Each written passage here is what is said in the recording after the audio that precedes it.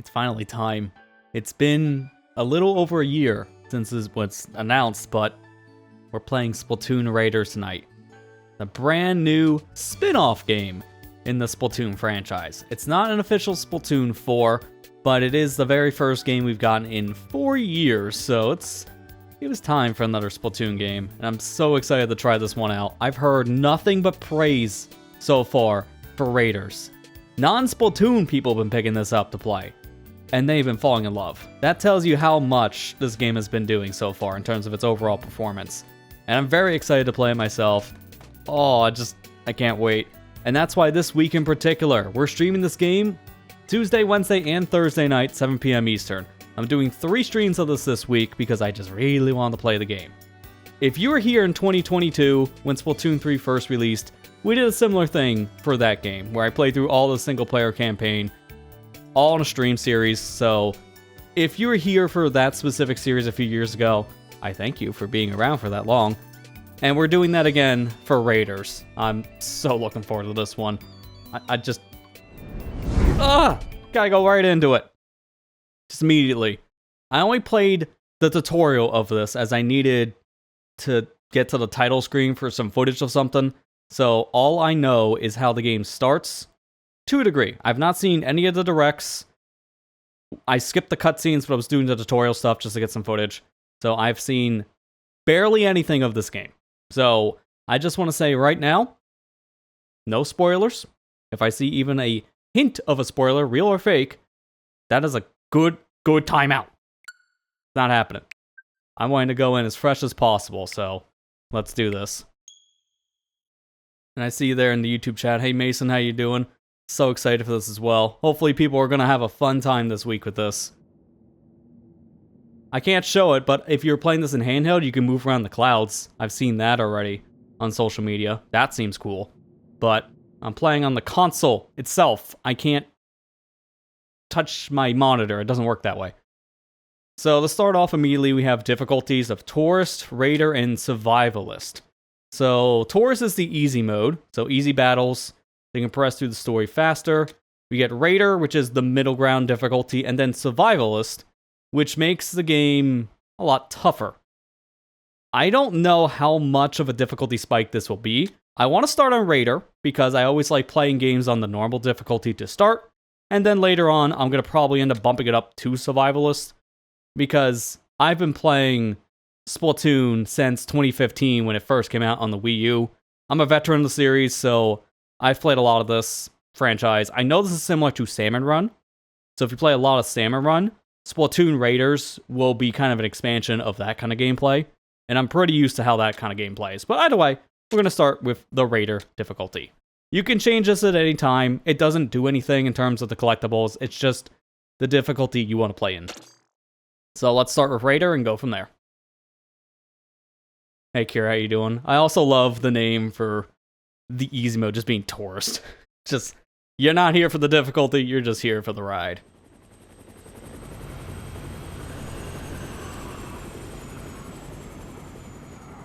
So immediately, I know this cutscene, how this is going to play, because they showed this when they announced Splatoon Raiders in June of 2025, so last year. So our crew of D-Cut, Shiverfry, and Big Man, they're wanting to find some treasure. And as they're flying, something might happen.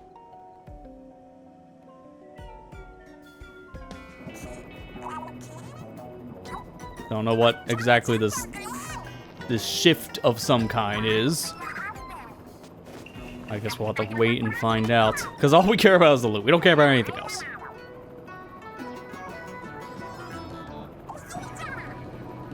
Looks like the island's in view. Well, in view in quotes. Because all I see is clouds. Not a glow from the surface. Definitely treasure. Nothing else. It's definitely nothing dangerous.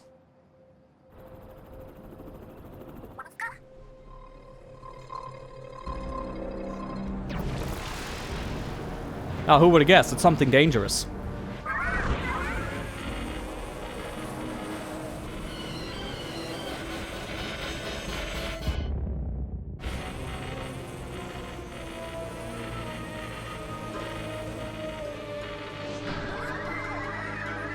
I love the subtitle for Big Man is A, because that's all he ever says. And they translated the ah. It's one letter different.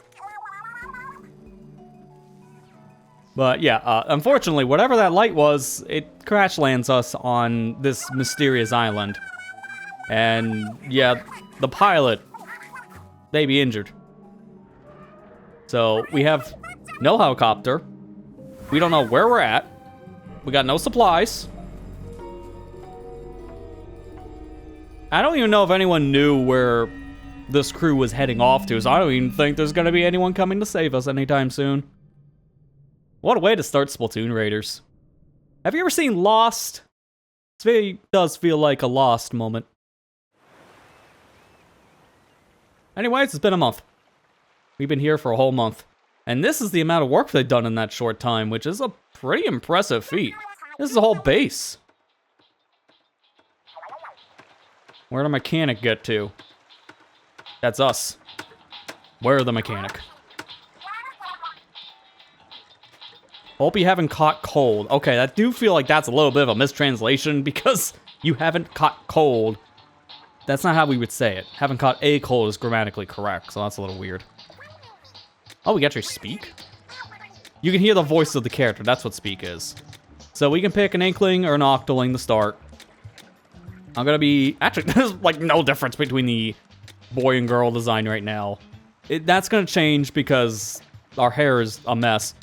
So between the boy and girl designs, it don't look that different as of yet. But thankfully, Fry got us covered. There you go. Now you got your C. Can you go back? Yeah, we can see the other designs now. So this is the girl design, which is looking pretty good. I like the little fish hook stuck in the hair. And there's the boy Inkling. This is the girl Octoling, which got like the seaweed stuck in the hair, which is also a nice touch. And we got some chains in the hair for the Octoling boy. Man, it's the Inkling boy that gets the most basic design, isn't it? Of course, the one I was gonna pick is the most basic. At least we can change the hairstyle to other things. Doesn't matter. Nice duck. Like, where do we surface this headpiece? At least I can rotate it in the back so I can see the rest. Yeah, because this one you couldn't see otherwise. It's a little clip on the hair, like a little chip clip. Honestly, I will say this is kind of a downgrade from Splatoon 3. Because there's, like, what? 14 hairstyles in the game? Something crazy like that? But in this one, you only get 6. It's almost like Splatoon 2 hairstyle options. It's just not that plentiful. I think I might go with this one. Because it kind of looks more like what I would go with. I like the unibrow here. That just makes me look very angry all the time. I'm going to go with standard. And then the skin tone. Wait, I'm seeing freckles or no freckles. We can pick, huh? Skin tone's the same as Splatoon 3, I will say. So I'm going to go with this. No freckles. Eye color. All the same options as 3. So they really just didn't give us the hair options. That's all. And that's good for me. You can change this at any time, so I'm not committed. Hey, Ethan, how you doing?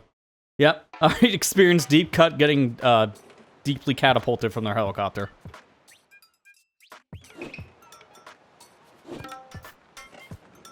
I would like unlockable hairstyles. Something tells me probably no on that one. Only just because they really want to show off the new hairstyles for this game, so I think what we see is what we got. This is a spin-off, so it's not meant to have as many customization options probably as the mainline games.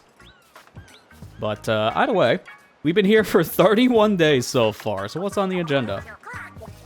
Alright, made a lounge and an open space for exercise. What else do we need? Oh, duh, we don't have an arcade yet. Well, I know what that's gonna allude to. Now's not the time for games. We're stranded in the middle of nowhere. Are we now? You can never tell when you're being sarcastic. Come on, guys. Really gotta get back to Splatsville. But here you are, doing nothing but making our base comfier. Not bad. I just wasn't expecting our ace pilot to also be a top-notch mechanic. From ships to cranes, you name it. The mechanic can build it. And I guess I got carried away with the requests. Be as it may, our break is running a bit long. We should start making plans to get home. Yeah, and plan A is to make the hideout ship move, right? Easier said than done. I still don't know why we made it so big. Only Master were here. We can have him tell us. So, mechanic? I'm sure building a doodad to move the hideout spot would be a snap for you, right? A request like that is probably gonna need a bunch more materials. Materials, you say? I wouldn't know where to begin. Sounds like another job for a good old mechanic. Yeah, it could be. Sorry to dump it all on you, mechanic, but could you scrounge up some material for us? If you're leading the hideout ship, make sure to take a walkie-talkie.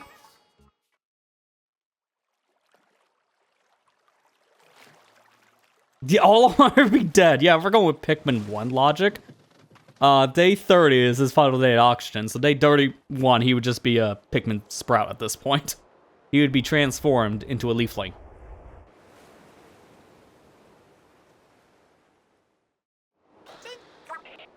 Alright, here we go. Tutorial time for our mechanic. Connection secure. Now get some resources. And don't fall in the ocean while you're at it. See something shiny ahead. Might find use of that thing, so go grab it. And this is your standard tutorial of Splatoon. The standard movement and control stuff. Everything's here. This is a mysterious shard, so I don't know what they'll do yet, but one thing, I noticed this when I was doing a little bit of playing around with this before stream tonight. You can pause the game with plus, and in the tutorial, you can change your control settings. Thank you! It only took 4 games for this, but now you can actually adjust your sensitivity during the tutorial, because I hate the -1 sense on both motion and stick. It's too stiff. I need it higher.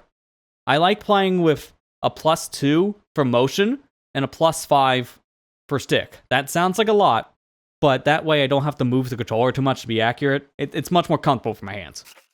And I just do the same in handheld, even though I never play this with motion control in handheld, because that's just a nightmare. At that point, I would recommend turning off motion control and then, like, turning this down to maybe like a 3 on the right stick sensitivity or something.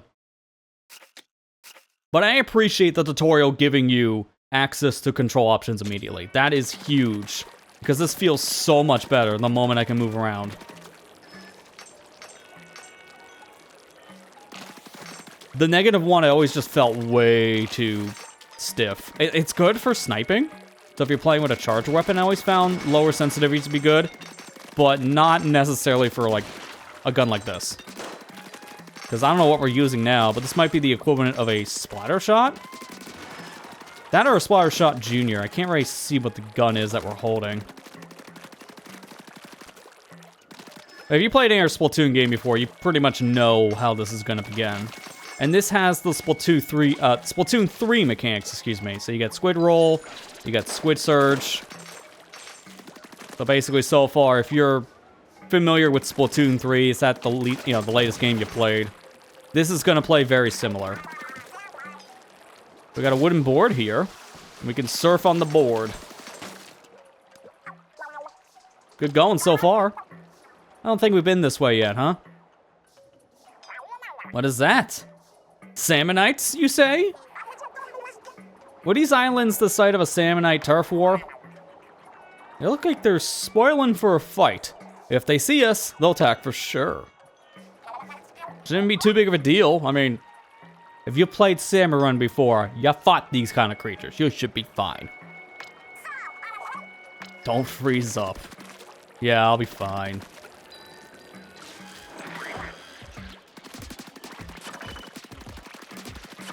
I like the little numbers you see now when you're defeating these Salmonites. You actually see how much damage your weapon does, which is kind of the same as when you're shooting things in a training room for multiplayer. It's like a similar idea.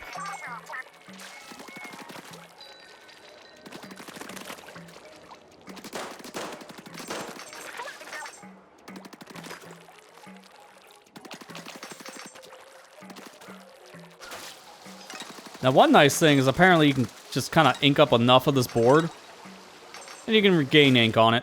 You barely got enough there to go inside of to regain ink. It's kind of funny. Anything over here? No. I imagine, yeah, you can't go in water at all, but it doesn't instantly kill you yet. going in water activates the pinch state. Then if you fall in again, then you die. But I notice I'm on this like floaty thing for a minute. It's like I'm floating in air. I know it's a mechanic they introduced now for this game, Splatoon Raiders. But I thought it was supposed to be a contraption. We don't have it yet, so the tutorial has to do something, I guess. That looks kind of strong. That's a boss if I ever saw one. One boss. You got this. Yeah, I should be fine.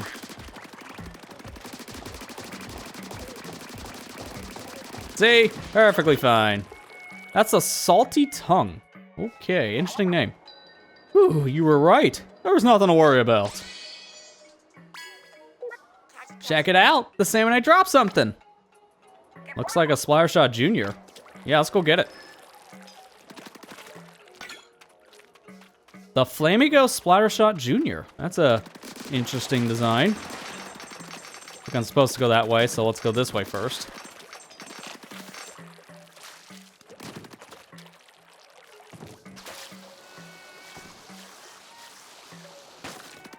This game looks really good so far. Like, I've always thought the Splatoon games are some of the best looking games that has been released by Nintendo on their own systems, because they're just always very colorful. And they usually do a really good job just showcasing some of the hardware of these systems in question. Like the water in this game, I know a lot of people are pointing out because it looks very detailed for a cartoony shooter.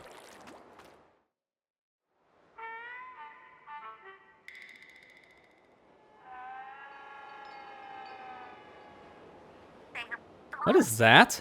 Some kind of machine? Oh, maybe we can scrap for parts for the hideout ship. Yeah, it's a gold mine of metal. A metal mine! I'm bringing it back for us, mechanic?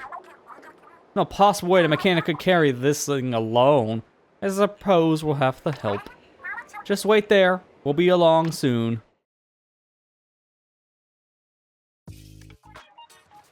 And they got it back. Easy enough. Way to pull together, team. So heavy. A lot of rust on this thing, but I think we'll get some good parts out of it.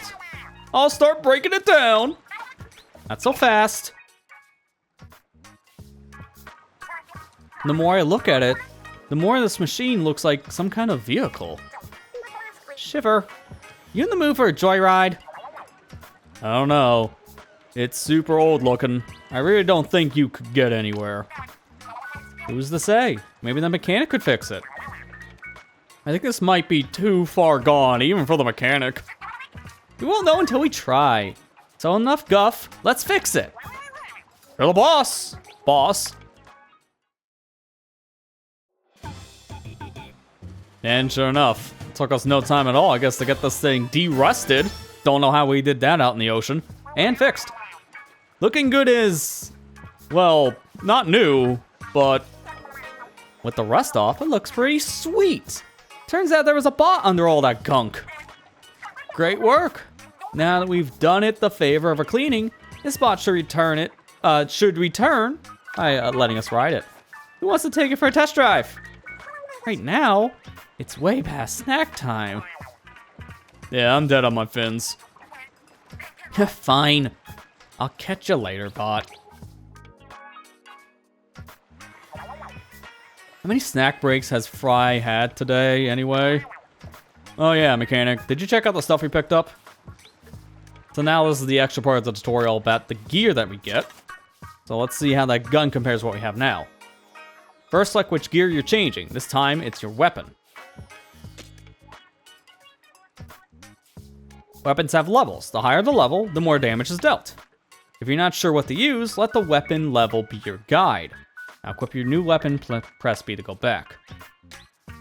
So it tells you the level, obviously. So this is level 2, while the other gun's level 1. This is a Water Wing Splattershot Jr. And we got the Flamingo Splattershot Jr.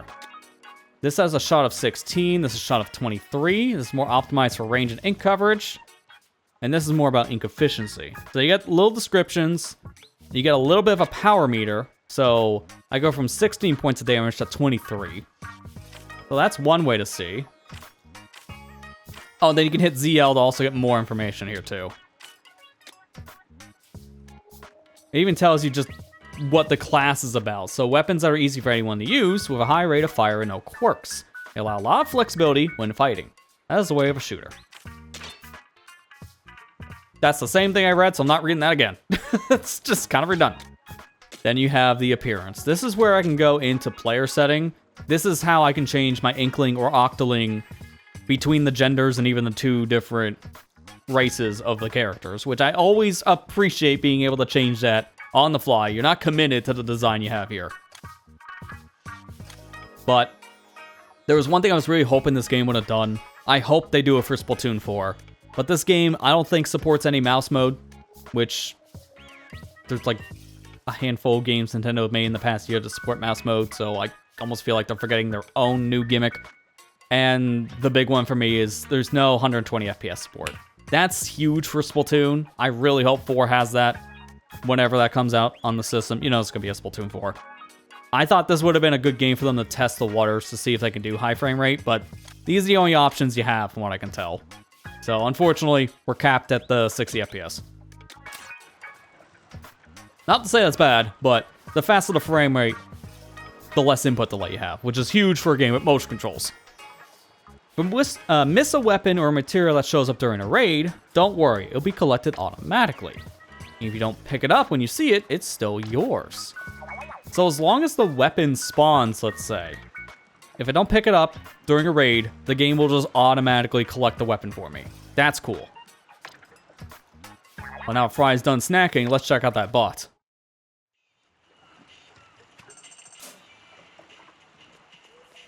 I'm gonna look around here first. So this is a little training area. Only little 2 targets to shoot. Maybe we'll find more in the future. This is actual water. It's not like you get fenced off here. You can fall in. How long does it take to get out of danger? That feels about the same amount of time you're in a pinch state for like Splatoon 2 and 3's single player stuff. Maybe slightly longer.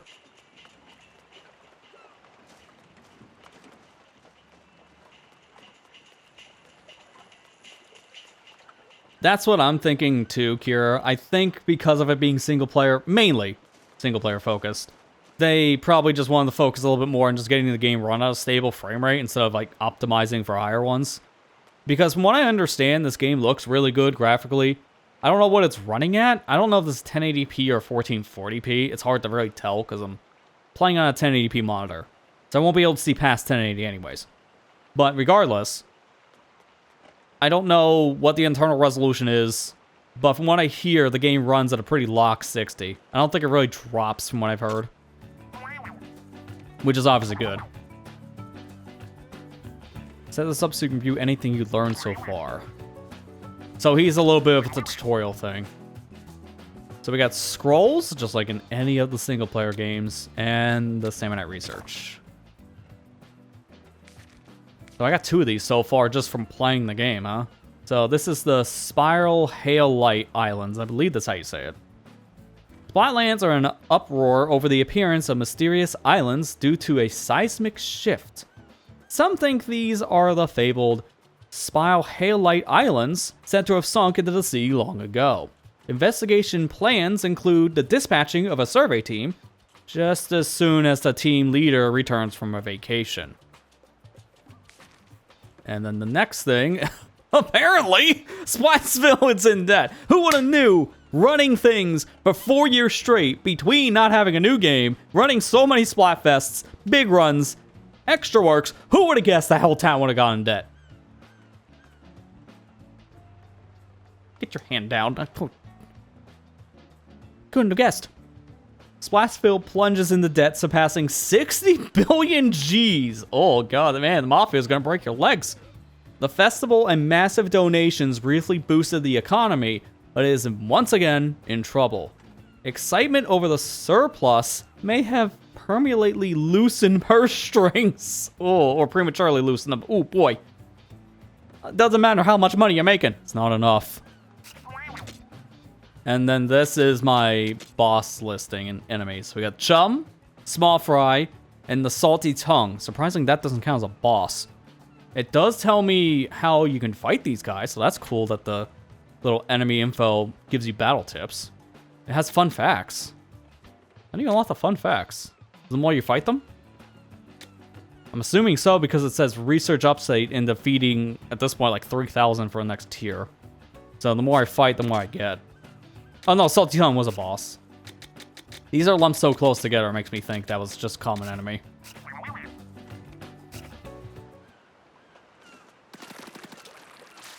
Also, my ink color changed as I went to Big Man. I don't remember it being green. Hang on, I'm gonna see. No, it didn't. Okay, so it was just green. I was just thinking of the tutorial.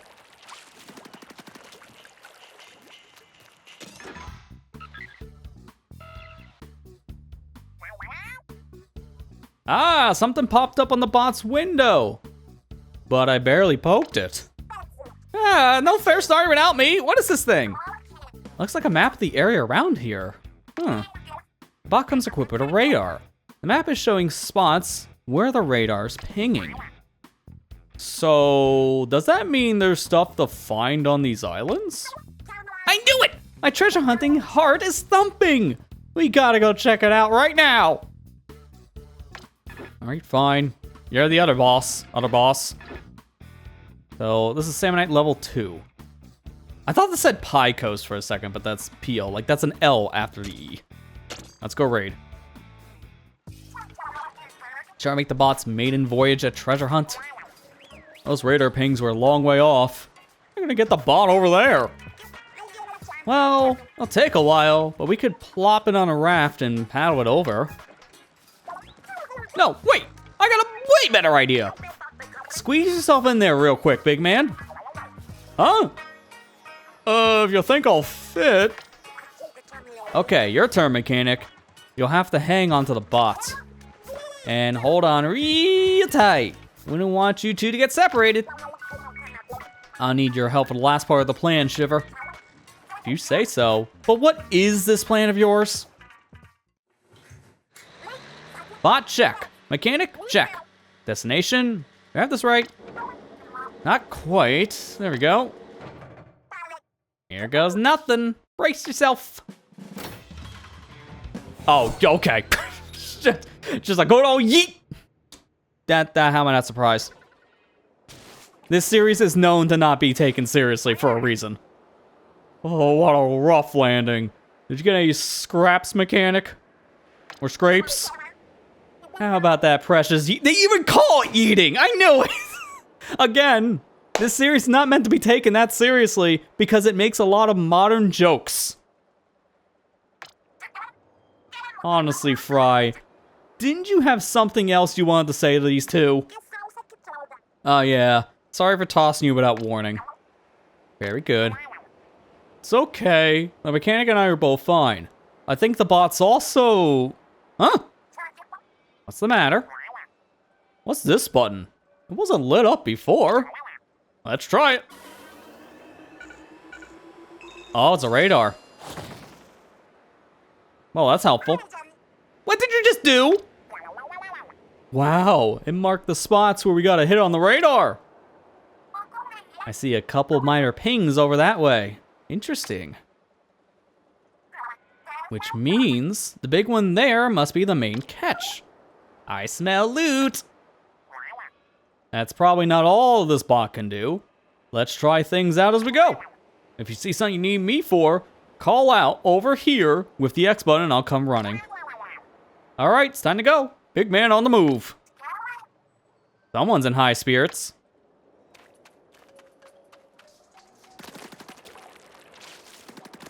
So no map, but we can call Big Man at any time. Oh, and he works kind of like the Small Fry from Splatoon 3's main single player. Because when I call him, he comes my way. Which is pretty comical. He can barely fit in there. Like, that does not look comfortable at all. That looks like he's about ready to pop out of the cockpit.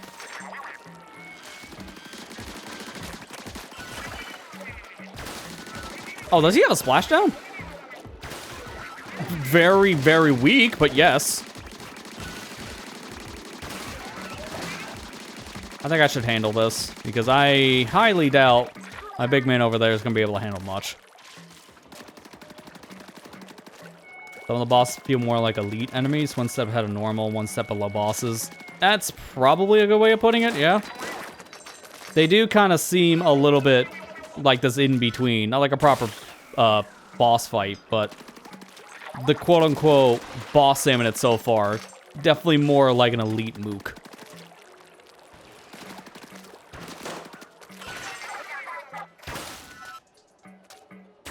So I guess out of curiosity, has anyone here in chat played this at this point? Because the game has been out now for almost 2 weeks. So I would imagine some people who had interest probably got around to this already.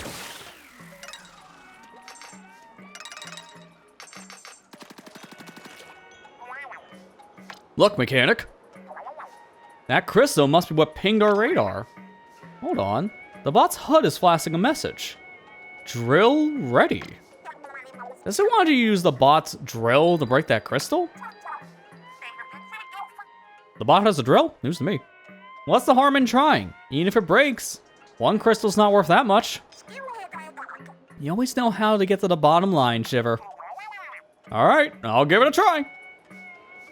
So we get next to the crystal, and we press the X button to call the bot over, and it just drills it. If any salmonites are nearby, you have to deal with them before drilling. So I guess if any enemies are nearby, Big Man's like, no, I'm not doing that. He won't feel safe, probably. That's probably the story reason. Oh, and he just jumps down and starts drilling. Wow. That's one way of doing it. You clear the first island so far. Oh, okay. Got a good gameplay loop? That is what I love to hear. The crystal's just like that one from before. But unlike before, Salmonites are guarding it. Big Man, you know what you gotta do. Take them out all at once. Huh? Oh, you mean my showstopper? Oh, he has a meter of his own. As you get power eggs from Salmonites, your bot buddy builds the showstopper gauge. So it's equivalent to a special weapon then.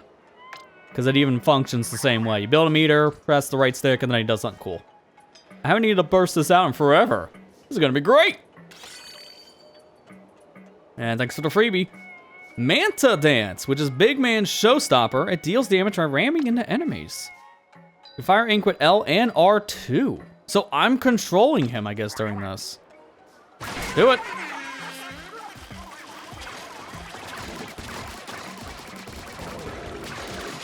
So I can't do any contact damage when I'm seeing. Well, I can, it's just kind of weak. So I want to do more shooting of ink. Interesting. That's going to take some time to get used to. A big old Salmonite dropped a huge power egg. Never seen one this big before. It's so big that it's like a mega power egg. Ooh, I like the name for it. Easy to remember. Mega power eggs are worth 100 power eggs. They fill up the showstopper gauge quickly. So that's just a free special at that point. Crystal time. You know the drill. Yeah, thanks. It's the most obvious I think you've ever been.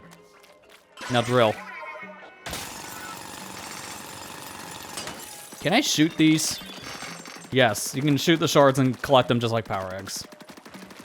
I want to see if there's anything else around here, because unfortunately not having a map makes it a little bit harder to see what we can do.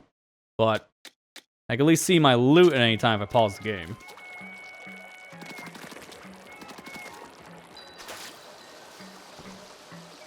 Yeah, Big Man's the only one of the 3 that they've ever made playable in some states. So yeah, Big Man fans are eating good today. Look at that, it's so shiny. It's a fine looking crystal. No wonder it's such a big ping on our radar. What kind of treasure do you think it's hiding? Go crack it open with that drill. I gotta know. Huh? Has anyone else seen that strange lid? I don't like the look of it. Let me guess, it takes me to the single player campaign. Ah, no. It's not a random sewer that just has a person just sticking their head out and waiting for you to just aimlessly wander over.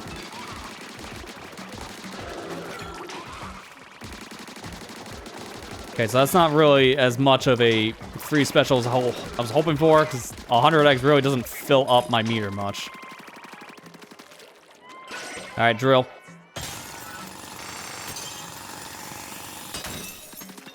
Ooh, even a treasure chest from that. And that's how you end, I guess. When you collect the treasure, it automatically ends the level. That's good to know for the future, because I don't want to always end a level right away. There might be secrets. Look at that, a real, actual treasure chest! Yes! So the boss raider does detect treasure! Alright, mechanic and big man, haul that chest back to the... Huh?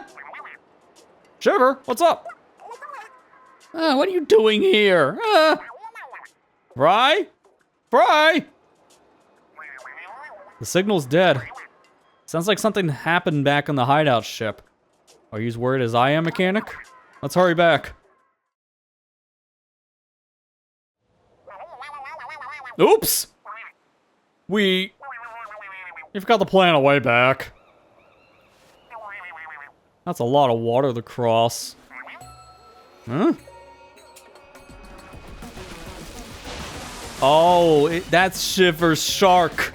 That's why they were so surprised. And Fry's eels.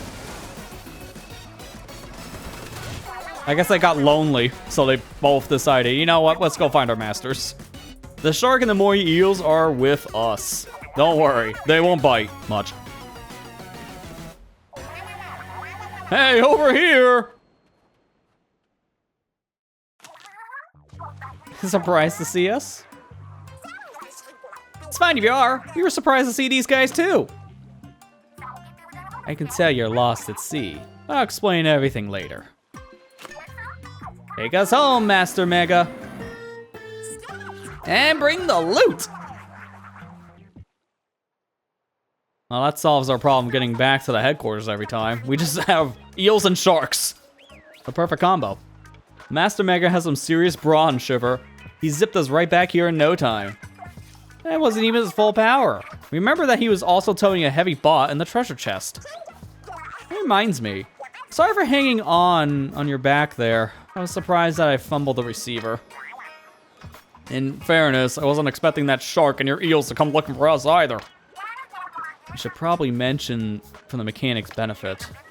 I'm a shark tamer of the Ho-Horjo line. Oh yeah, I remember this was something they don't explain in Splatoon 3 if you don't find one of the sunken scrolls, because I think one of the sunken scrolls tell you this. But yeah, she's a shark tamer. And then Fry is I can't speak apparently. Onaga eel tamer.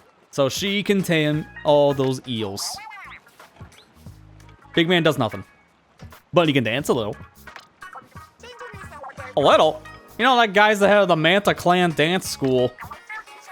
I'm sure you've seen our faces before, but not many know the real us.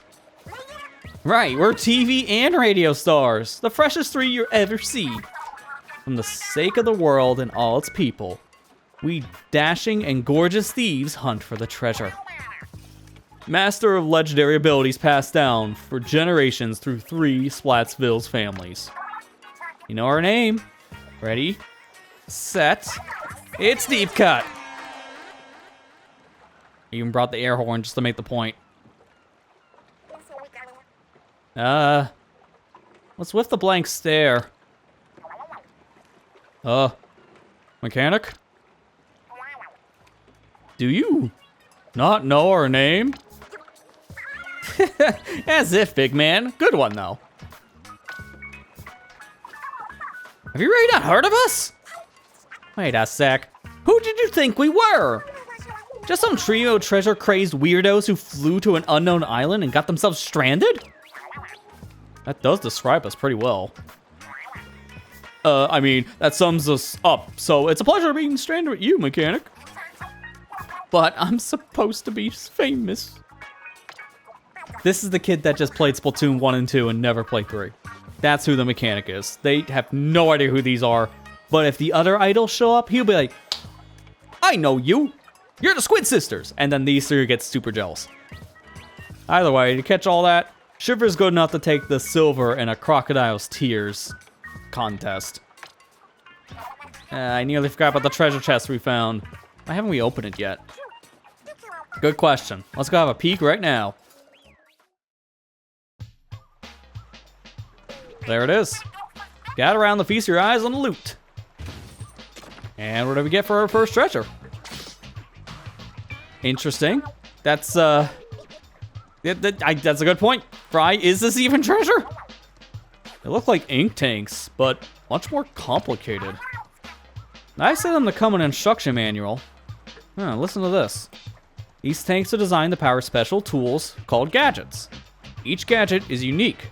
Use whichever ones feel like the best fit for your style. The gadgets you can equip depend on your tank.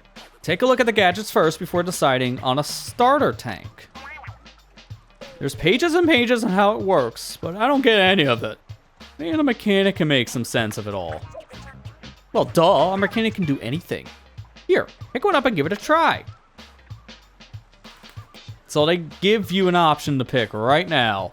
So we have, from the last Splatfest of Splatoon 3, what is your preferred playstyle? Speed, power, or tactics? This is what it was based off of. There's the different playstyles in the game. So speed, you equip a gadget that helps you move quickly. Fight fast and evade Salmonites ahead. It looks like it's kind of like another splashed out. How many are we going to make in this franchise? This, at this point, is like the fourth one. We have the OG Splashdown, Splatoon 2, Reef Slider, Triple Splashdown, and then this thing. That's four. That's four of the same kind of special. Out of the way, we get Power Tank next. Equip the gadgets that can overpower enemies. Fight swarms of Salmonites head on. Which, this is definitely more like Reef Slider, because you plow ahead, and with that like sword swing at the end, that's kind of the burst of ink that Reef Slider does. So I guess there's two of the Reef Sliders now in this franchise. Something similar. And finally, the Tactic Tank. Equip gadgets with tactical capabilities. Fight strategically to gain the advantage. Which just looks like you throw out a turret. That is very self-explanatory. Turret. I rep Team Speed for the Splatoon Raiders Splatfest, so I think it'd just be fitting if we continue that said theme and go with Team Speed. Plus, it looks like an interesting thing to try. From what I understand, you're not committed to these playstyles. I don't know if I can swap right away, but I believe I can get the other playstyles later. So I'm going to just try Speed first.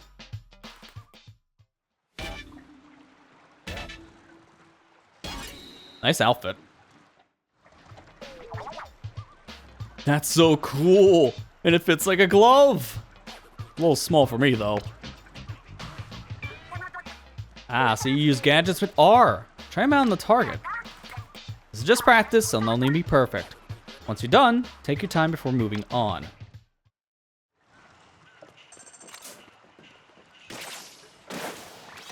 It has a cooldown. Can't just spam it. It takes about 8 seconds, it looks like. Which, interesting number. Shoutouts to Octo Expansion. Oh no, it's about 9, so I think it's closer to 10 by the time the cooldown really starts. If I had to bet.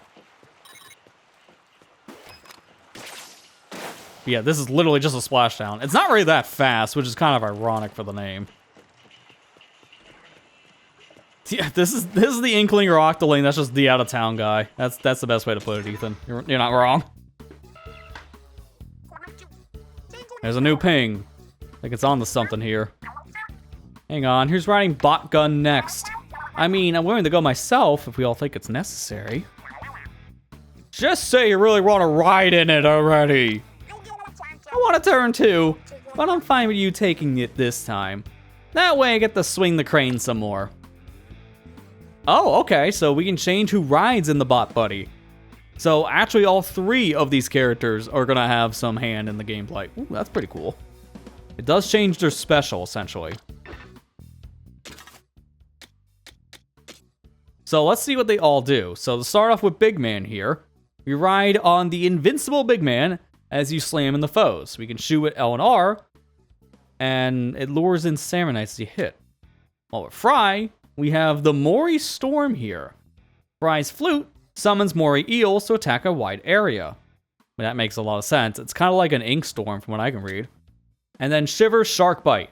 Shiver rides Master Mega into a straight line to attack. You know we gotta try that one, because that sounds cool. And then it's the same style menu as before, so not a gadget. Yeah, you can only have one of these to start. So I need to find the other gadgets if I want to try the power and the tactics stuff. Or not, never mind. I can just literally swap whenever I feel like it. So if I like one or the other, then I can do that. Well, if that's the case, I'm trying out the other things now. Oh, this has a much longer cooldown, because look at that. It didn't have a 10-second, it was like a 12-second.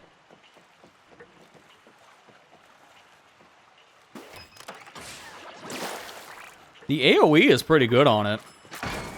Let's try out Shiver here. Okay, so she's just like activate and throw into a straight line. That's kind of weird at first. It's basically a reef slider that you can't really activate when it pops, but it's kind of like the same idea. All right, now let's try Tactics Tank, and I'm also going to swap to Fry. I don't know if it's going to refill that bar immediately for my special, because I don't know how to practice that here. All right, let's try the turret. So it just kind of shoots, and it lasts, I guess, as long as that dial's going on for. Yeah, because then it's done. How long is that? Like a 10-second attack. That's actually pretty good. But can it be destroyed? I imagine so. I just have no way of testing it here. Alright, now let's try Fry's special.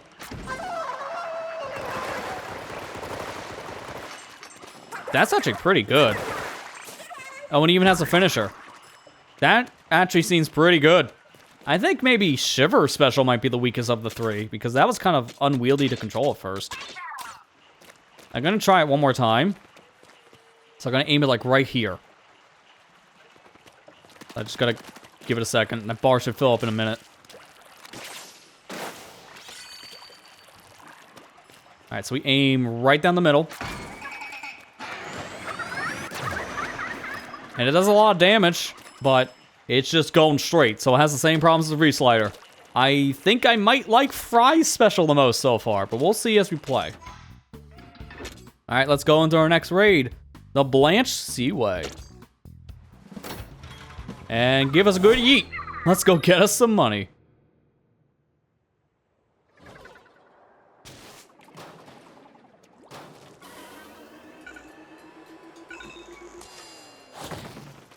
Alright, let's go. 3 pings.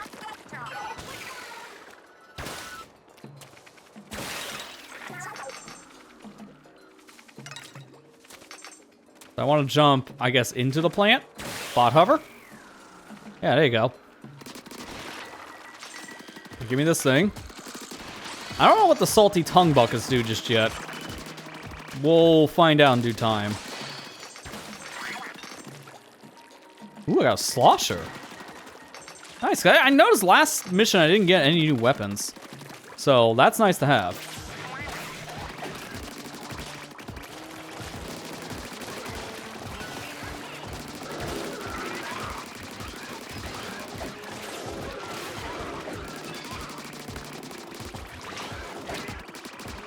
One thing I have to get used to is I don't have a bomb.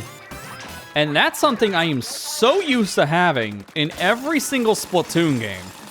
Because there's a mechanic that you can do, which originally started as a glitch, but then became kind of part of the natural moveset. We know it because they patched other weapons that have this ability. So there's something called substrafing. And substrafing works by holding down the bomb in question, and then you can go back and forth in your ink. But because I don't have a bomb here and I have this, it's a little different at first. Except it's the same. Never mind. Substrafing's still a thing. It's just now special strafing, I guess. I couldn't have done that until I got the gears. I was gonna say, if substrafing wasn't in this game, that'd be kind of weird. Because then they would somehow get rid of that mechanic. Because again, it started as a glitch originally, but then became a real mechanic as they added it to other weapons that didn't have it before. Like, I think Curling Bomb didn't have access to substrafing, and also, I believe it was, what was it, the Squid Beacon also didn't have access to it?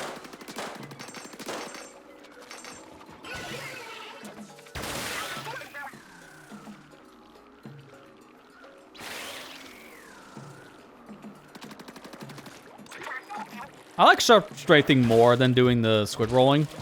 Because squid rolling keeps you vulnerable for a bit, but it also has another problem where you can't like go back in the ink immediately. So Substrate, I think, is just better for turning around really fast in the ink.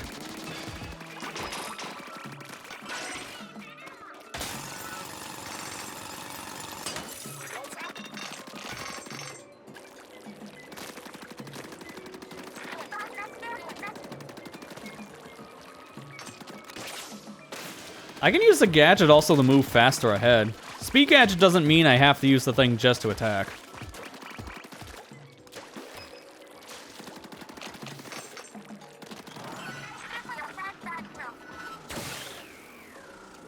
Hang on, I want this.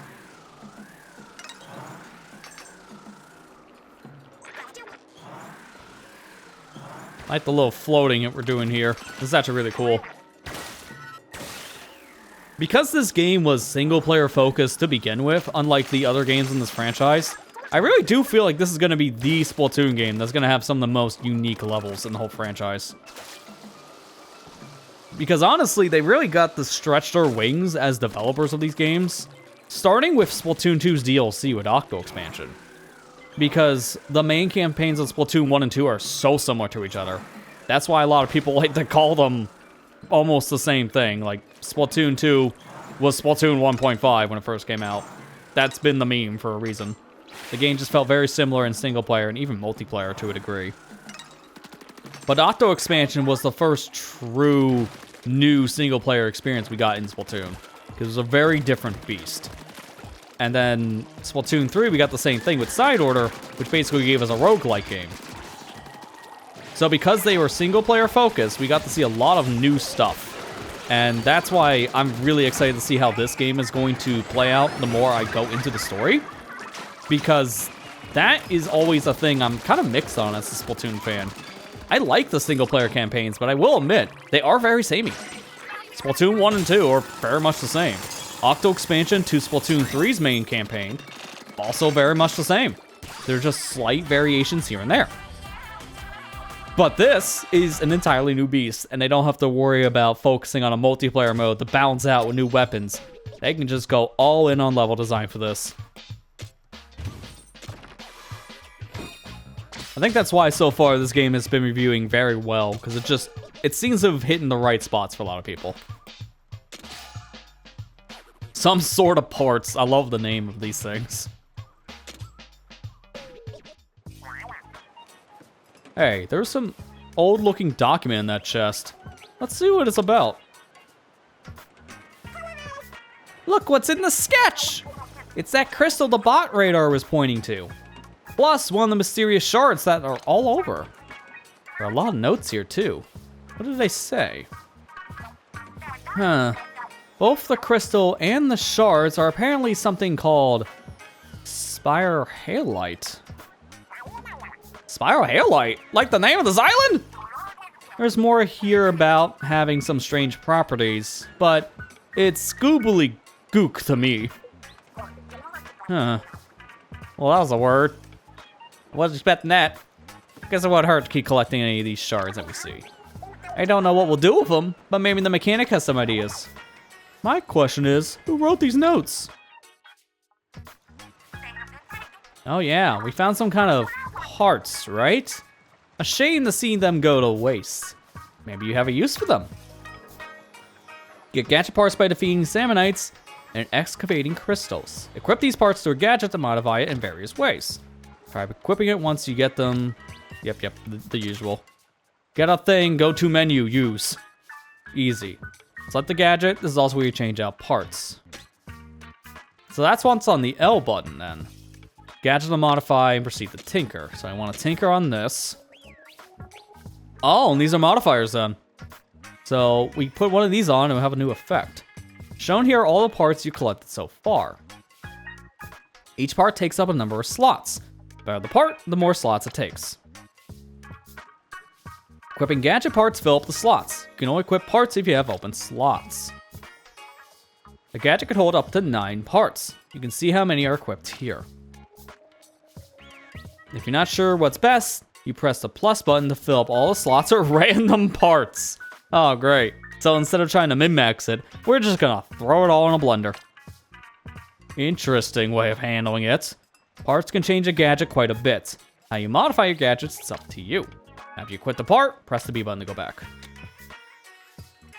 Now, keep in mind the points. It didn't really describe that, honestly, that well in the tutorial, but I see it immediately.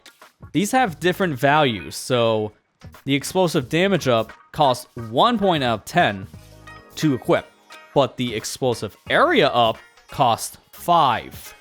So you have to min-max the things in general you're equipping because they all have different cost.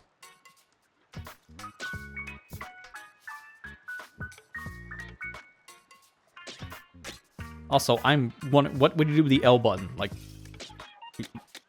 can I put on like a second thing? Can I have a second gadget? That'd be cool. Or you could just reassign it to a different button. I don't know if you can equip both. Maybe in the future, but as of right now, it looks like I can just equip the one. Oh, I also just noticed that nice little touch. You get the Shiver, the Fry, or the Big Man keychains on your back if you're swapping to the different rider. That's cool. In terms of weapons, we got a couple of them here. So I got 2 of the same starting gun, apparently. We got the Oil Blaster, which is the blaster. We got the Polyethylene Slosher and the Sand Slosher. They both seem to be about the same on power. This one's optimized for range and ink coverage. This one's more ink efficiency. A blaster for ink efficiency is like the most... That's not true line, because these things are not ink efficient at all. I'm gonna try it. Ah, so gadgets get stronger when you equip parts. I want to see. Try it on that target there. I bet these aren't the only parts out there. You just swap them in and out as you find more.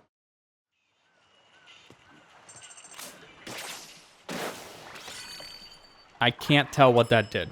Like, that did not seem to do anything extra. Let me try to attacking something directly. It might be doing more damage. Immediately starting off, I don't know as much of a difference here. We got the size of the explosion and damage of the explosion. So that's why it's so minor to see it. So if I unequip, I can see the explosion shot. Yes, it is a little smaller. Like, let me try here, because is there any way of cleaning this up? Yeah, here we go. Clean up.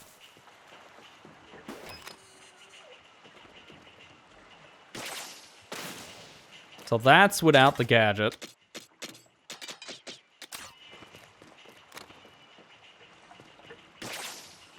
That's with the gadget. It's a very minor difference. Like, it's so small, you're not gonna see it. But I do want to change this out anyway, so let me unequip these things again, which is kind of funny to keep on doing that. Because I want to change... Yeah, if I unequip... Wait. Hang on. Reassign... No, how did I change it before? Oh, yeah, here we go. It's tank. You changed it from tank. I'm gonna try power tank. A lot of people were telling me that I'm probably more of the power tank guy from what was shown in the directs. I don't know if I'm gonna agree with that based on what I played so far. But we'll see. Oh, that's different. Wait a minute. I didn't know that was gonna be a different effect. Slash damage and vertical slash. So, increased damage with slashing. Primary slashes are performed vertically. In general, damage is increased compared to the original horizontal slice. Ooh. Yeah, so we don't do the horizontal anymore, it's a vertical. Which is a better and worse thing? Because I'm missing my shots now if I'm like right in the middle. If I'm just focusing on the one Salmonite, then I can hit him directly. We'll see how this works. This is the last ping I'm seeing on the island. The fog's keeping us out of everywhere else, so if this one's a bust, we might as well go home. We're gonna find a treasure this time for sure. My nose knows. Huge if true. Anyway, if we don't know what we're going up against, so let's prepare for anything. Scaly buried ruins. What could possibly go wrong here? Now get yeeted, Fry. See you later and stay safe.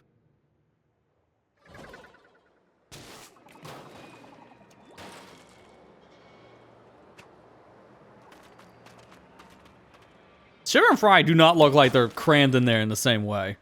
They look like they have a little bit more space. It's pretty foggy for some reason. Maybe that's why. Something suspicious about that mist. See how this is coming out of those pipes? What? Are you saying that there isn't 100% all natural fog? Those pipes are coming right out of the ground. I wonder what's at their source. None of our business, that's what. All I want to know is, what's the treasure? Oh, but wait. The bot's radar says it might be under us. Spoke too soon. Caves ahoy! Which means the treasure's underground. Should we look for an entrance? Why bother? We got all we need right here. Yeah, where's that drill? And there's a way. Drill, baby, drill.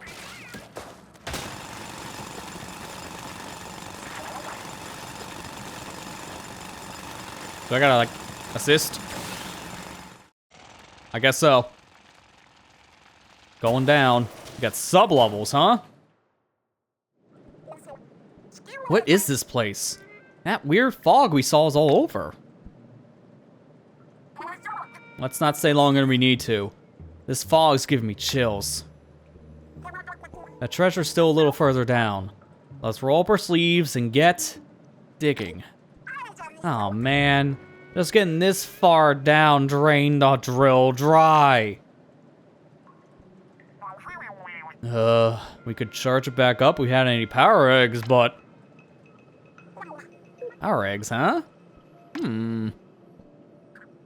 Aha! I see a salmonite that looks like it's absolutely stuffed with power eggs. Such a thoughtful salmonite. I'll happily take those power eggs off its fins. And there's more than just the one, so of course it won't be that easy.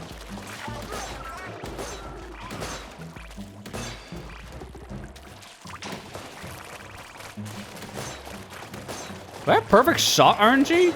No, I don't. I was gonna say, if I had perfect shot RNG with this thing, I'd be shocked. Because blasters are known to just like sway over the place when you shoot.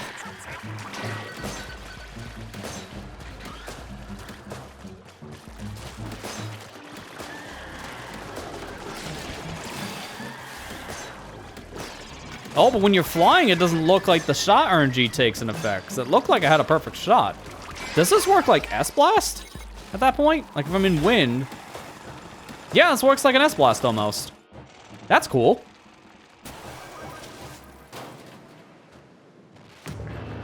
Oh, thick cut salty tongue. Great. That doesn't look dangerous.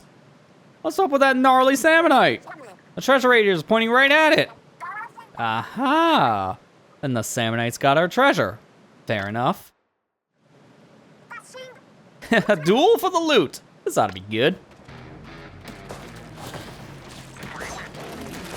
No, we'll get out of that range. That was a killer whale.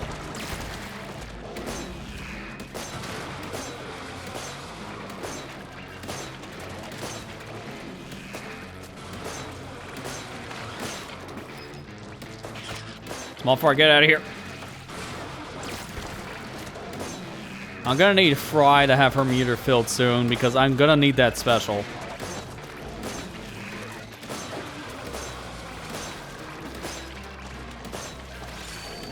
There it is. Activate. Holy, that boss's health is getting shredded. Now that is really, really strong. This is why I'm thinking I might be a fan of Fry compared to the other two so far. That special seems to be super powerful.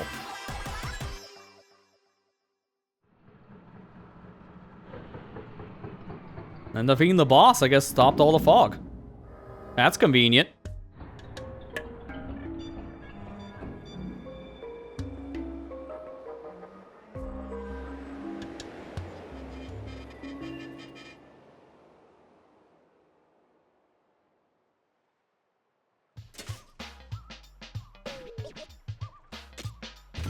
Alright, what do we get from that island? Let's see. The two-fisted salmonite. Interesting to see a fish have, well, fists. This gave us a mid-air jump, too. Ooh, we got a double jump in this game. Sweet. That's always going to stay equipped. I'm just saying that right now. That has got to be really good. So this two-fisted Salmonite, a structure or a sculpture that looks like it's ready to take on the world. What do you think it's fighting for? Sorry, I didn't say that right. What? What do you think it's fighting for? That's all my Mega Man X4 fans. You can do a small jump once in the air. When you do a small jump, damage is dealt around you and Salmonites are knocked back. So the double jump has a damage point to it. That's very cool. Got the cleaner charger. Just call it Squiffer. And another charge in chip. Okay. New chip. That fog cleared out pretty quick. What gives? I don't remember anything about the fog clearing up on the radio forecast. That's because it was the forecast for Splatsville, not for the Spiral Halite Islands. There's a lot of strange fog around here. It seems to be coming from the Salmonite ruins. Then maybe we can clear the rest of the fog by tackling more ruins. Never mind the fog, we found loot. There really is treasure in the Spiral Halite Islands. What do you think? That pose, that gauge. Alright, you wanna try it again? Yeah, sorry, I'm a little tipsy. That pose, that gaze, I'm speechless. You don't hear about too many Salmonite relics on the market. I bet we can ask a fortune for the collectors. I agree, it'll mostly fetch a decent amount, but not enough to pay off the Splatsville debt. I want to fix Splatsville finances, but it's easier said than done. True, it'd take a pretty big honking treasure to make a dent in that problem. But hey, we got a small treasure at least. That's better than nothing, right? Alright, let's head on back to Splatsville. Why? Why not? Shipper Shark and the Eels can tow the hideout ship to get us home, right? If that's what we wanted, then I'm sure they could. If that's what they wanted? If that's what we want? Is it not? I'm confused. I think we'll settle this for the dirty excuse for loot.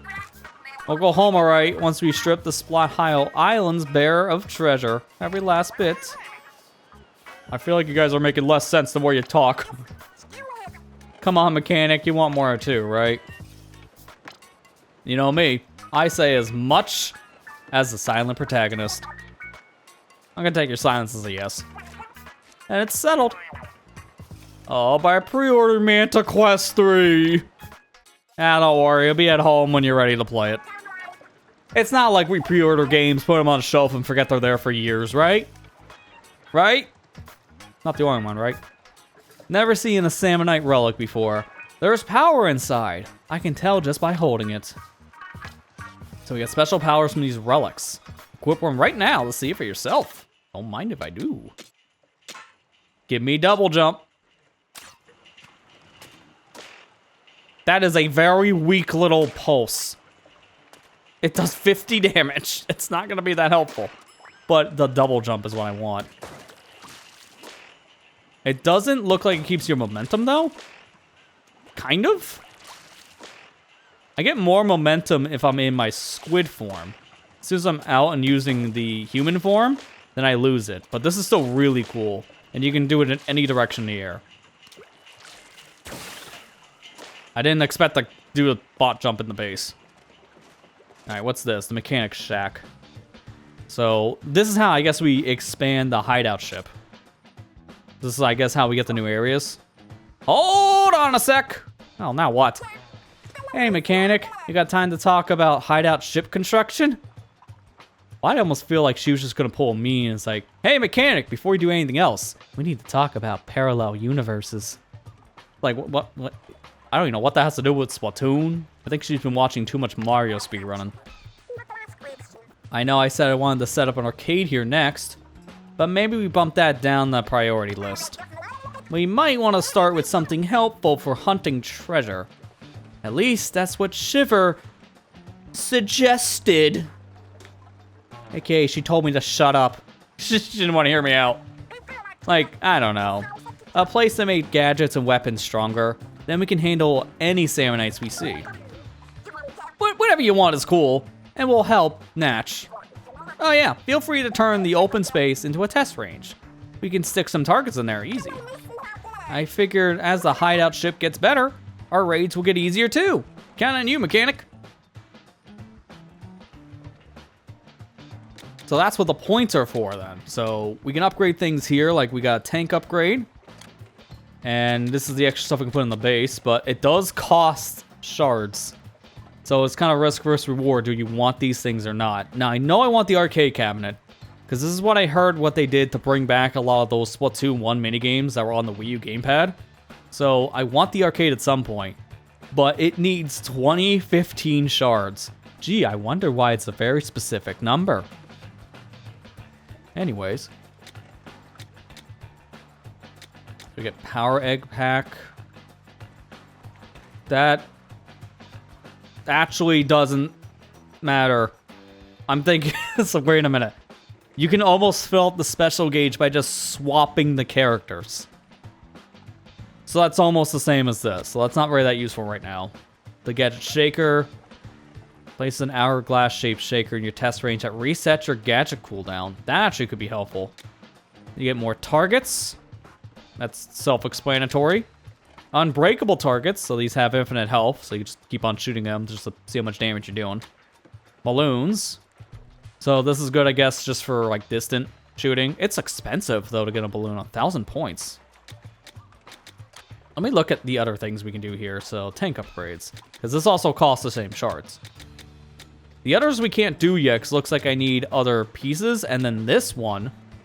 You construct all ship facilities and advance further in your adventure. So I can't do this yet. This will be later on. So I guess all we can do now is the tank upgrade.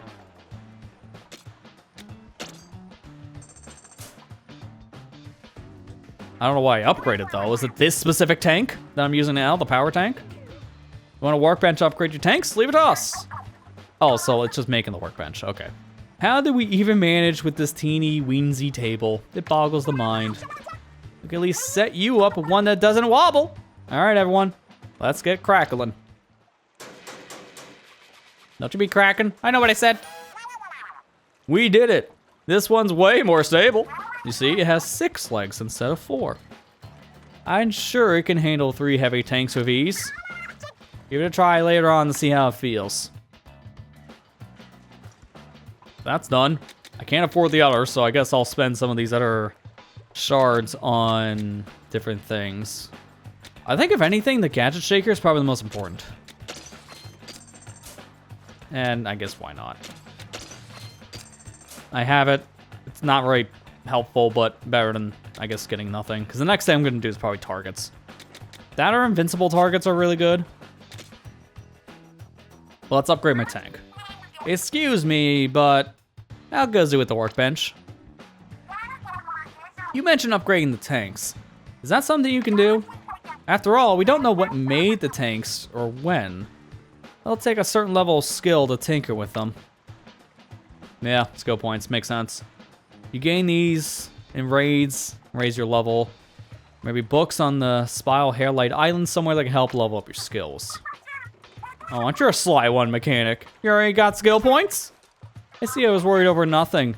In that case, give it a try right away.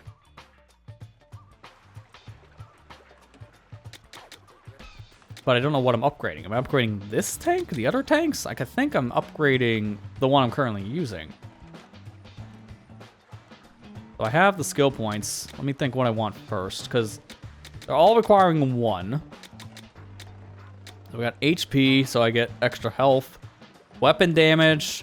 Gadget damage, which may not be as helpful right away if I can just get modifiers on the gadgets. And gadget parts slots. That seems pretty helpful, but right now, probably not. I'm gonna go with weapon damage to start. That seems pretty huge. Unfortunately, it doesn't look like I can get another one yet. Of any kind, so I guess I made the right decision. So I need more skill points, or I guess until limit releases, I need to use skill points to do this. Wow, what in the world? So I only have the one. I can't spin anything anyways. I think I made the right decision, though, to be fair. Alright, we're gonna try the air tank now. And then we tinker. Fill up the slots. So we got range up and shot damage up. So extra range and extra power. In terms of the weapon... Ooh, the Squirper's a level 4. That's pretty cool. You can filter things here. Okay, so similar filters to Splatoon 3. So it starts with just putting them all on one page with the level. Then the rarity, so showing how hard they are to get. And then finally the type. So it breaks it up in the weapon categories. And we can see what weapons are in the game. So we have shooters, rollers, chargers, sloshers, splatlings, dualies, umbrellas, blasters, brushes, stringers, and splatanas. So all the weapon classes have been introduced in every Splatoon game up to this point. They're all here. I just don't know what kind of weapons we're going to get in each class. Like, are we going to get all the chargers? Are we going to get all of the splatlings? Can we have a Nautilus? That'd be fun. I'm going to try one of the sloshers. I'm going to go with this one.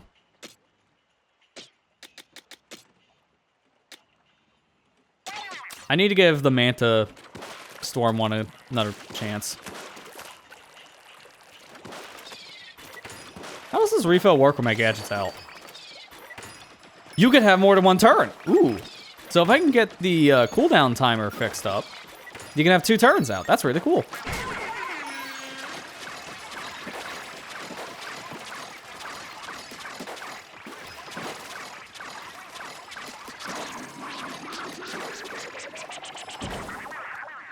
I think Explosion does more damage than anything else with Big Man. Like, I feel like his special might be the weakest of the 3. I guess we'll see how that's going to work in the future.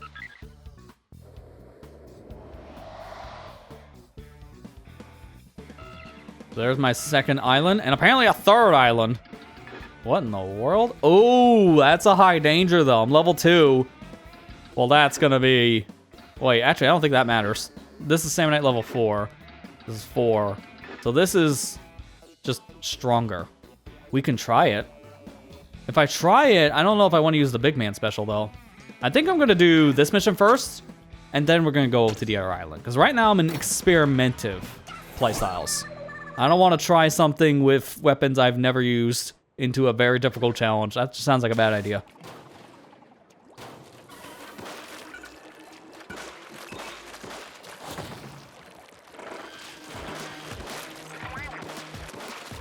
Oh, we got scrappers. Well, they make a different sound now when they get stuck. That's pretty cool.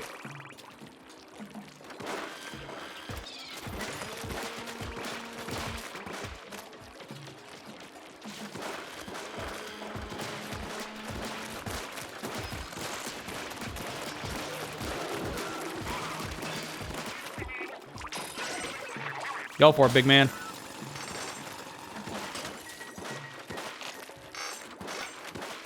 Now, I want him over here in particular. No, more. Now I can bot hop here, and yeah, just barely clear the ledge. Let's go. Give me some extra upgrade stuff. I got a plastic bag. Oh, boy. That's gonna do wonders for us.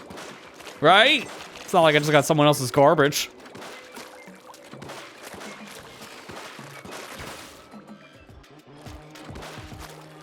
Oh, slamming lid.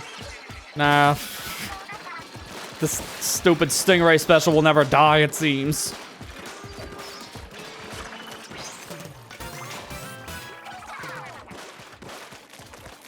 Oh, you've been fighting a scrapper the whole time. Let me help you with that. I wonder what Salmonites are actually in this game in terms of, like, the variety that we see from Salmon Run. Like, are they all here?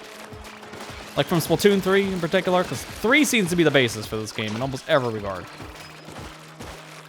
So we got things like slamming lids, big shots, flipper floppers. Like, we have all the new guys along with the old ones, like the Stingrays and your flyfish, you know, the enemies everyone hates. I guess I'll find out in due time.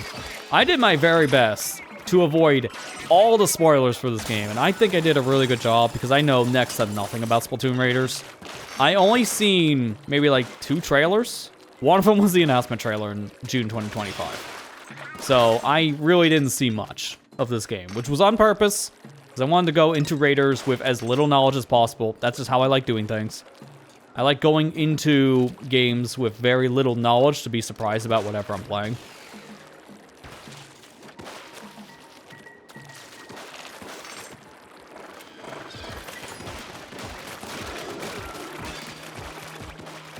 Man, that turn does put in work. It didn't seem like it'd be that strong, but it's actually doing a lot of damage. I see a way across. Use the bot. I also gotta remember I have a double jump. Old compass. Wait, the double jump didn't work. Oh, it's on the other gear, that's why. I gotta equip it to the specific gear I'm using. So, that double jump right now is on the wrong setup. It's on the power kit. I just realized that now, unfortunately. Wish I realized that before I went into the level.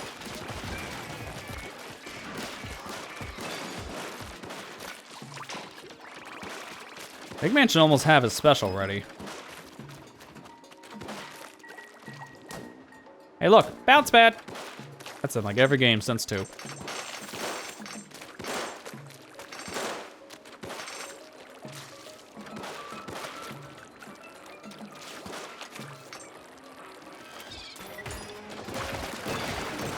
Get wrecked. Thank you, balloon fish.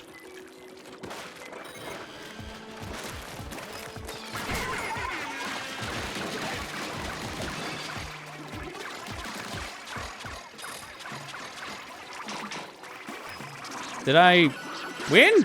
I guess I won. I gotta wait for Big Man to be done before I can get the treasure.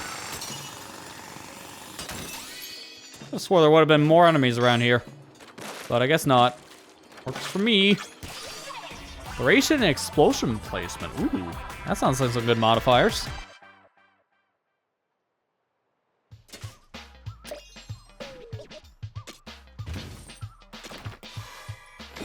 What do we get? Okay, that's an interesting treasure, but it gives us Ink Pro. We'll see what that's about. Hey, we got a title. Junior Survivalist, let's go. So you get titles based on your level, I guess. Alright, so the Chip's Conch. Presumably an elevated candle receptacle.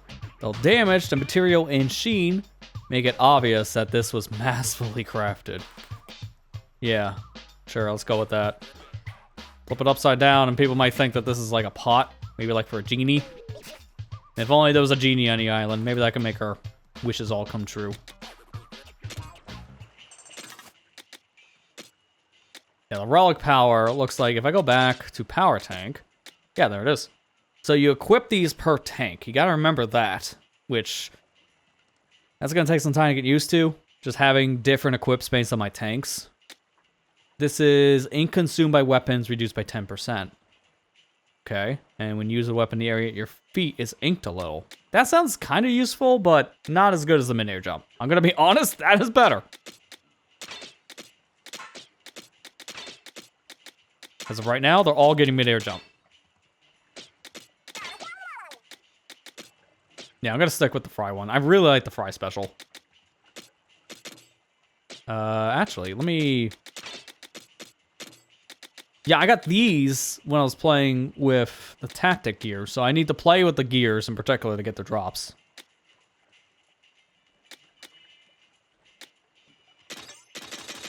I want to like unequip everything, just want to see what the priority is. So I got range, duration, and shot.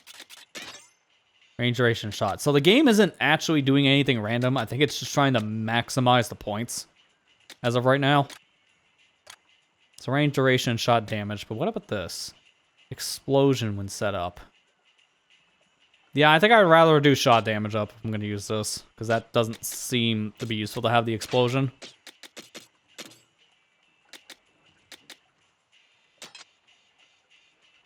That seems pretty good. Right now I'm going to go back, though, to the speed gear, which unfortunately doesn't have any of these extra chips right now. This is all I got. Alright, let's change the weapon now as well, which I guess the last class I have now is the Squiffer. So we'll use this. This is the strongest gun that I have currently.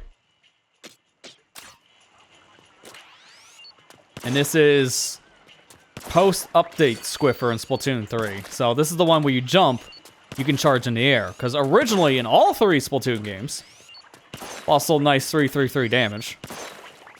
In all 3 Splatoon games, the Swiffer couldn't charge fast in the air. It had the same charge time, basically, as the standard chargers when it was in the air. Like, it's much slower. But they updated it in Splatoon 3. Later in the game's lifespan, when you jump, you can charge at the same speed as when you're on the ground, which is very similar to Bamboo. Alright, let's see. What is all this stuff?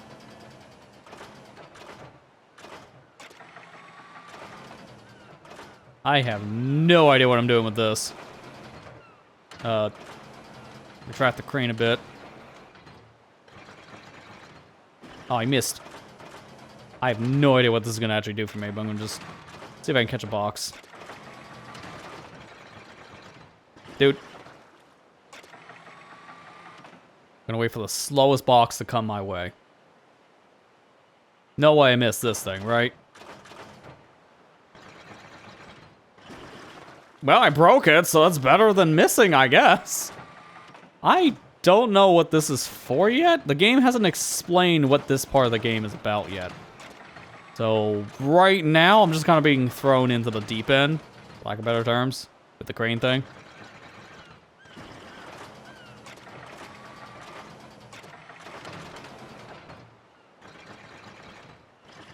It is a little unwieldy to control at first. Takes a while for it to fully extend out. Hey, I got one. Now what? It's like I don't know what to do with this. I think I want the orange ones because the standard brown crates always have nothing. Cool. What do we do with this? Here, have it. What if I just picked up Big Man right now? Hang on. It doesn't let you lower it. Yeah, they knew the player was going to try that. There's one. Oh, I did way too early. Yeah, that's unfortunate. I want to wait for one of these orange crates to come out. Because I think that's going to give me resources if I had to bet.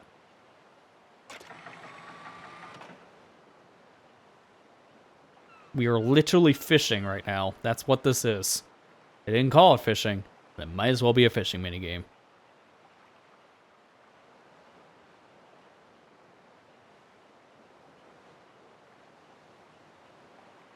Just gonna give it another couple seconds. I just want an orange crate. They come by kind of really, really slow. It seems like we're getting an orange crate every, like, 2 minutes, maybe 3. It's not great odds.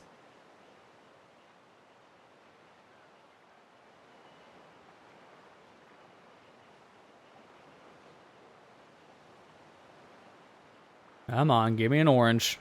Not all these standard blank crates. Give me the good ones.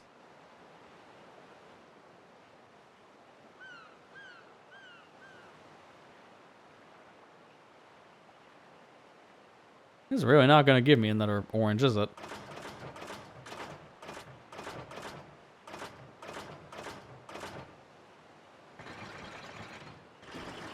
I guess if I wait, I should be practicing grabbing, because it's not the easiest of time.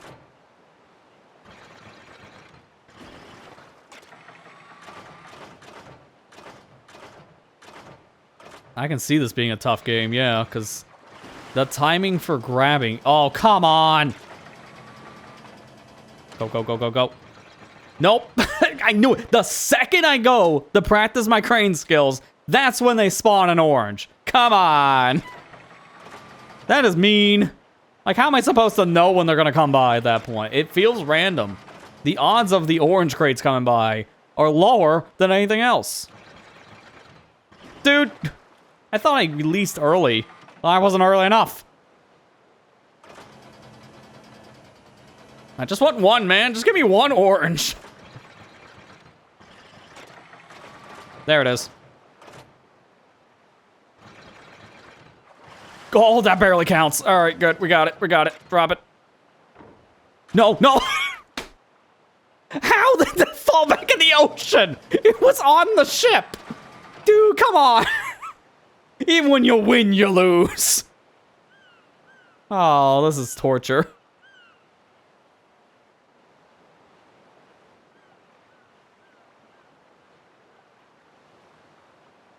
I can see why they also don't play any music for this, because it is just the embodiment of a fishing game.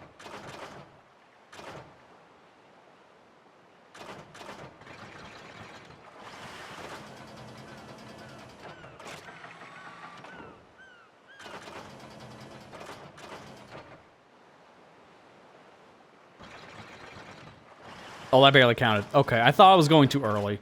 Now we need to retract this a bit. Make sure it's over the full thing this time, not like a corner piece of the ship.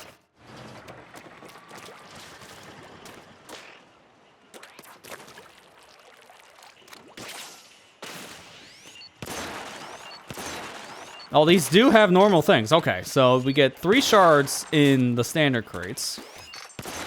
Well, in here we get another plastic bag. All right, so the better resource, I guess. Sure.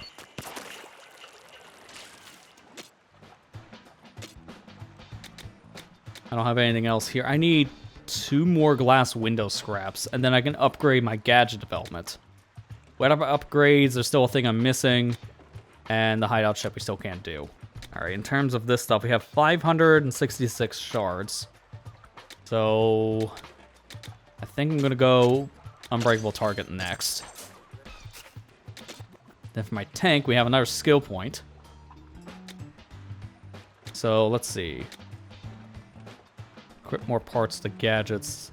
Only going up by 2 points is not that much. This would be the way to go, though.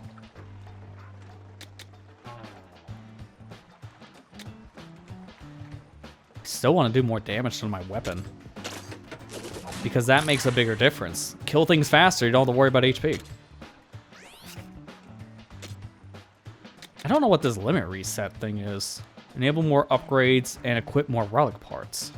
So we definitely want this, but it seems like the more I upgrade here, the less skill points I need to do this limit release.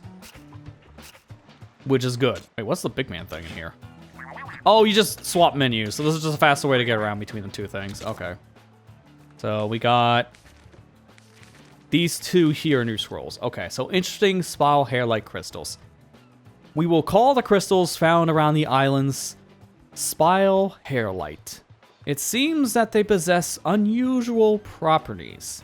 There is, no doubt, much to be learned from researching these crystals, and all findings shall be properly cataloged. I think the notes really doesn't do as much as it did in Splatoon 3, because you can see the page at all times. So that option's not that helpful. Alright, let's read about the boss Salmonites. The boss Salmonites who claim this area as their territory seem to carry massive power eggs with them at all times. Perhaps it is some sort of badge of armor? Or armor. That not even close. Badge of honor! Nice slip of the mouth. An indication of their strength. Just move on, buddy. You're not with it. What is this computer? Oh, it's not a computer, it's a radio.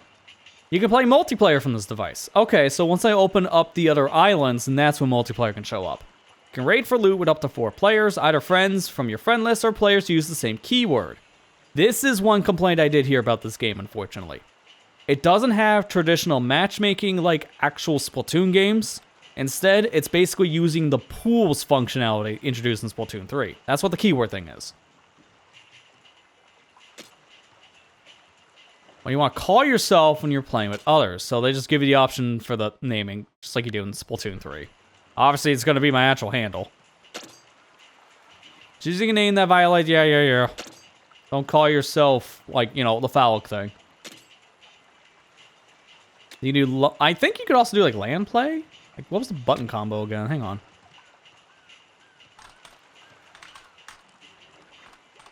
Can't remember what the button combo is supposed to be.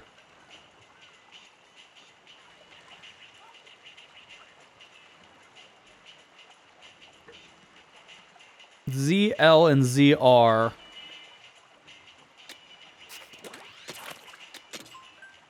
then I think it activates... Hang on.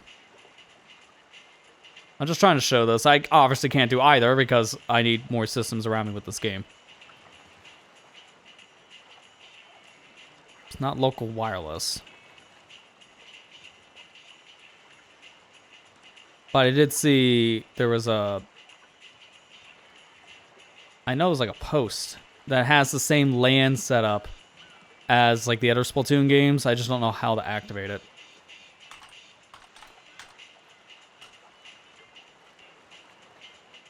Highlight wireless, hold LR, click and left stick. I think that's how you do it. Can I like get out of this one? Change to online play.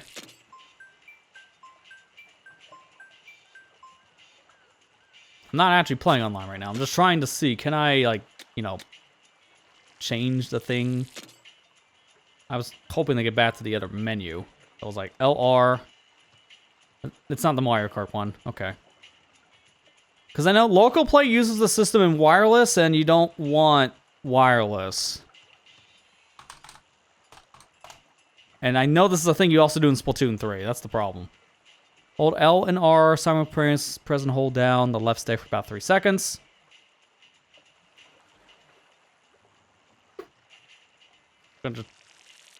Yeah, you ain't doing that. I don't know how you're supposed to actually back out of this once you're in.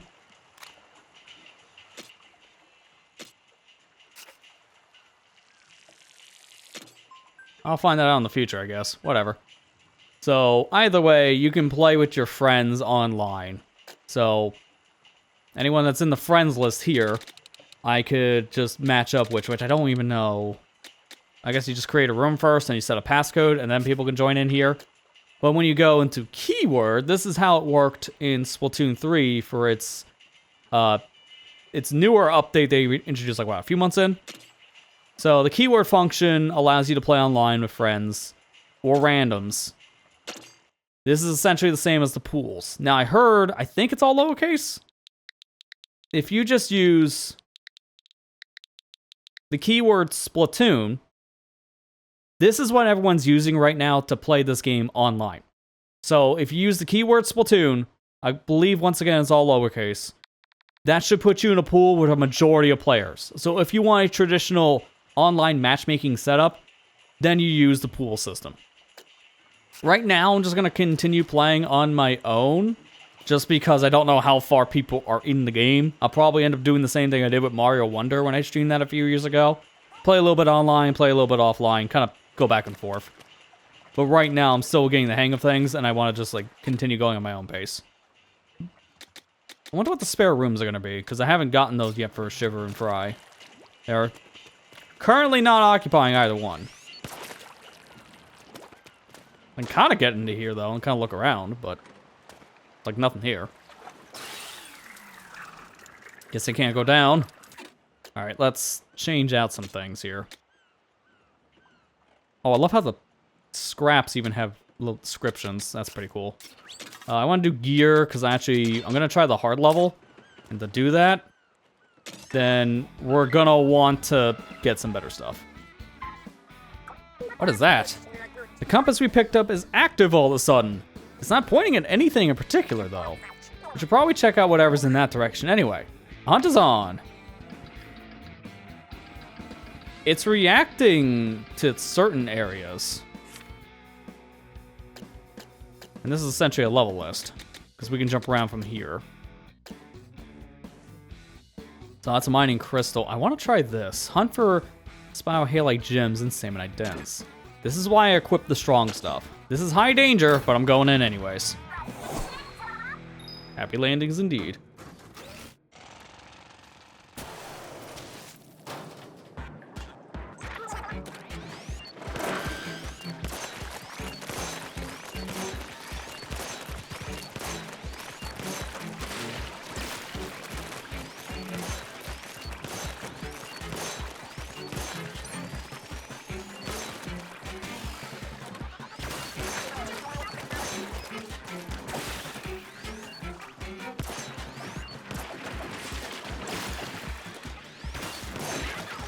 The fish have swords. Those might as well be swords. Maybe clubs for them more than anything else. I just love how they're just holding tongs. That's just hilarious.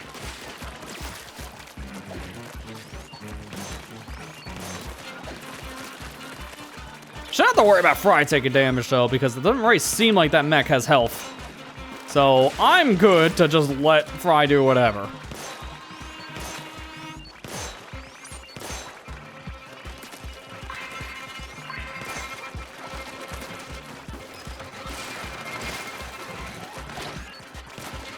Oh, crap. Yeah, I'm dead. I can't get out of this. That's only 1 life lost, though. Holy crap, you have been dealing with a lot, Fry. Use the special. I don't even think that's gonna be enough, though. I need 2,500 eggs, and I'm barely gonna go past 15. Actually, I got the 15 exact. The raid's failed. Now we have to see what happens when you fail a raid. I still get the level, but unfortunately, we just didn't finish it. So that's an incomplete raid. We gotta go back.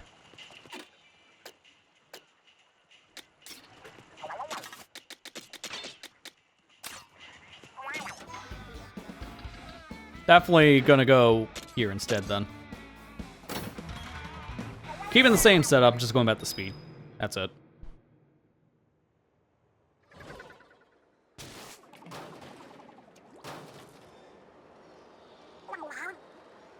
Alright, that's a huge crystal. They're really a small halite crystal. It's wild that they get so big. Doesn't look like there's space for much in that crystal. Not if you believe the bot's radar. So don't get your hopes up for a treasure chest inside?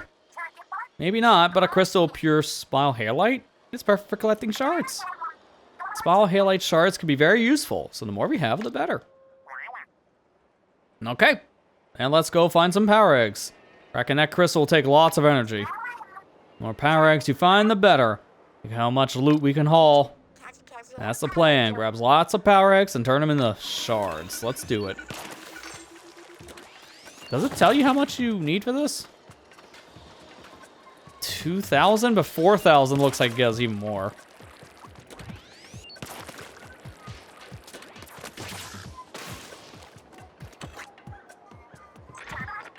I guess the red things aren't required? Maybe they're like power egg containers then.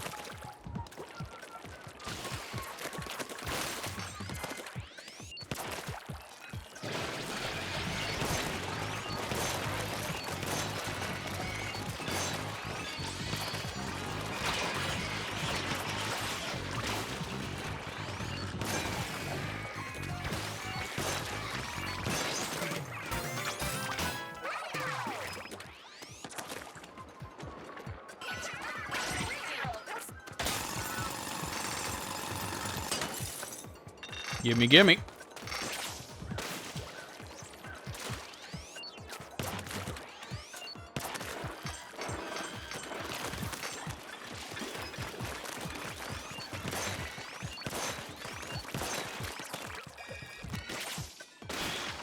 Ooh, sunken scroll. I mean, they're not technically sunken scrolls, but they're basically the same thing. Oh, steelhead.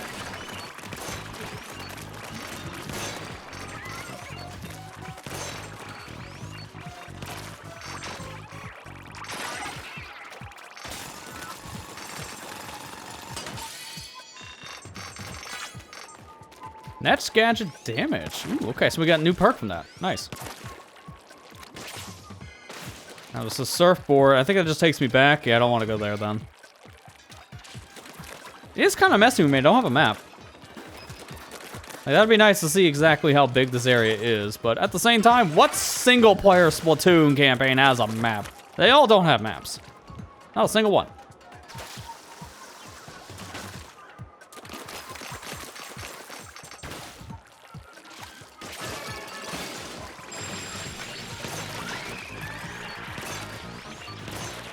Goldie?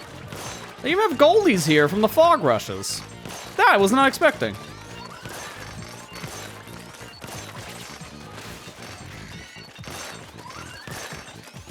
It really doesn't do anything though. Like, it has nowhere to run.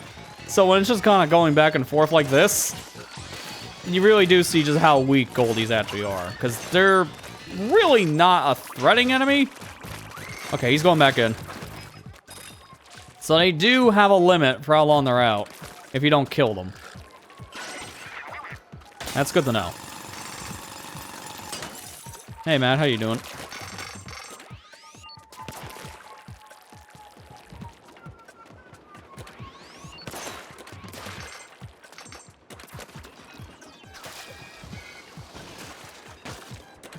That was a nice little boost. I'm gonna hold the gear for a second just in case there's, you know, this.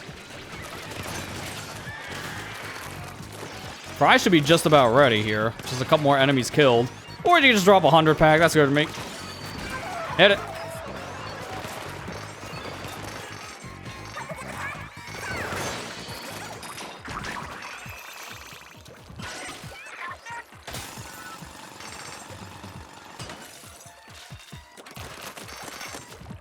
It is really throwing me off I don't have a bomb. The real thing I'm actually being thrown off by anything else in this game is the lack of a bomb. Can I hit that from here at all? Kind of. I have an idea. Yeah, there you go.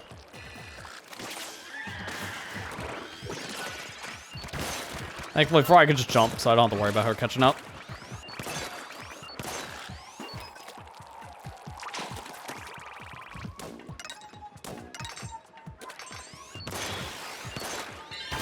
Ooh, another compass. I don't know what the compasses do yet. Because it was pointing to something on the map, I just don't know what.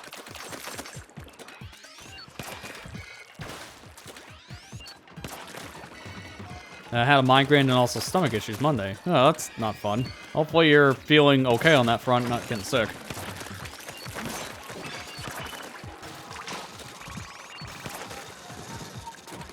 Wait. That's our shockwave. What in the world caused that? I didn't get to see what that was.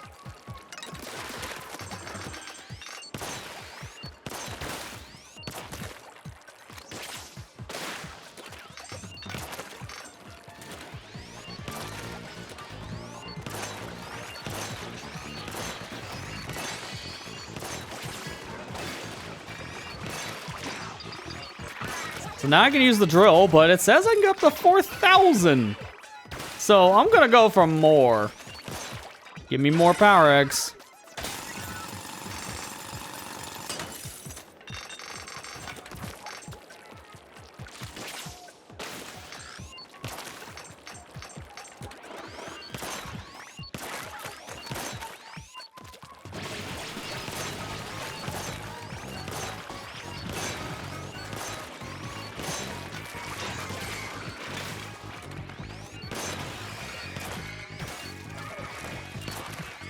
I don't know how I missed that shot. That's impressively bad. Point blank range. Missed 2 fish.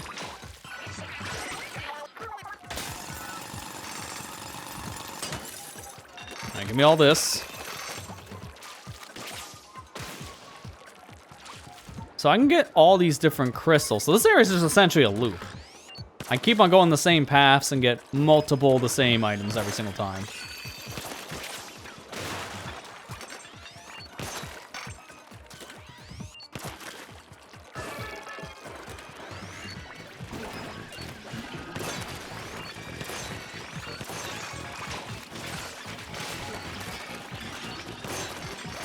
That didn't do enough damage. Get away.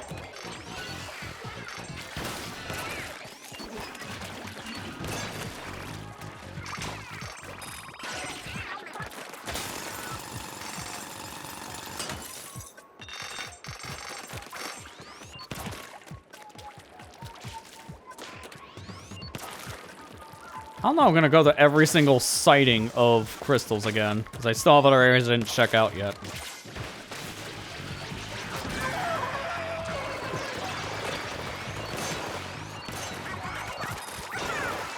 I thought for a second Fry was the enemy. That's why I just shot her.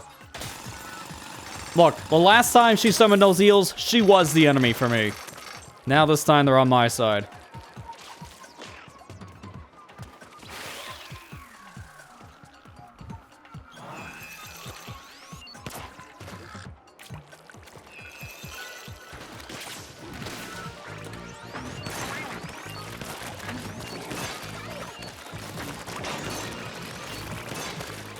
Oh, I see. When I defeat those spring enemies, they create shockwaves. So that's the equivalent of big shots in this.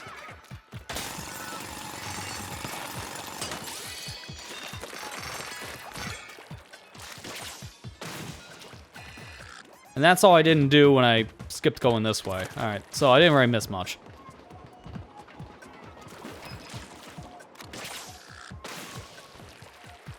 And this ink rail's still active, which is shocking. Hey, what's that? Explosive damage up. How did I not get that the first time I was here?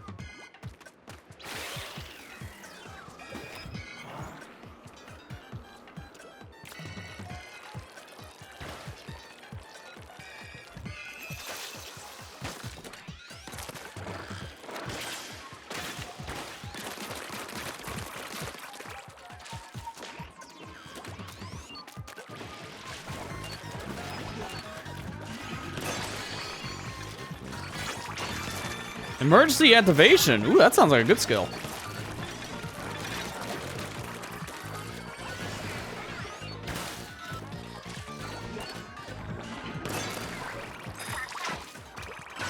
Drill. We have enough now to clear the mission, so I think at this point I'm just gonna go and clear it.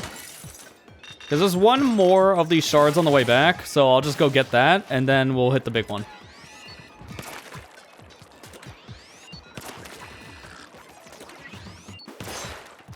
Yeah, because those guys are just chilling, so I can avoid them pretty easily.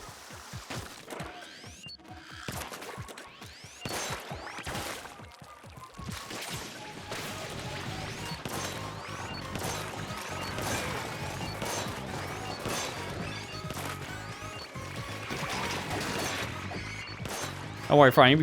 You'll be fine, Fry. Just a scratch.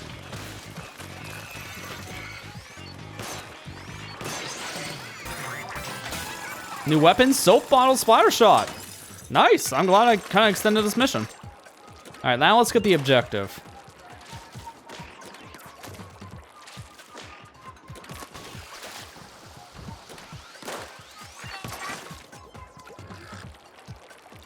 Hit it. I'm gonna get a lot of shards. It's gonna be really good. Yeah, there you go. Give me all of it. Let's go. And finally, this thing.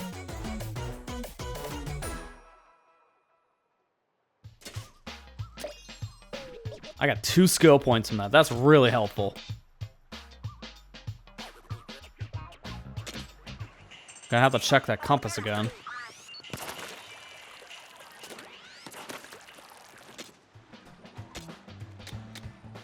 Still can't do construction because I need this thing. And it's in the level we failed because it's super difficult compared to anything else we're doing right now. So I got 1703. I got enough for balloons. Might as well get this. The arcade's last because it's not helpful for anything. It's just fun minigames.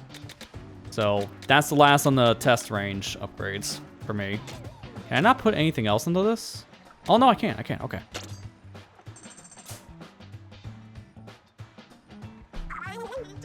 So you need a workshop for developing gadgets. Sounds great. Let's get to it. Perfect timing, actually. I was just inspecting the bot and found some gadget blueprints. Blueprints? I had no idea. To be able to make nice new gadgets with these, leave the workspace to us. Oh yeah, there you go. More space to work, including markers. Ta-da! From here on out, consider this your very own gadget workshop. Just imagine the gadgets that'll come out of this place. Indeed. I'll go get the blueprints. Meet me here later, mechanic. Alright, well, first things first. I'm gonna upgrade my own tank. You should expect what I'm doing now at this point. I think it's obvious. We're going to plus 10 again. But next up, I don't know. Can we not do that for a while? Because limit release is now required to get the next upgrade. So we're capped on damage right now. We're at a plus 30. So I guess now I should do other things. Still 1 more point. I think we're going to want more damage up things. So gadget damage is the next thing.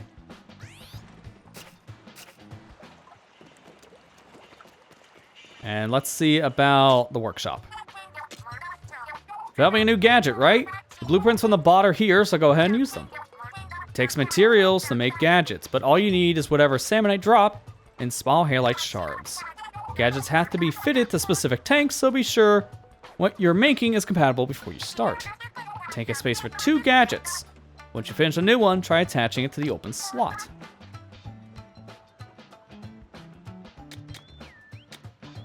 I can't afford any of these because they're too expensive. Cool, I can do the upgrades. Well, apparently not for the tactical one, though, because I don't have enough of the other scraps. But I need more shards. As of right now, I can't use any of these. This would have bomb, so when I dash, you get a little explosion around you. And then you get the Booyarang. Nice name for it. So it's a boomerang, essentially. Then you got the spin wheel, which is just a spinning top that does damage. That seems kind of slow, but it's a power weapon, so I'm guessing not too surprised on that. And then you have the Splatolites. So it's essentially a shield that goes around you, kind of like the leaf shield weapon in Mega Man. High Fiver. This is just a tri-stringer on steroids. Like, this is just tri-stringer. Bomb balloons. So, bombs that are giant balloons, and you can shoot them to explode. So, they're very similar to balloon fish that you can deploy, which is pretty interesting. Neat. Well, I think right now, though, what I'm going to do... I have another scroll to read and all that, but I'm going to actually take a quick break. As an ad break's about ready to start on Twitch, so this is a perfect time to get up and stretch. So, with that said, we're going to take a short little break here. And then when we come back, we're going to explore more of the islands around us and find more loot. So stay tuned, we'll be back in just a few minutes. Alright, we're back, and in between you may notice my ink color changed because I ended up resetting the game because I wanted to change this radio menu back to how it was. So I found the command, it is the same as like Mario Kart and such, if you want to play the LAN play setup. So by default you have online play and local play when you want to play the multiplayer here, Splatoon Raiders. But if you hold the L, R, and left stick in, hold these 3 buttons together for 3 seconds. Now you get LAN play. Now you may be asking, what's the significance of LAN play compared to local play? Aren't they the same thing? Yes and no. Local play uses wireless connectivity. LAN play uses Ethernet, hardwired connections.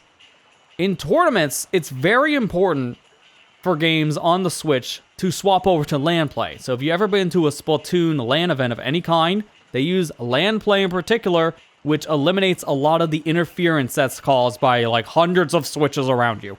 So this is actually very important for some people, and it's in Splatoon Raiders as well. You want to swap back, do the same code. LR, left stick, 3 seconds. Now you're back to local play. That's nice, it's included in this kind of game. Now, the next thing here that I want to do is over on style. I don't know if you've seen this, but there is an amiibo option. This game does work with amiibo. So, for one, we get other costumes here, and it looks like you get them from doing different tasks in the game. So, I guess after unlocking multiple islands, this also... this just gets unlocked, but the game doesn't tell you that you get this, which is kind of weird. But here's the things in general. You scan Shiver, Fry, and Big Man, you'll get very specific costumes. They need to be the Raiders specifically. They gotta be those amiibo. And any Splatoon series amiibo, doesn't matter who or what, will give you this costume.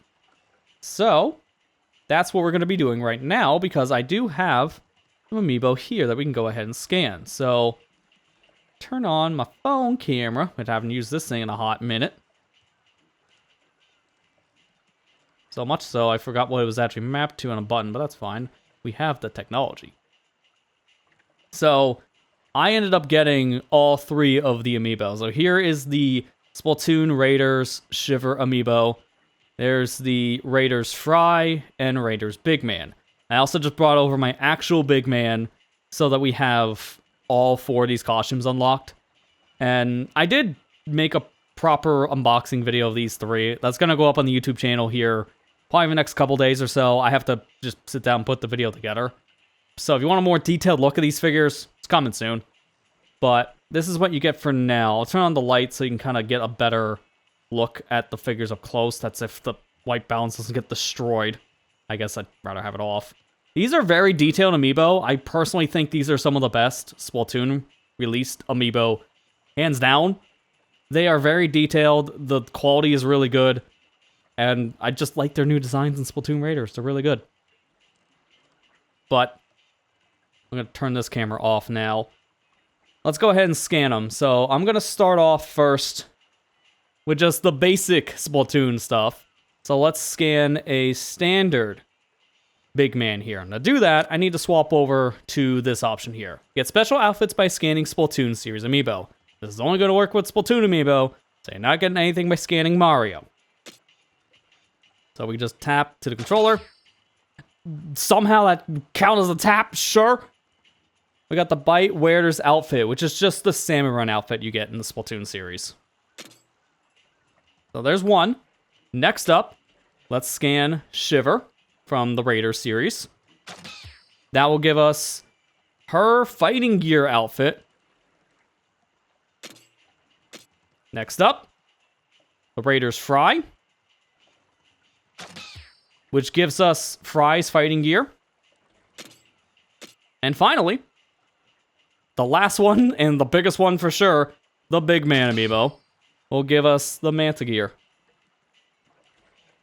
And then we can change these at any given time now in the style option. So this is what it looks like using the Bite Waders, which again, if you played Salmon Run, Splatoon 2, Splatoon 3, you'll be familiar with this outfit because it's just the Salmon Run outfit. Here's the Hoiju fighting gear. I really don't know how the Shiver's class of shark tamers, apparently. But that's her fighting gear. Naga fighting gear for Fry, which is also really cool because you can see the shark on Shiver and the eels on the Fry gear, which is really cool. And finally, Manta fighting gear, which is kind of the more basic of the 4 costumes for amiibo, but it still looks pretty good. Which one should we use, though? I like the blue. I might just go with the Shiver one first. Although, you really get the booty from the amiibo in question. It's just a pattern for the Shiver and the Fry one, but it really sticks out on Shiver. I like each one has different, like, pieces for the left leg. Because the Big Man and the Fry one has it unzippered a bit. But the Shiver, it's just all off. It reminds me of those short pants combos, which I actually had those when I was back in, like, high school. So you unzip the piece around your leg, and then you can convert your pants into shorts. I remember that being a huge deal for me, because I was going back and forth between a college and a high school at the time. The college had a strict dress code where you had to wear pants in particular. You were not allowed to wear shorts. But the high school didn't care. So I remember having to go to college in the mornings. I had to wear pants. And then when I'm going back to the high school, I just unzip those legs and boom, back to shorts. Those are cool pants. I kind of miss those because I don't have them anymore. But they were a really cool idea. Alright, let's see. Let's go ahead and tinker around with our stuff here. So I'm going to hit auto-equip to see what it gives me. Explosive area, damage, next gadget damage, and emergency activation. What is emergency activation?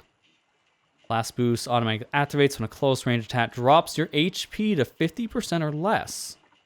Okay, so it's kind of a panic button that's automatic.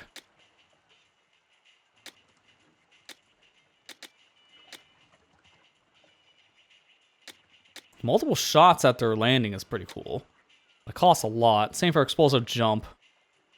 That doesn't seem that useful, though. At the beginning of your jump? I don't know about that. I'll probably just leave it on the auto-equip for now, because I want to keep on using speed gear for a bit. I want to try the new gun, though. The soap bottle splatter shot. That does 66 points, so that's pretty good.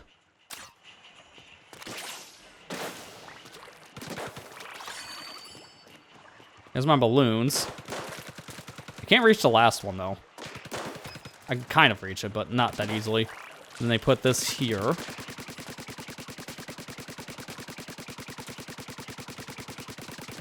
This cap's at 9999, right? Would probably help if I didn't run out of ink for it. Actually, Fry, go ahead.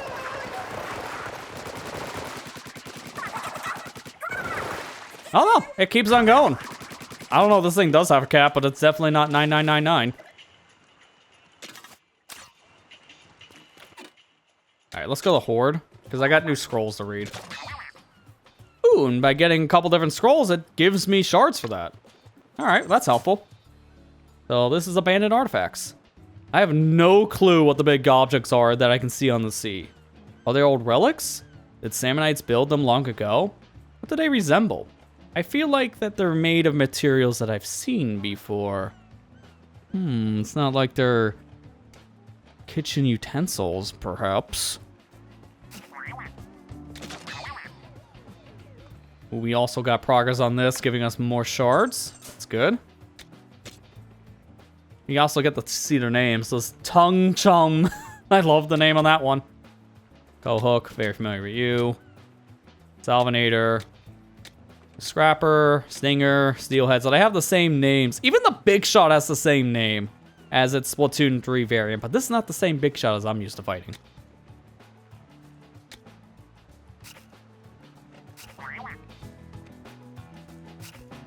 Alright, that's all I got. Let's go.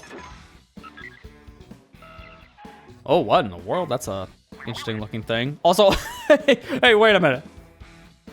We get 2 compasses? What's going on there? What's it pointing at?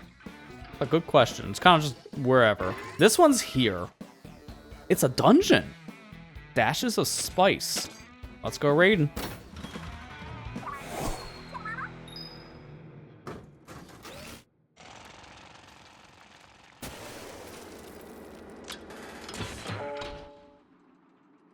Oh? We have a predetermined bot setup, you say? This is reminding me of a certain Altana or Octo expansion, at least. Push yourself for a chance to upgrade your skills. What in the world? Wait, the mechanics gear is different now. Except it's not, because that's what I was using coming in. I guess we'll have to leave the bot here and take our chances with that gear. Can't bring the bot, then it's all up to you, mechanic. At least take a look at the weapons and gadgets you're saddling in with before you go in. Ping's coming from way in the back. Bet there's something great hidden there. What is this? It's just like a refill? Oh, you can practice before you go. Yeah, this is literally just Octo expansion slash... That doesn't matter in the beginning because you don't count yet. Trial hasn't started. My condolences. Yeah, thanks. This is basically Octo expansion slash Altana setup. But I get a very specific gadget. So this is dash. I don't do damage unless it's the beginning of the blast and the ending. Which, dude, I gotta see this. Hang on. Yeah, you can turn the camera, but you can't turn the character. I was hoping you could turn the character with that too. So you can just moonwalk. Alright, let's go.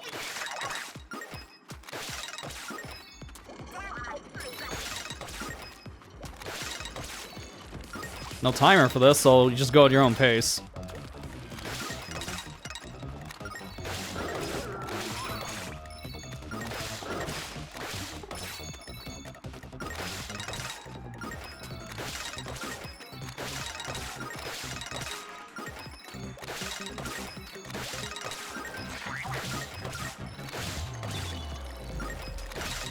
I get actual checkpoints, which has been different so far than the raids.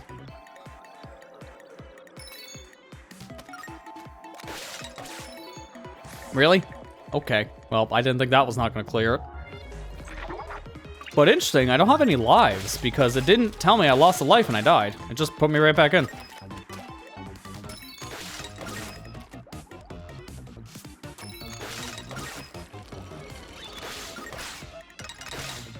Did I miss that? No, I didn't. Okay. I thought I missed the final ring in that set, which I would have been upset.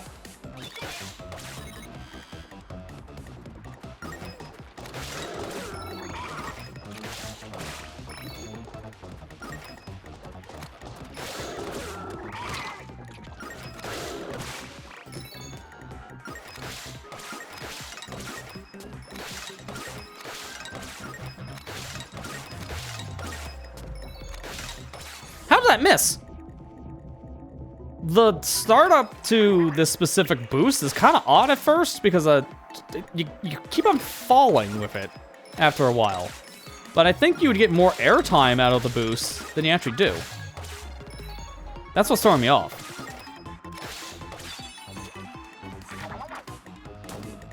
Now give me the salt shaker. Because I didn't need it. Oh, and you can overshoot this. Great. That's going to make this even more awkward. Because I'm not really a fan of this dash boost. Like, it does not seem great to me. It's a very situational ability. How did that not count as falling? To me, it just seems like a great ability to use if you just want to get yourself killed. Because the fact that it only hits things before and after the boost is very situational for how you want to use this.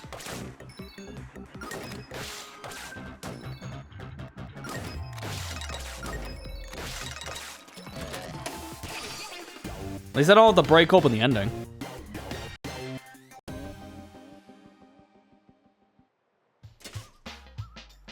So that gives you a book of some kind. Okay, so this gave me a skill point. So that's what the books are, just skill points.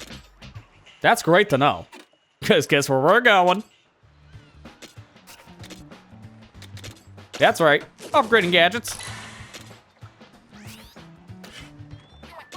Let me see if I can afford anything here.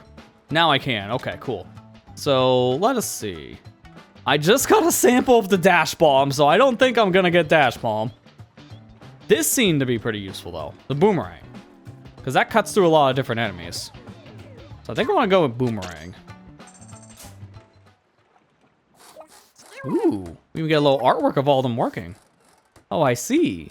So that goes there, and then... Wait, you lost me. It looks like a boomerang, emphasis on the boom. Enjoy its graceful, damaging arc. Can't afford this now because I don't have the shards, and same for the other things. I think the next thing I might be wanting to get is probably the Splatolites, because that looks pretty cool. Or the bomb balloons.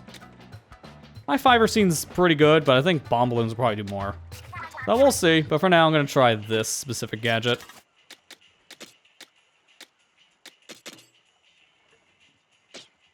Wait. Oh yeah, now we can equip to a different thing. Okay, so that's what I was wondering, the LR setup. I was hoping we could get a second gadget to put on the other button, because it kind of felt weird to not have anything on the L button, and just gives you the option. So now we know why. Unfortunately, it doesn't look like I can transfer these specific gadgets over to the new one. Like, I can't take any of the modifier chips, so I have to earn those. So now if I hit this button, they both have different cooldowns. Alright, but now I have boomerang. Which is terrible to use in here because there's not enough targets. I got extras. No, I never actually bought them. That's what it was. I only have a few. I need some. Which is an interesting way of just saying get more targets. But I don't have the crystals for it. Alright, let's go ahead and see what else we can find with the compass. I might not be able to find anything yet. Oh, barely. That's barely outside of the fog range. Stir in the pot. This gives me a tactics chip of some kind.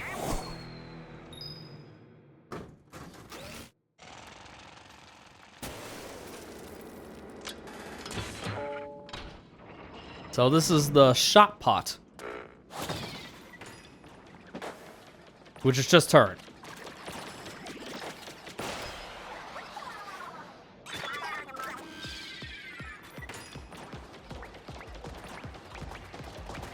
Oh, it actually has a little mist effect, which I don't know what that's doing. It does have a little bit of a AoE damage when you hit the ground with this one, though. So I guess that's helpful.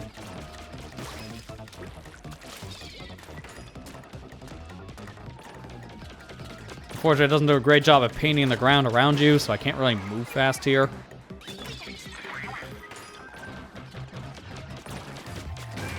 And this is the annoying part. I gotta wait for it to refill, then I can throw a turn behind the scrapper. Well, that's not that ideal.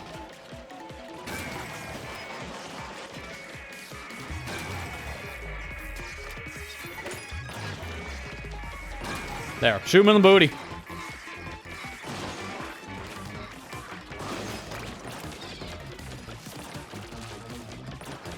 What in the... Why? I want you to shoot a straight line, not go into the wall. Thank you. Really wish this thing recharged faster right now, though, because I need the turn for anything here, and this mission is taking forever.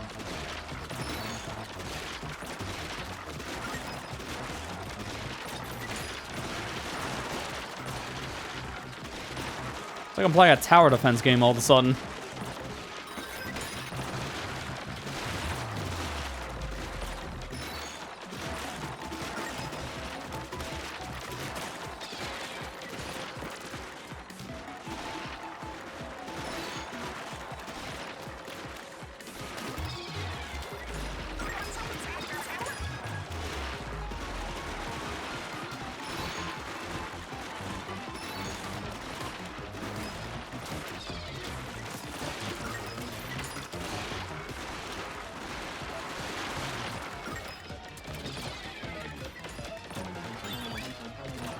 Get me out of here.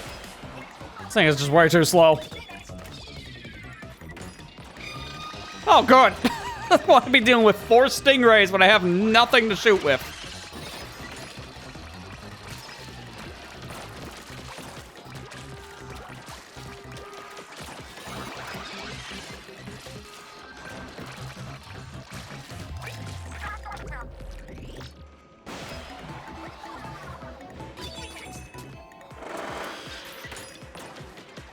Get all the small fry. Do your job. That's where the treasure is, so after this I'm done.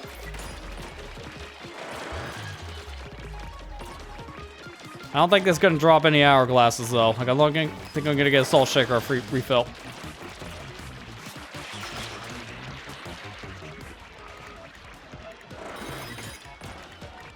Yeah, you have to complete the trial before you can get the treasure. So,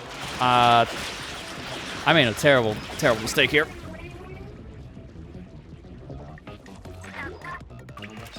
At least it keeps my progress, so it doesn't matter I die. Like, dying in the little trials here don't really seem to matter, because I can just try again. Infinite lives.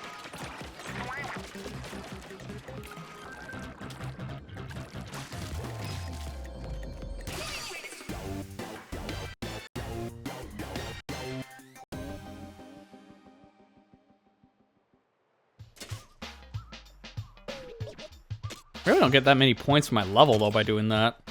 I get more just by playing a normal raid.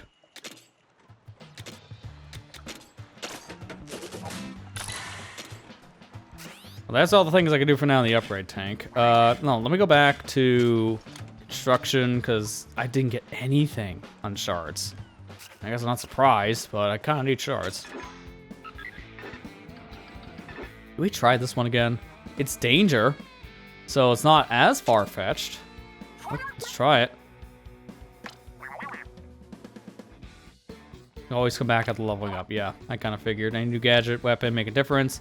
But here's a new thing. If none of that gets you anywhere, you can press minus to call for help from other players. Call for help, you can work with up to 2 other players who are waiting to lend their wait. You can work with up to 2 other players. This game supports 4 players. Sorry, it's gonna be 3 people doing the mission and 1 person back at home making us dinner. Like, I don't know, man. The 4th person just gets shafted. You know, wait a short while until calling for help again. So if you raid successful with friends or randoms, then you have to wait. If you fail, you can call for help again right away, but won't be able to carry back any of the loot unless you succeed. Okay. When I call from help, I don't want to do it yet, but I kind of want to see how this works, so I'm going to try it. Connect the internet, call for help, help was found, and join raid begin, raid successful. So it's just setting up multiplayer, that's all it is. The downside is if you fail the raid, you don't get to keep the loot. So offline is a little bit better if you want to keep the loot, I guess. I'm going to try this again on my own, because I'm curious to see how much stronger I am. I have a lot more stuff now in my arsenal. Plus, I'm not coming here with a squiffer. That should make a big difference.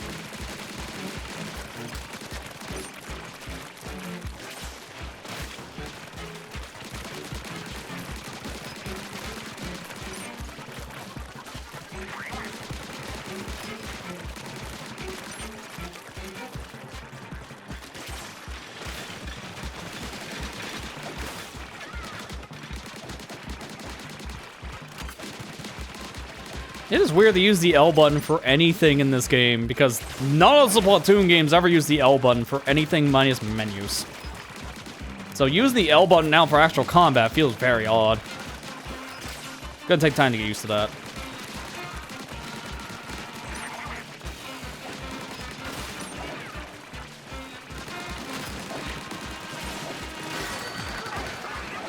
Alright, 50%, and we still have another 30 seconds.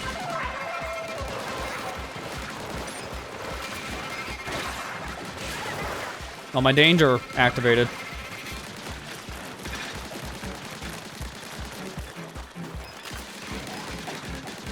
We're getting there. We just need a few more points. Almost there.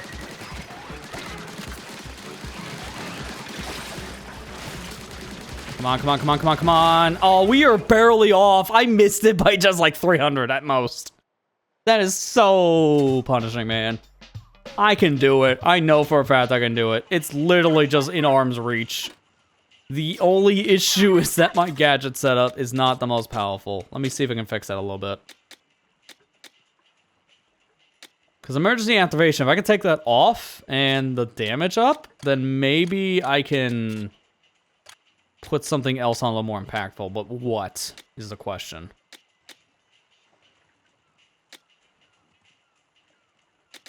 I can do more damage on the explosion, which will put me up to 30% instead of 25%.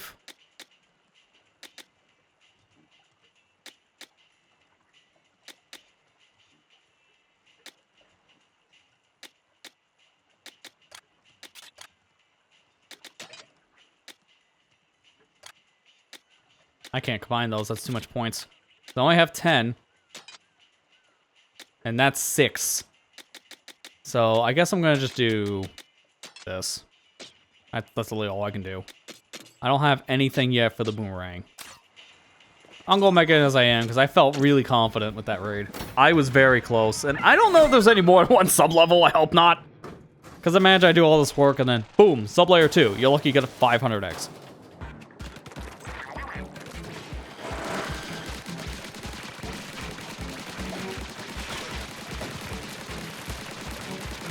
Gotta remember to refill my ink tank, because I wasn't doing that much before.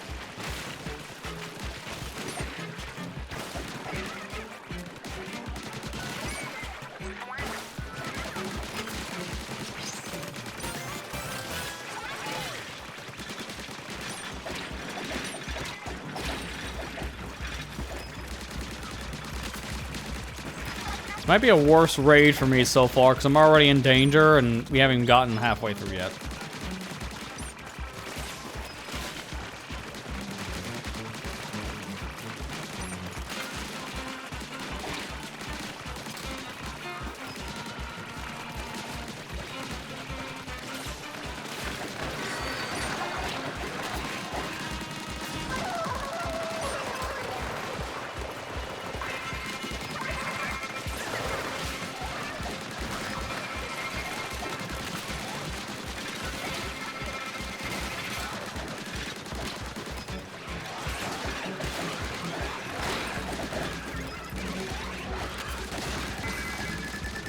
Almost there.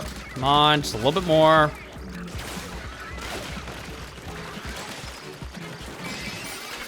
I actually got it. Let's go. See, I knew I can do it. 5 seconds to spare. And that's it. That was the only layer. Thank God. Because I wouldn't be doing that if there was a level 2.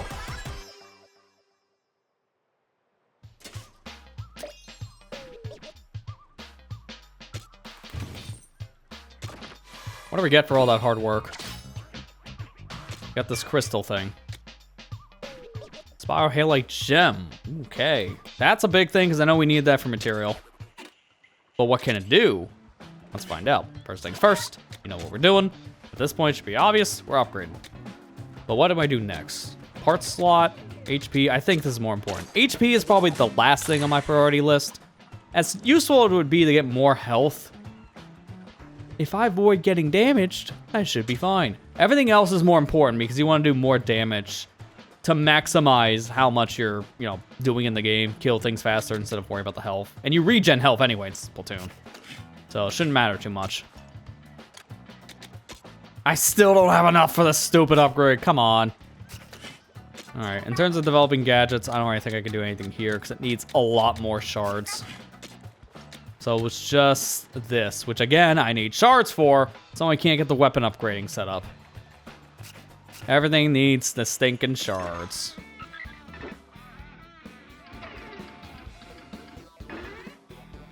Oh, that's me. That's where I am. We don't want that. We want to go here. This has 3 different things. Interesting. Kawa Buried Ruins. I can tell they're trying to go for like Cowabunga, I guess. Or chowder. Like for clam chowder. So, Shawa Bird Ruins. Let's just do it.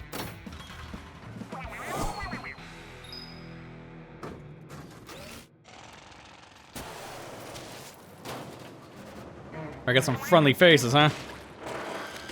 I'll say, this game has some pretty fast loading times. I'm playing the physical copy of the game, and it's not taking that long to load.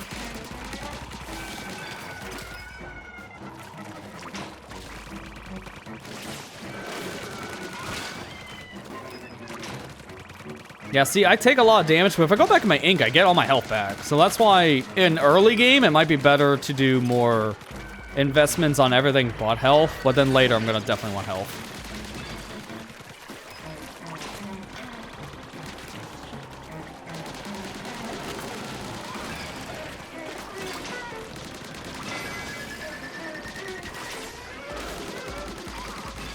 I think I have an idea though what I want to do for the extra buttons, because I am playing on a Switch 2 Pro controller. So I think what I should be doing, mapping the GL and GR to L and R. Because now I can just use these buttons for the same task. That makes it a lot more comfortable for L, because L is in a bad spot. R is fine, but L I gotta just kind of stop what I'm doing for a second to activate that power. So having a G button for that is much better.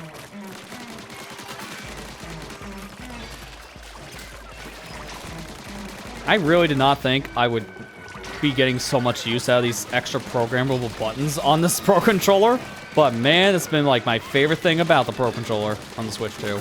So much so, I kind of want to get a controller on my PC that can do the same thing at some point, because it's just that useful.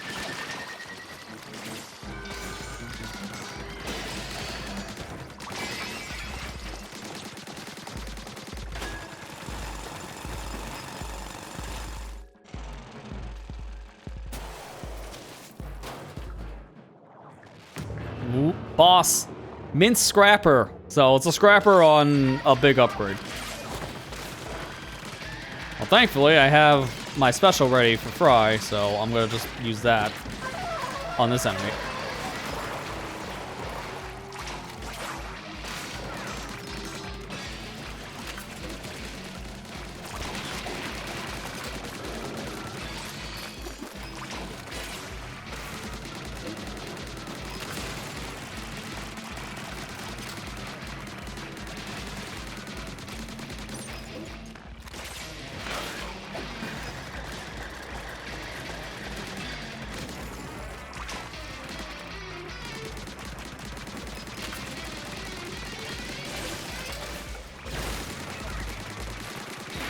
There we go. Scrap her down. Hang on, before I grab that, I want this thing. That's better for my boomerang.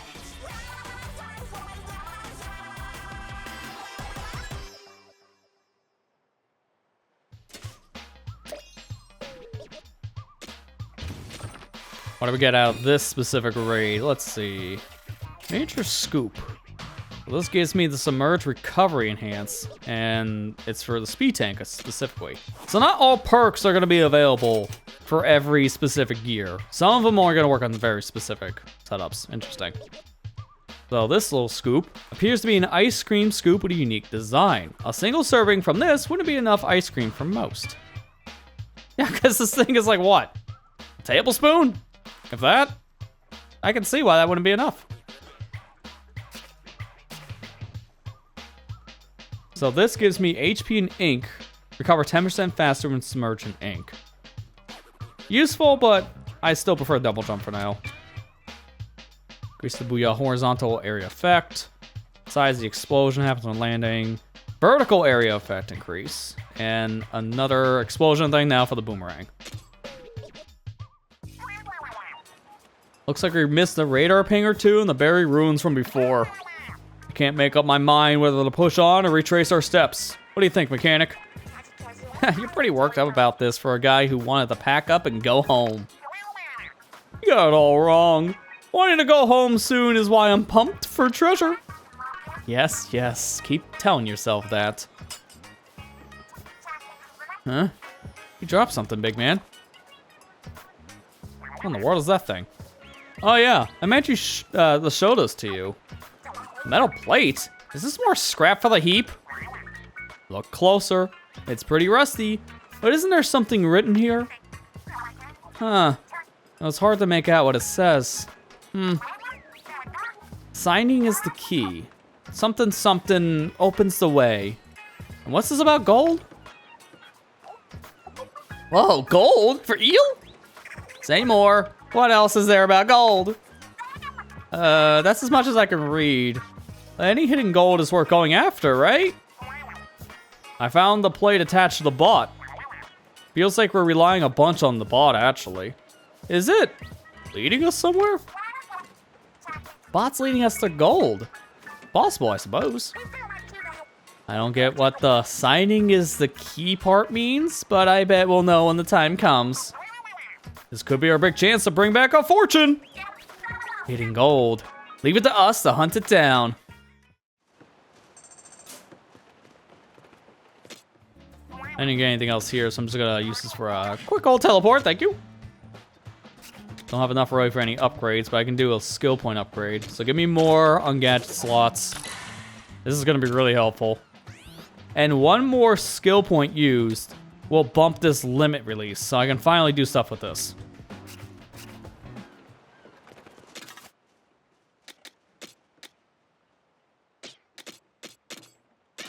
Might as well just equip all the things.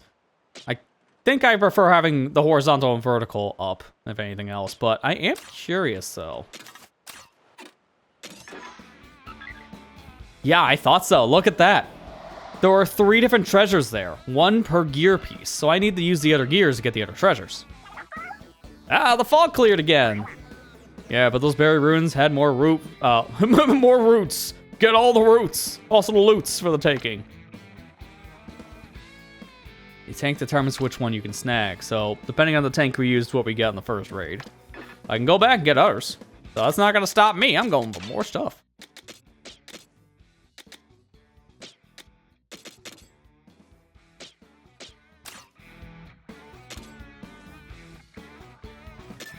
Let's try to call for help function. I'm going in. I don't need the help, but I'm going in. I just want to see how this works, because this just sends you out with online random matchmaking. I'm not using any keywords. I'm just going in as it is. So I see I'm here. I got Scallop and Sea Slug.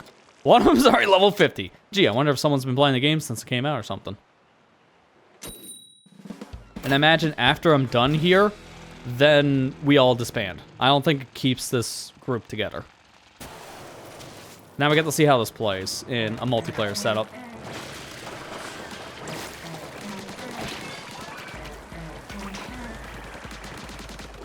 It's gonna be very easy to get through all this because we have very strong teammates.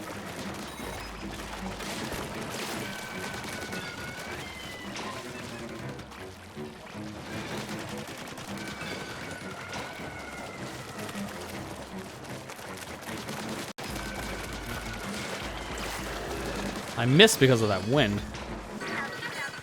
Okay, there we go. We're at 50%.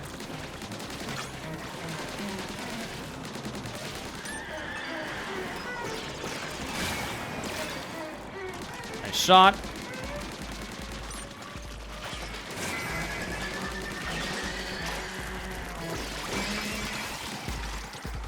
And there we go. Let's get out of here. And the classic over here in Booyah. I'm not surprised those are still the commands we have after how many years.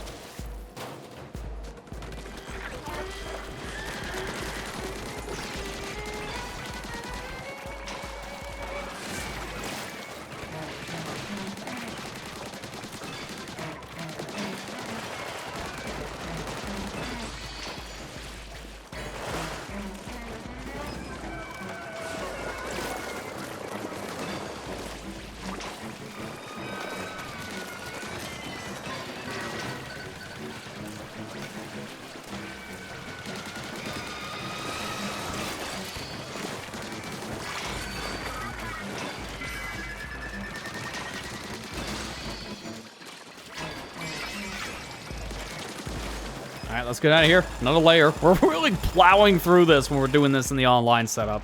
Because this is really fast. Makes sense, especially because I am pairing with people that are higher level. Because I'm right now just the low level. Also, we're skipping cutscenes. I don't know if that's a thing that the game's doing automatically, if that's a person in the room. I can try that next time I'm playing to see if there's a skip option. Probably is.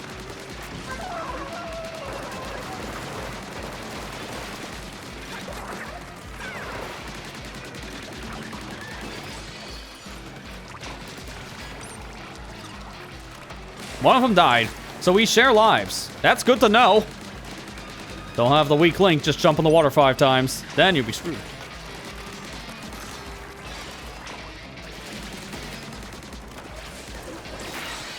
There you go. And as long as one of you gets to the treasure, then that's how the game ends. That's good to know.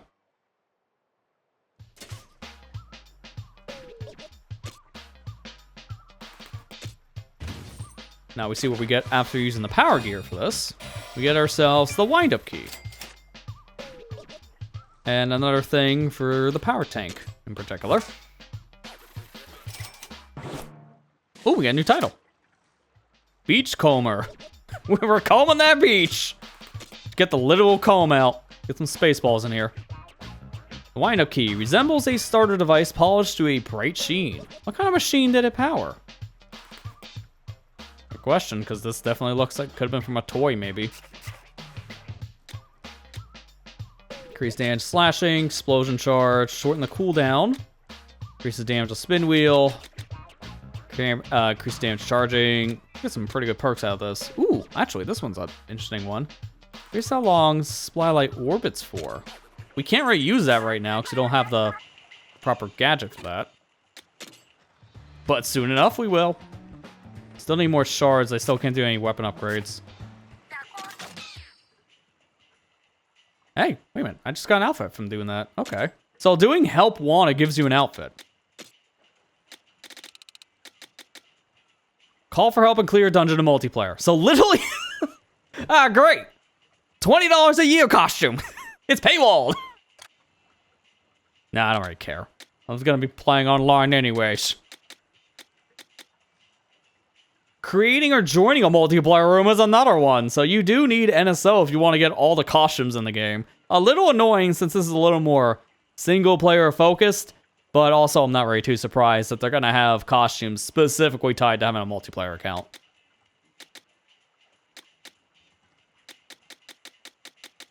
I wish I can see how to get the other costumes right now, though, because they're either story locked or we got to be higher level, I guess, or do other tasks before these tasks start showing up as a hint.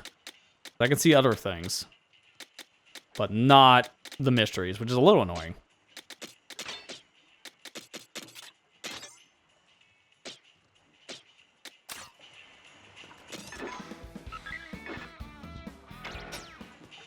No, I should actually go back in. I was going to say, wait a minute. Could I just do the keyword for that? Should try it again? No. No, I'm not going to do that. I'm going to go in by myself. Because I want to see if I can skip cutscenes. That's the last thing I want to do in this raid.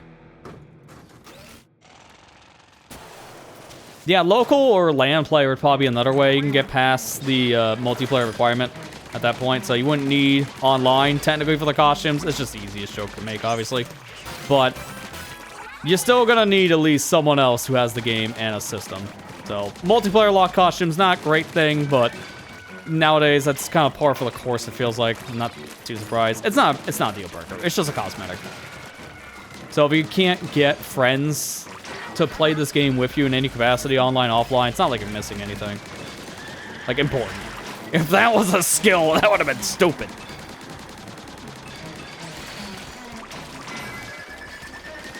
We almost have enough eggs already. Wow, this was really fast.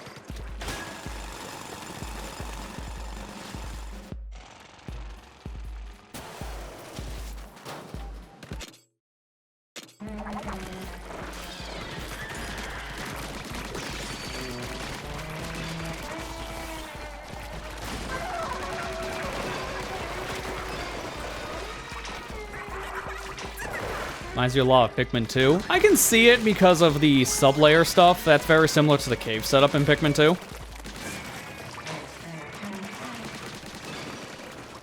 And obviously, the further down you go, the more difficult these caves are going to start becoming, which is a similar vibe.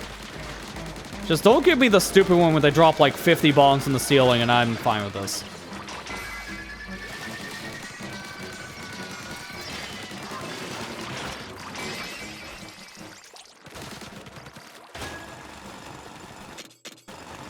Alright, so I'm going to see if I can skip the cutscene here by just mashing minus. Yeah, okay, I skipped it. So you can skip cutscenes in single player as well. So someone might have been doing that in the multiplayer lobby, which makes sense. The more you replay something, the less you need to see cutscenes. I'd probably be doing that on repeats as well.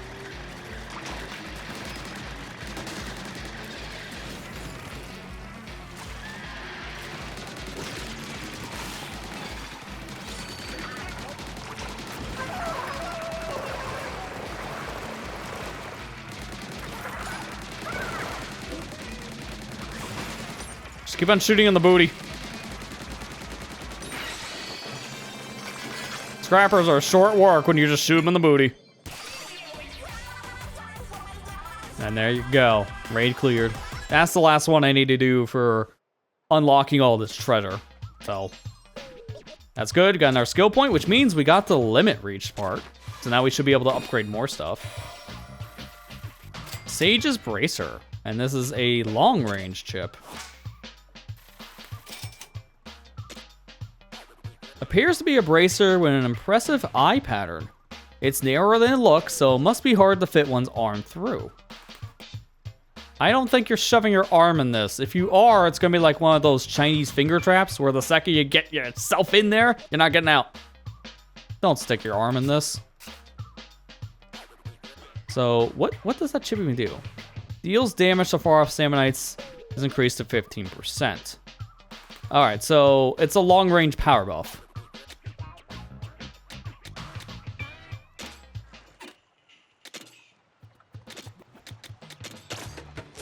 Let's upgrade this. And now I can't upgrade anything else until I push past my limiter. Which doesn't seem like I need any skill points. I can just press A on it. Cool. More upgrades are enabled. And now we get more relic powers. This is the bigger deal. Now I can actually use more than just the double jump. So each time I push past this limiter, I can go more into each thing's upgrade table. But also I get more relic powers that I can equip.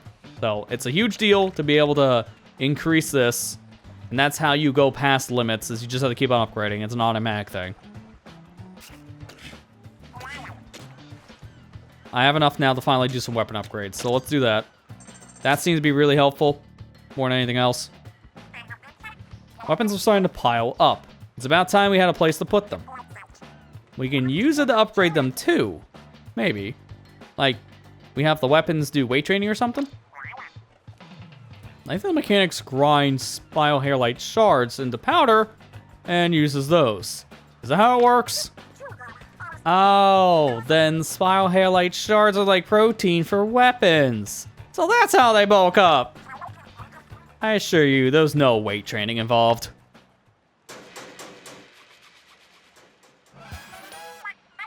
Phew, that about does it. There's storage space beneath the floor if you need any. Weapon stash is complete. It's here whenever you feel like tinkering with weapons. I can't wait to see how many weapons get buff. You'll have to show me the progress later on, mechanic.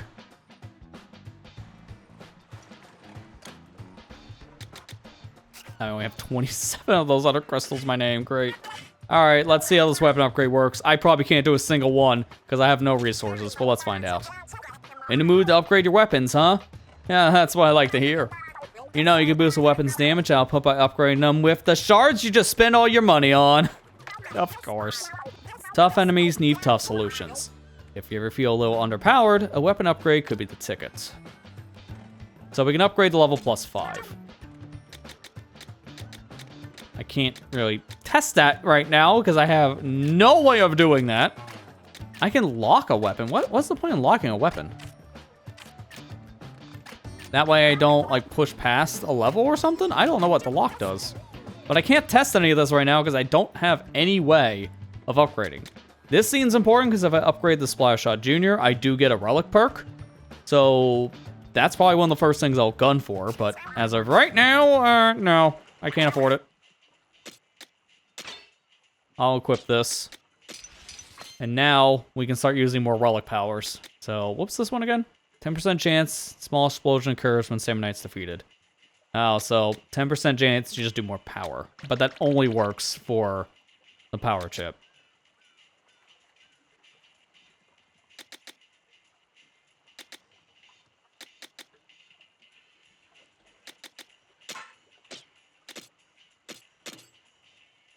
Oh, I'm already filled here. I can't use this other thing. That's probably why it's like, yeah, I just swap these two and that's it.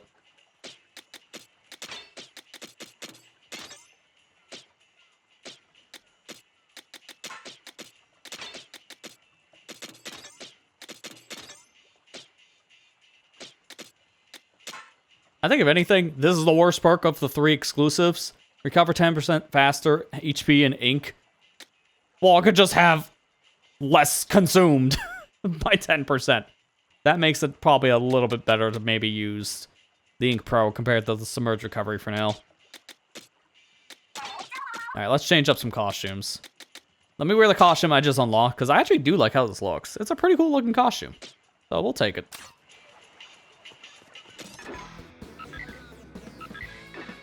Alright, so that's that entire area cleared. Is there a way I can see if I got like everything in a level? Because is it literally just a check mark? Because I'm wondering about sunken scrolls. That's the one thing it's not really telling me. Okay, yeah, it's in this menu. So I can see if I got a sunken scroll from this side. What does that mean though with the enemies on the rocks? Does that just tell you what you fight? Oh, I'm missing a sunken scroll here. Okay. I don't know where I missed a scroll. Let's go find out. I want those scrolls.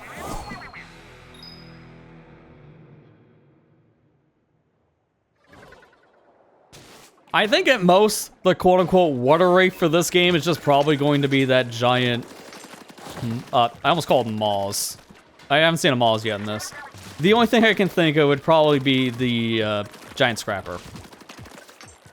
That might be the closest we get to a water wraith, and that's as close as I want to get. Yeah, we can leave him at home.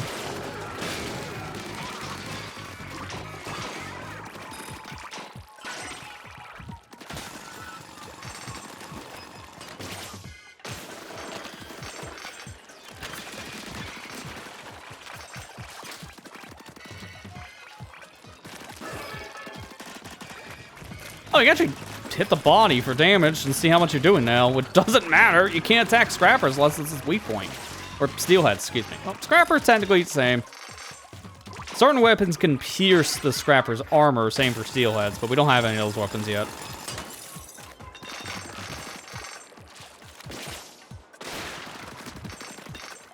So where would I have missed a scroll here, I wonder? I thought I explored this entire level, but I missed one thing.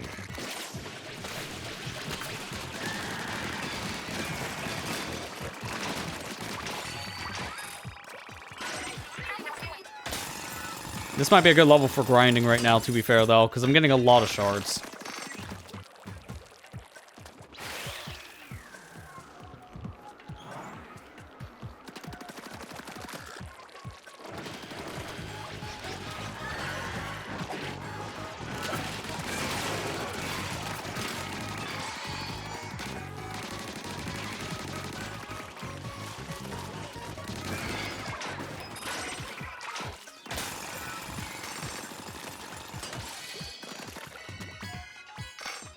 Nothing over here. Wish I can find out, like, what this is in the distance, but I think that's just a background object. I don't think you can attack it.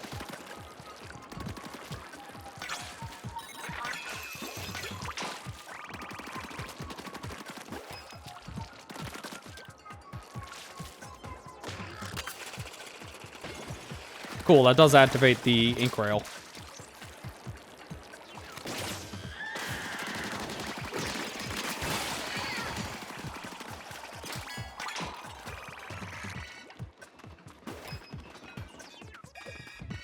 Nothing. Where did I miss that scroll? I'm trying to think where I even get the first scroll, because I can't even remember where I got the first one now.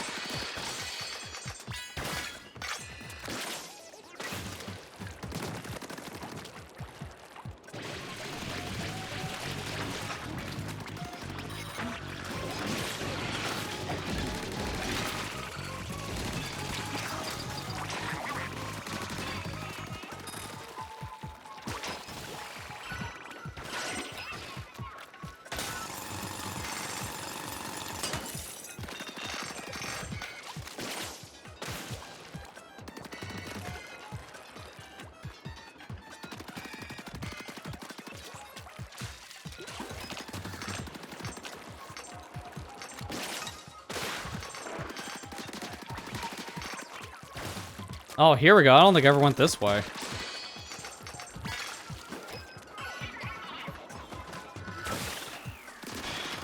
Yep, sure enough. Alright, cool. I'm gonna try to maximize the amount of shards I get, so I'm gonna be doing this loop for a little bit.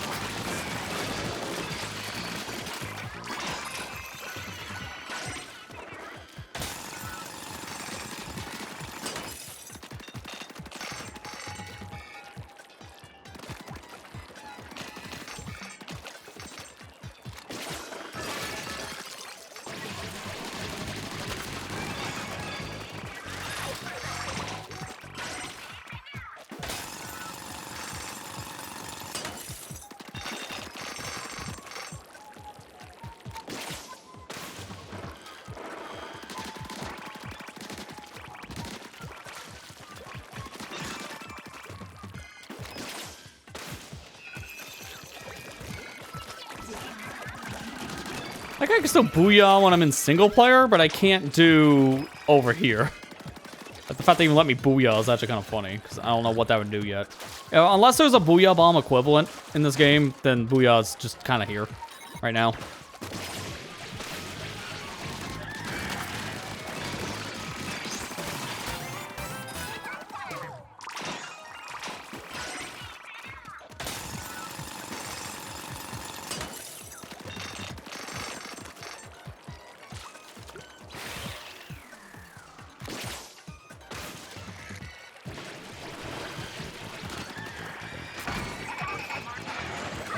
Go for it, Shiver.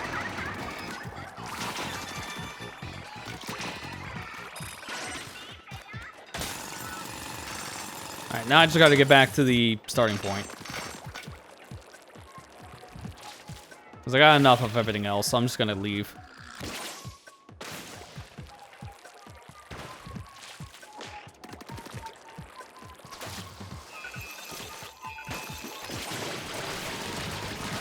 On my way out, might as well get some more points.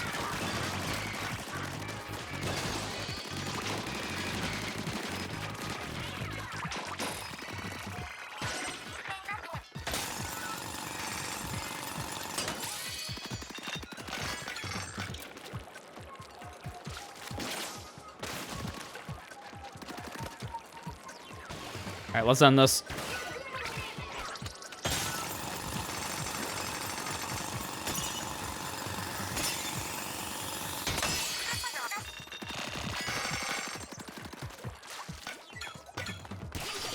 And that's it. Got a new gun, and I also got a brush.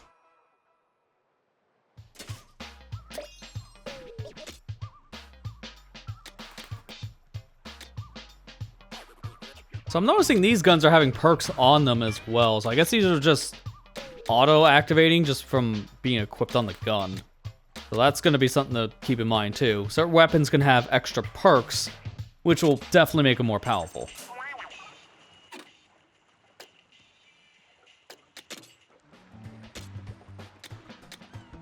I still need to figure out how to do hide up shit level 2. That has to be story progression, so I'm not doing that for a bit.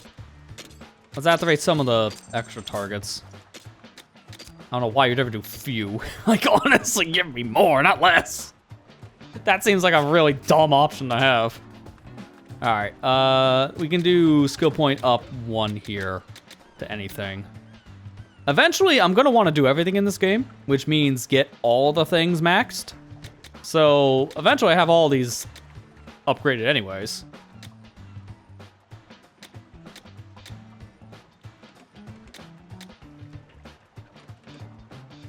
Debating between gadget and weapon.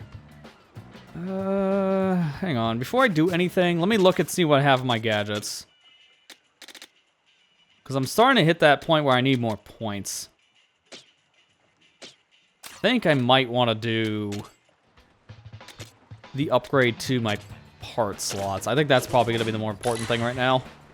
Get that to at least 20.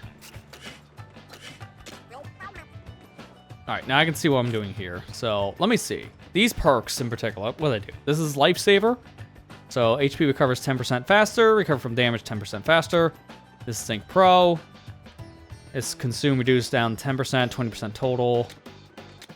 So, these can be stacked with other perks, I'm betting, based on the description.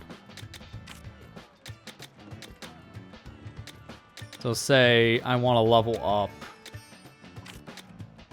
Let's do Ink Pro. So I can level this up to +1. So, oh, I see how this works. So you're not leveling up the gun per se to level 6. It's adding an extra thing on top of it. That's why they say you can only go +5 at max. So every weapon can be upgraded 5 times to boost their initial level.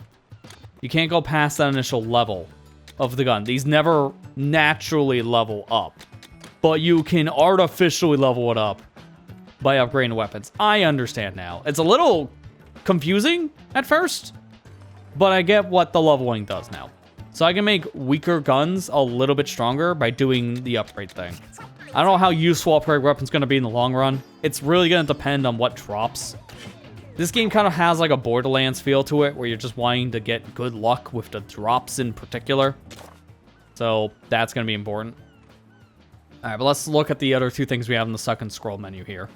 So the metal bot plates. A metal plate that was attached to the bot's cockpit. Words are inscribed on it, but most of the letters have worn off. However, a few interesting bits are visible, including signing is the key, opens the way, and gold.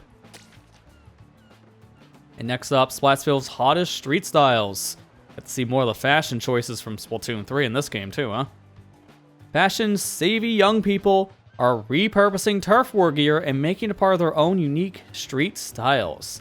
The thinking seems to be, more gear, more respect. It does really feel like that in the Splatoon franchise. You really personalize your character more on the gear sometimes than the actual abilities. Which is not a bad thing, but it's very much a expressive kind of game.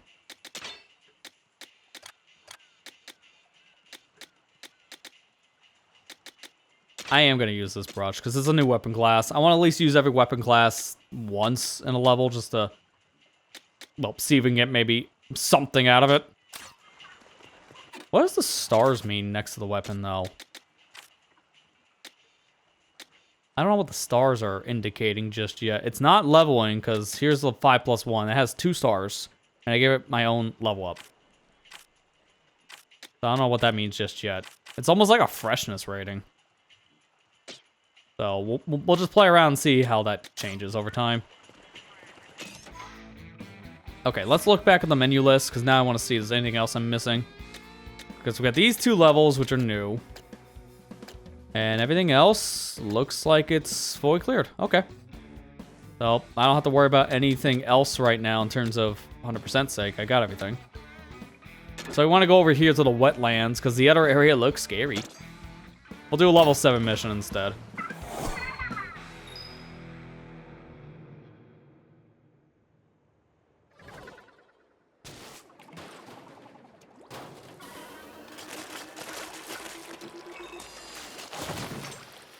I'm glad the first brush they're giving me is an auto brush, because I'm really hoping that means I don't have to deal with the ink brush. Ink brush is terrible for Salmon Run, and shout out to all my ink brush mains out there, but that ain't me. So I'm good without one. Thank you very much. I'd rather have auto brush. Maybe a paintbrush, but not the ink. That thing is just Carpal Tunnel City for me. I played some of the challenge that appeared the other day in Splatoon 3, and it was the Sheldon Dress Up Showdown. For reference, this past weekend, I've had arm pain. Like, pretty bad. It's like shooting pain through my elbow. So, I'm just sitting there playing the random weapons. I'm like, I hope I don't get a brush. I hope I don't get a brush. The final game gave me ink brush. Needless to say, I didn't have a good time by the end, because my arm was in bad pain. I give credit for anyone that mains any of the brushes, but they are just a little too mashy for my sake. I like Auto Brush. I think it's like the good medium between the mashing and power. Paintbrush is good, it's just too slow. Ink Brush is just way too mashy for little results. So for me, this is the best of the three. And even then, I barely use it because it's still, you mash the button a lot. I can mash. I don't want to mash for too long because my fingers will get exhausted. Yeah, I think I want to go the hidden path.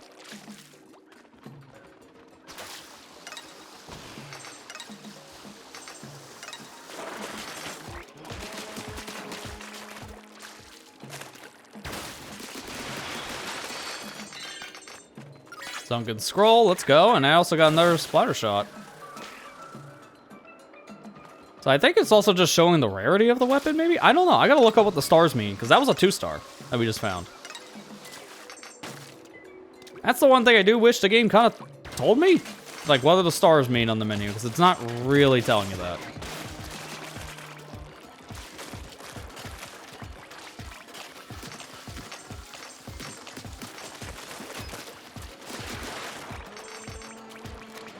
Ooh, eel. Easy enough to deal with.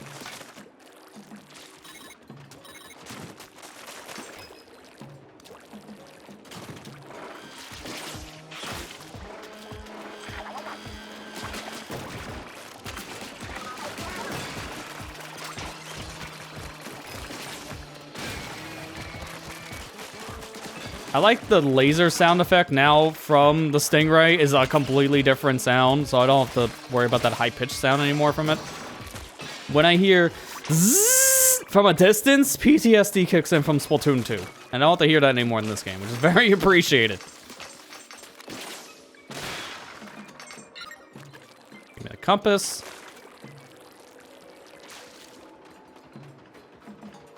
I don't know what the point going around like that would be, because I can just go through here. This is faster. It's more direct, too.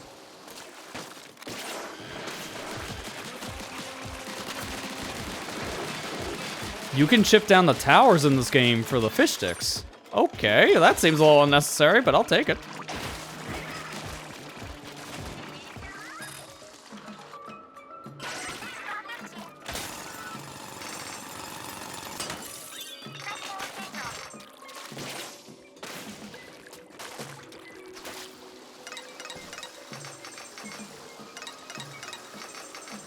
Man, I'm gonna be very curious to see how speedruns of this game is gonna play out, because speedruns of Splatoon games are always very interesting to watch because of all the tech that people discover over time with the Splatoon franchise. You wouldn't think these games wouldn't really have too much going on for a speedrun outside of just high-level play, but no, there's a lot more going on for these games than you would expect.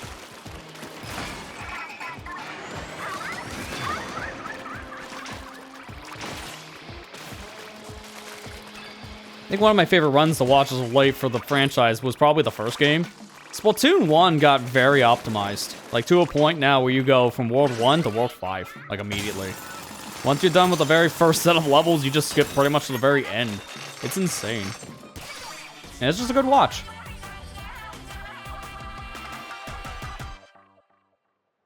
Also, auto expansion runs are pretty fun to watch too, because you get to see custom routing in that, because there are 80 levels in the game.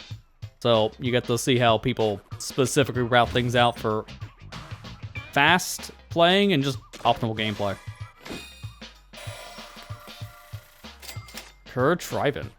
And Lifesaver, equipable on tanks. Alright, so Lifesaver, I imagine, is just the health perk that we've been seeing on weapons. I thought that's a controversial piece for a second. Like, what did the plate do? This deliberately adds instability to a driver, which is meant for prize stability above anything else. This doesn't sound practical, but it looks pretty.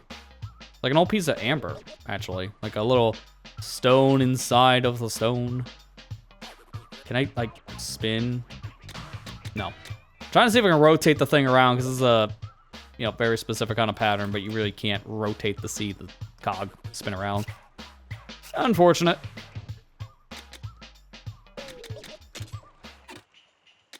Alright, let's go to the Horde, because I want to see that scroll.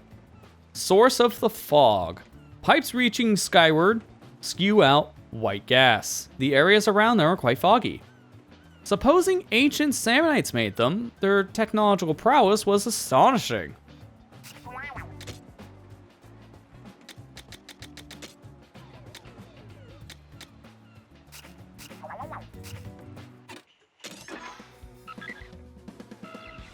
New area unlocked, and another one of those multi-missions.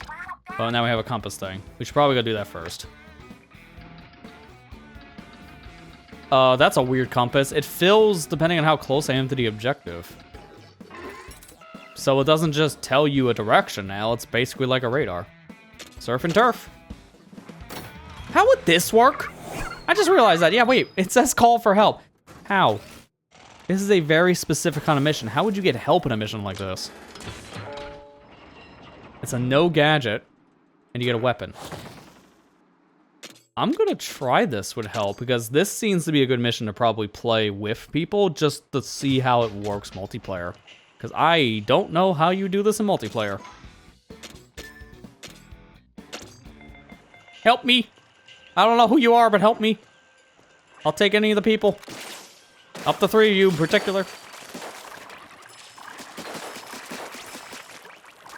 And they're both level 50s, okay. I'm gonna be the weak link one because I don't really have any upgrades. I am noticing that their characters in particular have arrows next to their names. So we can power up our allies, that's good to know. Definitely gonna want to do that at some point, whenever that will be.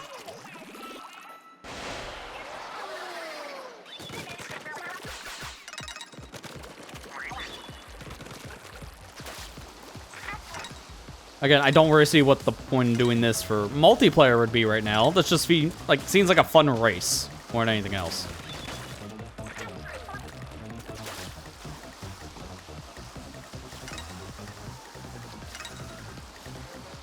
Wonder if everything here is synced between all 3 players right now. So far, seems like it. That's good.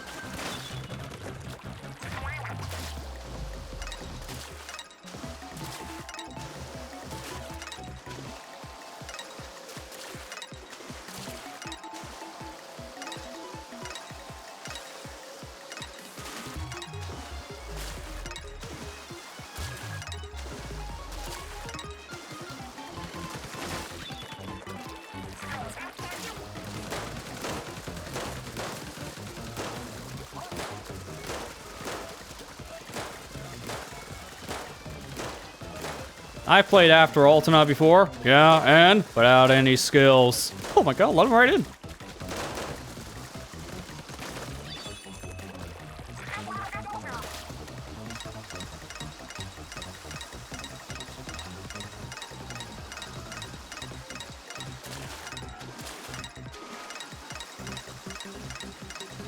They're like, how is this level 7 winning? He hasn't even played this game yet. Oh, buddy. You don't know how much Splatoon I've really played. I win. I literally beat all 3. Let's go. Level 7 wins, baby. Yeah, that literally had no purpose for multiplayer. It's just a fun race, that's it. I mean, there's more leniency because what we could have done is that we could have had everyone spread out. So if someone missed a target, the other 2 could take care of it at that point, whether it be the balloons or the onion rings, probably. But no, that's just more fun as a race. Who can win? The answer is the guy who just started to play the game 3 hours ago.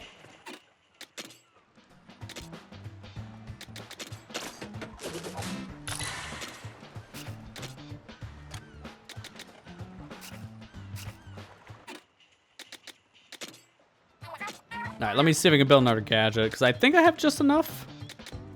Alright, what do we want now? Do we want the bomb balloons? High fiver? Spin wheel? Splatolites? Let's think. I think I want to do the Splatolite, because this looks pretty cool. So we're going to try this one, and then we're going to equip our power gear. Is there anything you can't make? Food? That would probably be pretty important for this journey. Food. keep on hitting the wrong menu to open this stuff, because I'm used to X to go everywhere in Splatoon 3. Alright, let's use this tank. Equip this.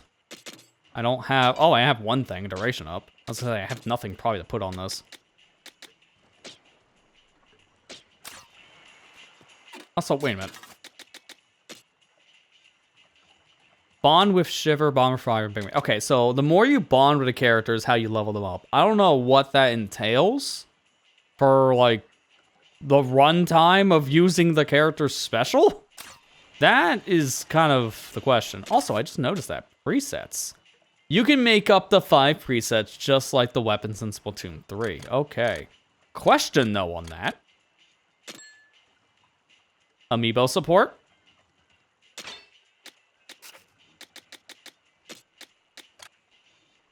No. It just still says special outfits for Amiibo only. So, in Splatoon 3, these presets, you only have 5 in the game to work with by default. But if you use any of these Splatoon Amiibo in general, all of these Amiibo in particular, you can save 5 presets too. So if you play your cards right, depending on how many Amiibo you have,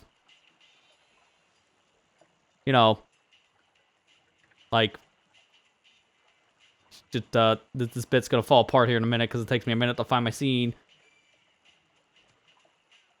All of these, for example, those are all 5 presets. So I don't know how many Splatoon Amiibo I have, but count all these up, and it's like over 30 presets. At least, maybe more.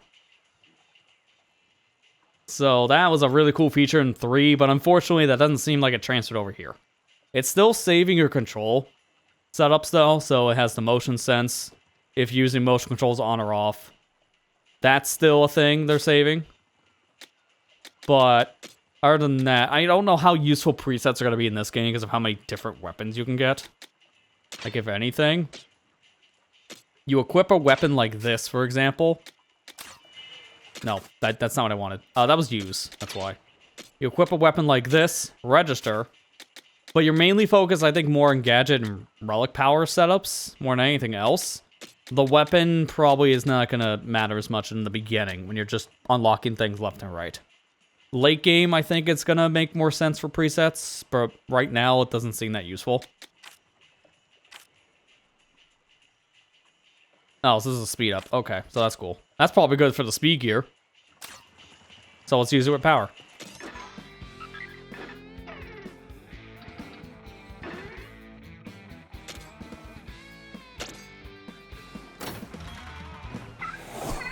I'm gonna look up the stars in this, because nothing in the game is telling me about the star rating.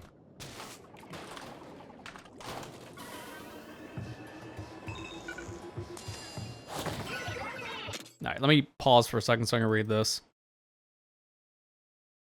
You have the option to change abilities on 5-star weapons. Okay, so the stars do have a purpose.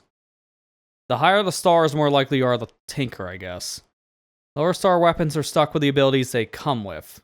Low weapons can only be upgraded to +5 by their default, but 5 stars can be upgraded all the way to level 100. So I don't know, there's a point for anything from 1 through 4, but 5-star, that's what you want, because that lets you do kind of whatever you want with the weapons.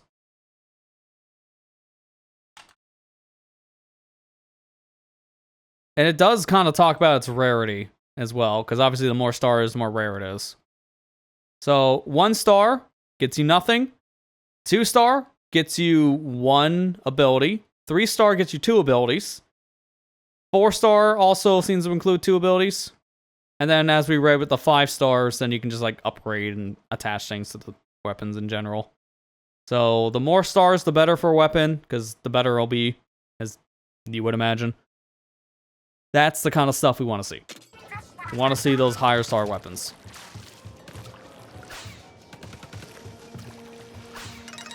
That's just all I'm reading right now from like very minimal like posts online and guides, so the information's probably still getting updated in real time. This game has only been out for close to 2 weeks now. So there's still probably some information that's probably not 100% at the moment.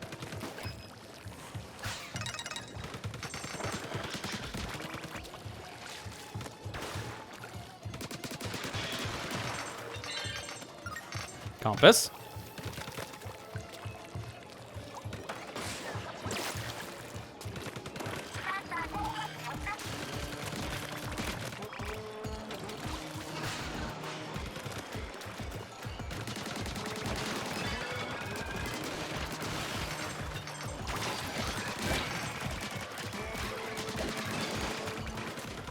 Alright, the shield doesn't seem as good as I thought it would be, because that's actually not doing much. We need probably a bigger group of enemies, maybe to see its true power. That was kind of a small group.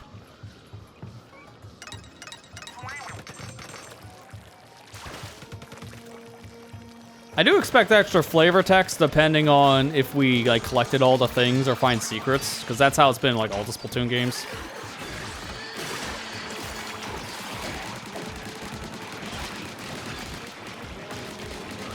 Yeah, it's only doing like 59 damage, so it's not the strongest shield,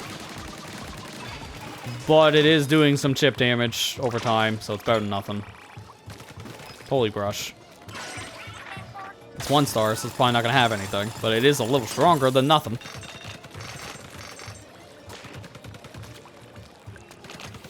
Oh yeah, 100%. Give the game at least another few weeks to a month or so, and everybody will know every trick. Like, what's the best grinding spot for crystals, and how to get all the strong weapons fast. Like, that stuff, I wouldn't be surprised to figure it out almost immediately.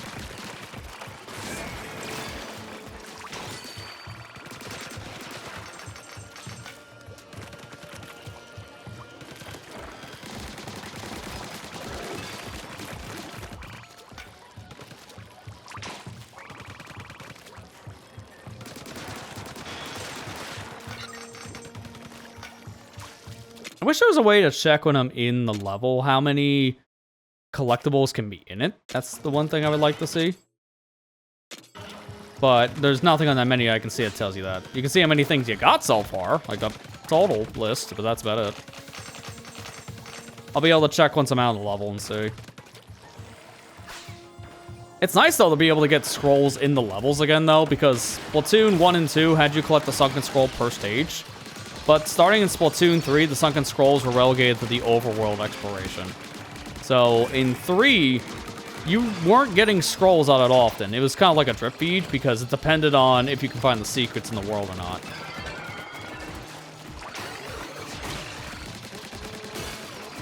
I also forgot I had this. So go get her. Shiver didn't finish the job. Now I gotta finish the job. Come on. How'd you not finish the job for me?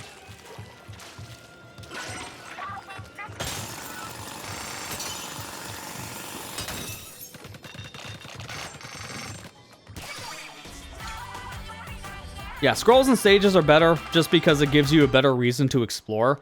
Unfortunately, every stage in the Splatoon 3 single player in particular, both Alternate and Side Order, they don't have any reason for you to explore the levels. Alternate is pretty much just complete the missions, which is the same as Octo Expansion. And then Side Order is just survive or complete missions in that. So, you're not really rewarded for exploration in Splatoon 3 stuff at all. At least Splatoon 2, you are rewarded for exploration because of the main single player. Octo, you're not. You get some more power eggs here and there, and that's about it. Anyways, we got ourselves another statue. Little Menace. A defiant-looking Salmonite statue. It puts one in mind of an older brother, except without any sibling present. It's the older brother you wish you never had. I get it. The thing we got, where is it? Actually, it's on here, yeah. Mega Power Egg Collector. Mega Power Eggs are easier to pick up. When you pick up the Mega Power Egg, HP and ink recover level. Okay, so what's the point in the first part? Mega Power Eggs are easier to pick up. That's just gotta be an AoE thing, right? Because these things are easy to pick up to begin with. I guess it's like 10% wider of a pickup range. Because the wording on that's kind of bad. It's like easier to pick up. What, the easy to pick up thing? It's like, hello? Maybe you should reword that, which is a thing this franchise is known for already. Having pretty poor explanations on its weapons. Of course, it extends to the gadgets, or the relic powers in this case, which is ironic. I'm gonna keep what I have, thank you very much. I don't have anything else on that. We got Splatana. That's cool. Want to use Splatana. These things are always fun. I like how it has buoys on it. That's different compared to like the sponge setup it has in Splatoon 3. It's already pretty powerful out of the gate. How much damage does it do with just a slice?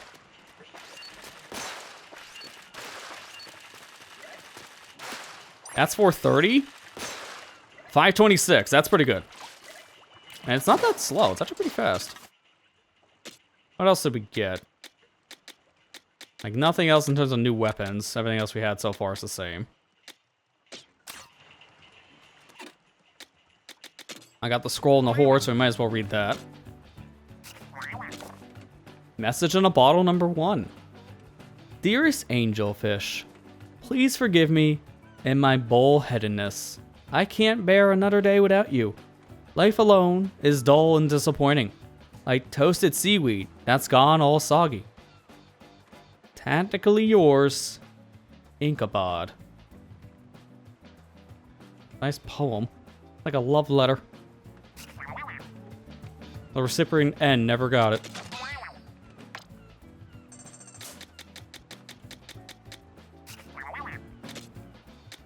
Oh yeah, we got one new enemy here, the slamming lid. How many more do we need for like the little guys? A lot more. Okay. It's like, when do we get the next upgrade to them? Not for a long time.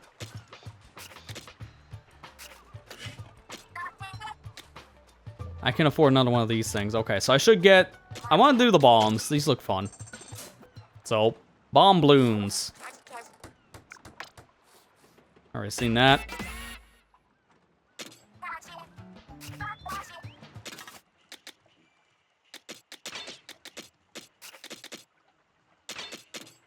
Don't have anything to equip. Okay, great. So I guess we're just sticking with what we got. All right, let's see how the bomb balloons work.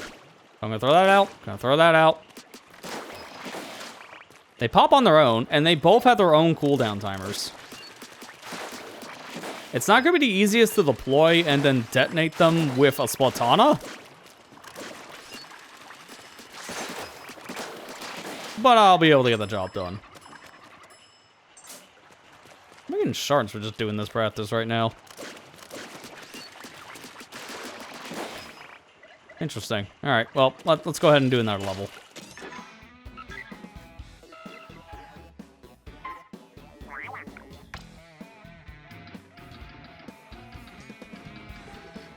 Nope, there it is. Sticky Sweet. That's a name for a level.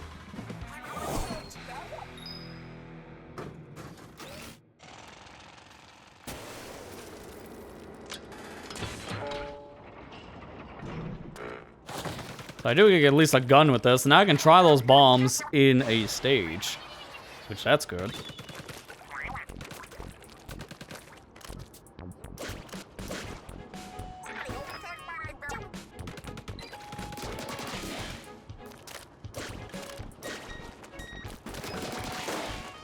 Really? How's that not hitting the other balloon? I do like how far these balloons can go, though, so you get a really good range for that explosion. Detonator near me, bomb next enemy, I'll take it.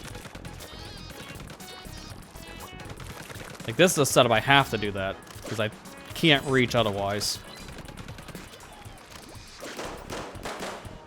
Yeah, there you go.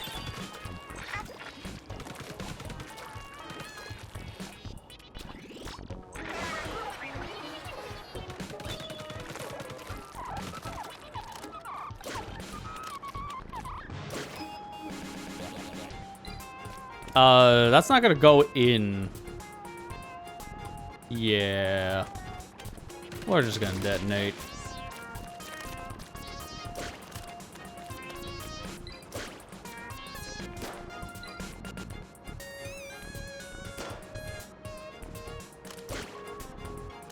Oh, I'm gonna have multiple of these. I didn't know how many they gave me in this mission, but that's a lot more than I was expecting. That is kind of comical.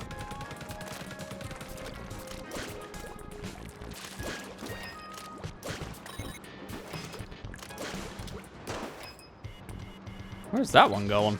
That balloon's on a journey.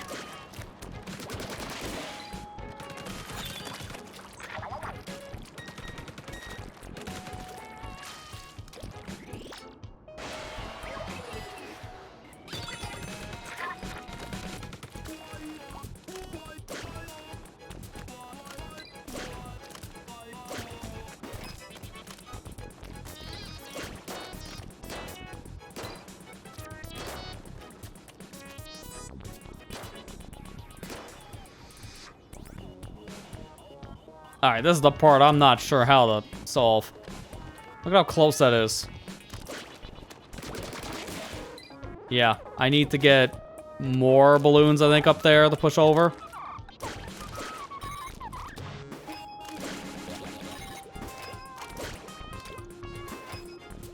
Don't know that's gonna work.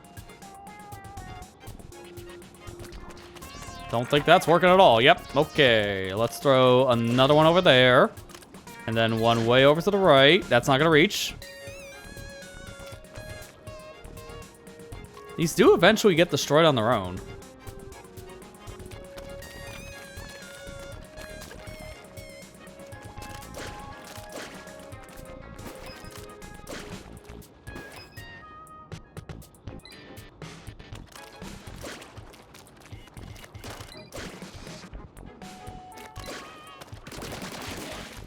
Got it. You just need a really big line and then you can explode it all. That work.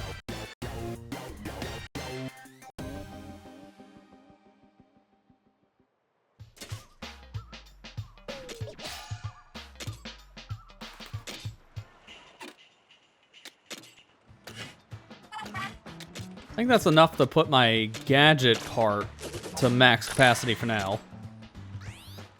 So now we'll probably end up focusing on like weapon damage or HP.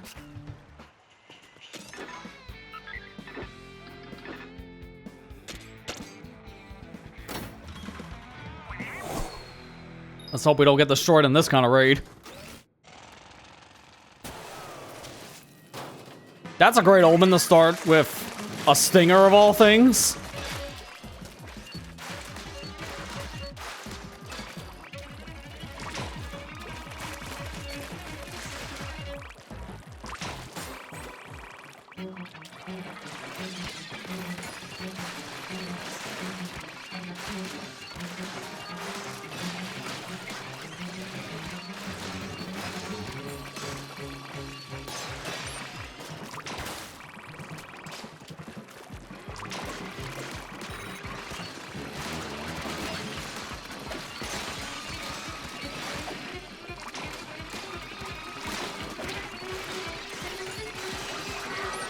Not really sure I'm a fan of the tactics setup I have right now. Not in this level. Like, it's not doing anything for me here. I think it's just gonna get me killed.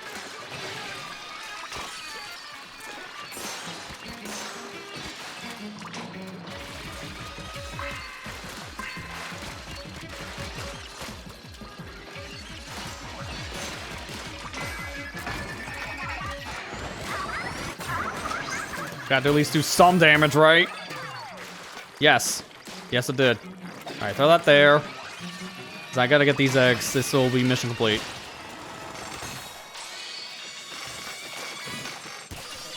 That was a nightmare for that setup. Probably shouldn't have done that. Probably should have been better for a speed or a power core, not tactics. Tactics is not great when you're overwhelmed by, like, 8 stingers. That is pretty awful.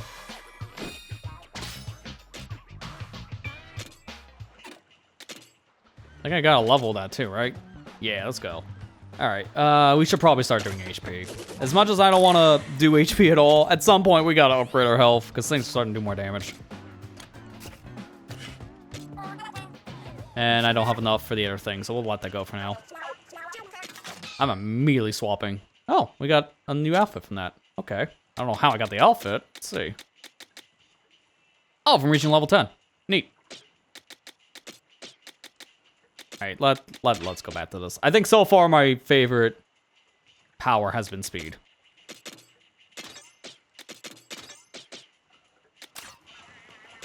That should be good.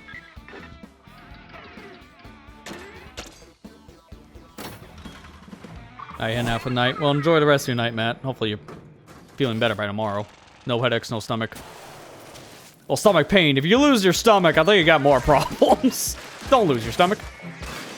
Either way, you have a good night.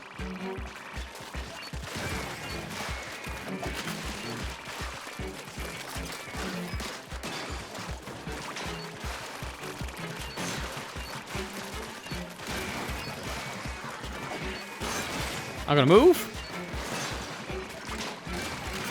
Use this boomerang.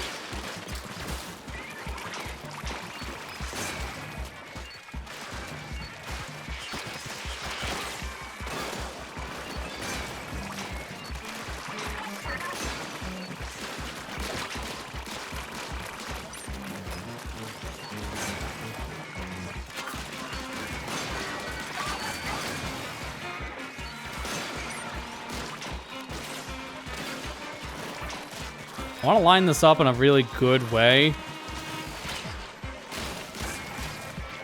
Now. That's going to be so many eggs. Look at that. That's everything we needed and then some. That was a good lineup. It's just like Killer Whale. Just have a hallway. Put down the special. Everything's dead. At least that doesn't happen to me anymore. At some point, I'm going to go back and probably stream Splatoon 1 on the Wii U, and then we're going to realize why Killer Whale was such a problem to deal with. Especially if you get a stage like a hallway stage of any kind. That just traps you. I'm trying to remember the name of the stage in particular. You never want to be stuck in.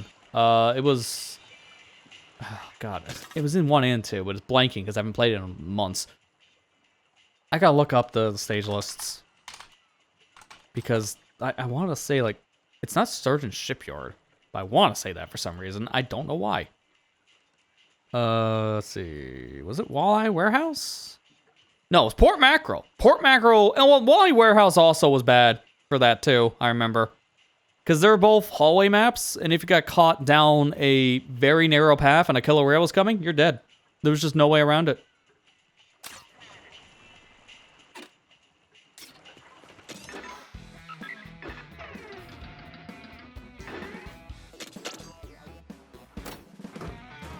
Alright, let's go ahead and do the 3 treasure raids. So I'll be doing this once offline and probably the other 2 times. I'll seek help just so we can get through this faster. I think it makes sense on the first time around, just do it by myself. And then the other ones, I go online and just have others, like, speed through this with me. I am going to probably end up playing online at some point during this series. I just don't know when. I don't know how many people I have on my friends list who picked up the game so far. I at least know of 1. So that's, like, one thing as well. And the online random setup, I just gotta remember to use the keyword Splatoon, and I should be able to find plenty of games against randoms. But I know a lot of people are gonna probably end up using that to grind things for the moment, so that's why I'm just sticking mainly for single player. Because I don't know where people are going to be in the story, and I don't need to have my story progression just immediately get annihilated because someone's at level 50.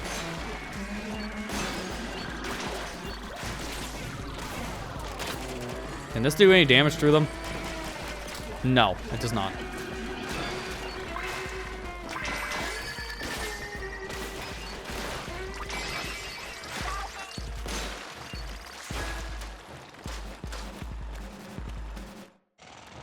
Alright, next sub-layer.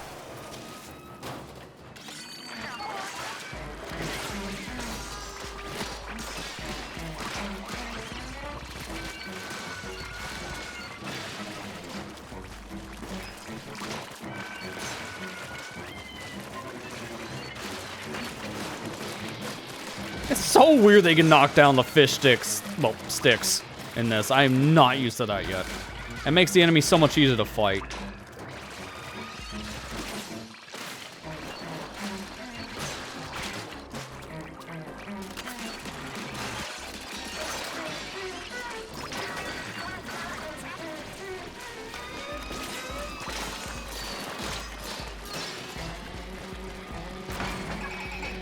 Right here. Go for it.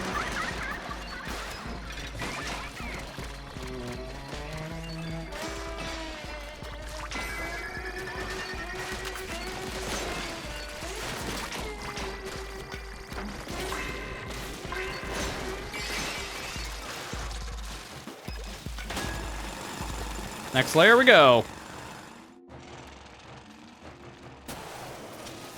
And there's the boss, which is a pretty mean looking big shot. The jumbo big shot. And immediately, as soon as I use my weapon, he moves. Great.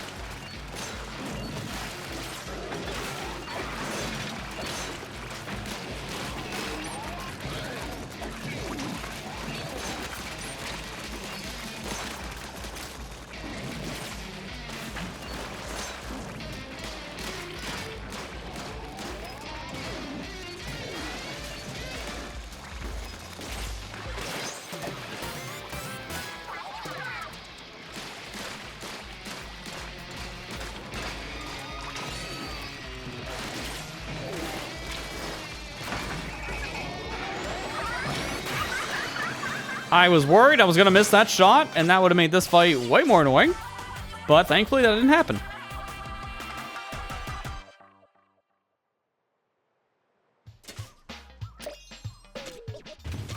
Alright, what do we get here for my speed core? The sea bead.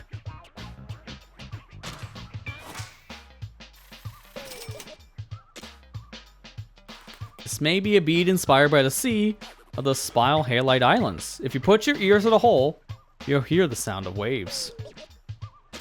So it's like a conch shell. Got it. And the core gives me cooldown advances faster while moving. It advances more the faster movement is, up to max of 8. Okay, that is kind of confusing.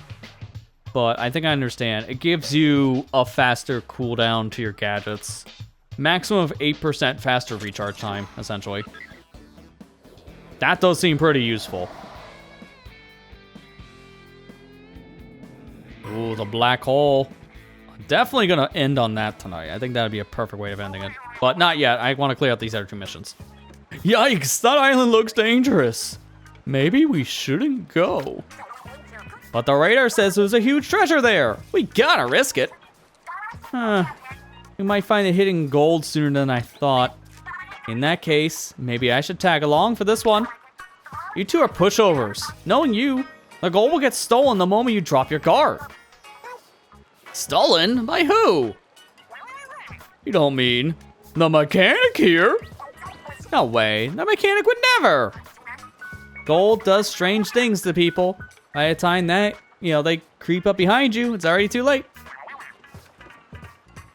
Shiver? What are you smiling for? I'm dead serious. It's just that I found these while we were out treasure hunting. That's a lot of pictures. What? Photos of us? Why would those be out here on Spile Halite Islands? Oh, they must have fell out of the chopper. Stuff got scattered everywhere in the crash. These are yours, aren't they, Shiver? Is he right? You really brought along some photos? Yeah. They're, you see... Don't take it personally, mechanic.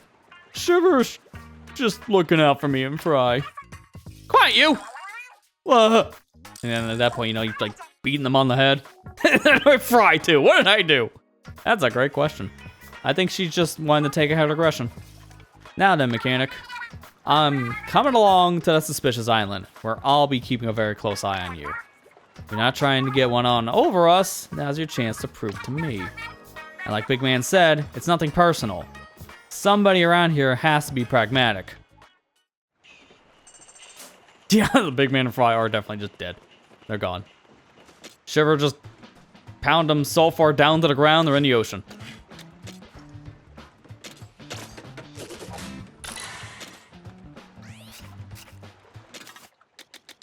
That's not gonna stop me from changing to someone else, though, because I can just do that.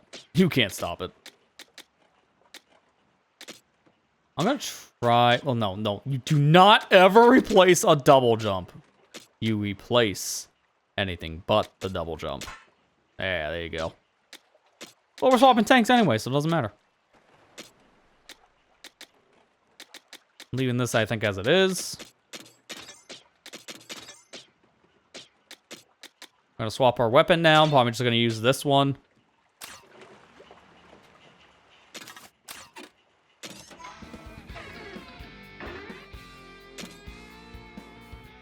Do they force you? Bot buddy. Sometimes. Okay, yeah. So they do force you to change the character. So if I have Fry or Big Man selected, it's just gonna auto swap the Shiver. That's good to know.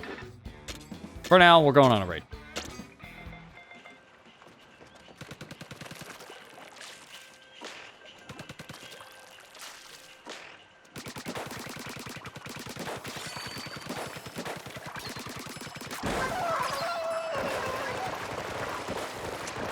Again, I am noticing a pattern here so far. People who are playing online at this point are the people who probably finished the main campaign and are just wanting to grind out their stuff. Which would make sense. I'm fine with that.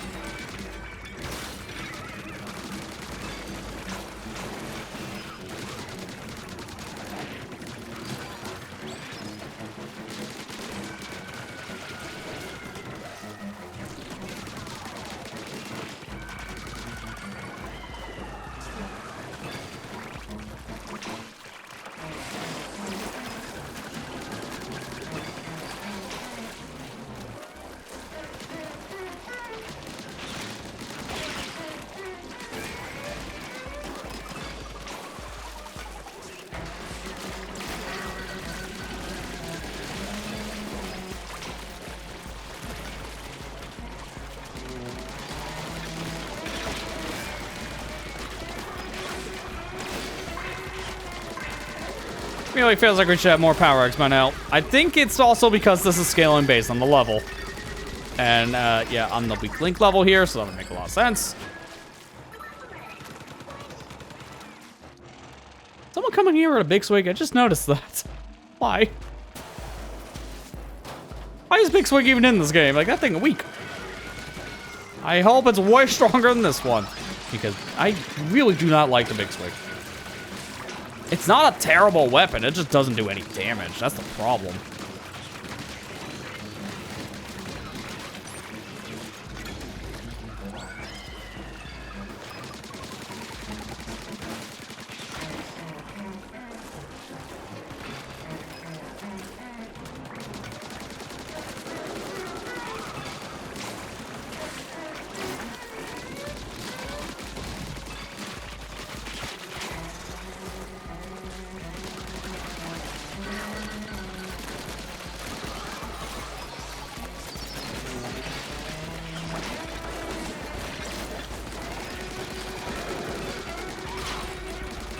Yeah, these things are hurting.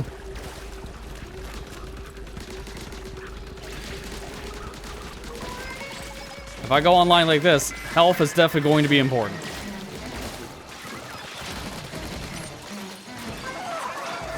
I'm just gonna use this now because we're running out of time.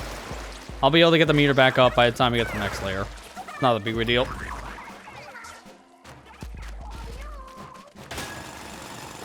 Thank you. I was like, why isn't the contraption coming up here? We're here. Oh, come on. Let's go.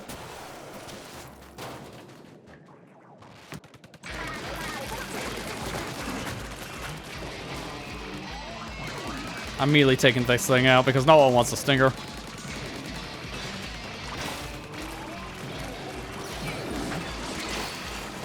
Heard someone had their armor knocked off. And they're down.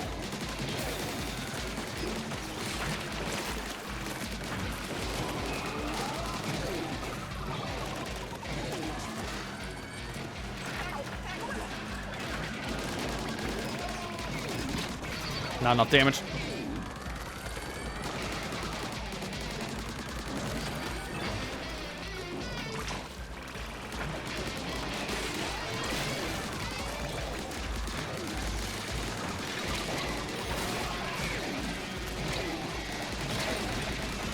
I gotta move because I'm almost dead too. Sure enough, there it goes. I was very close to getting that health back, so that was unfortunate timing, but we'll be fine.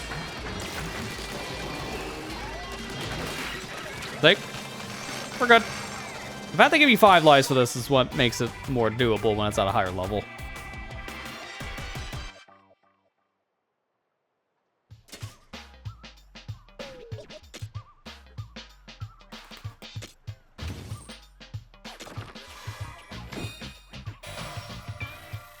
Ballroom mask. And it's a power chip. A flat object whose coloration and engravings may give it culture value. Has a different feel upside down than right side up. What are you talking about? Oh, I see what you're talking about. Interesting looking little treasure piece. Cannot get it to rotate the same way ever again, apparently. Alright, the thing it gave me, cooldown shortened by 0.9 seconds when you hit by a close range attack. Ooh, okay, so I need to be hit for this to actually take effect. That's gonna make that a lot harder to use. Cool idea, but I don't know how effective that's really going to be.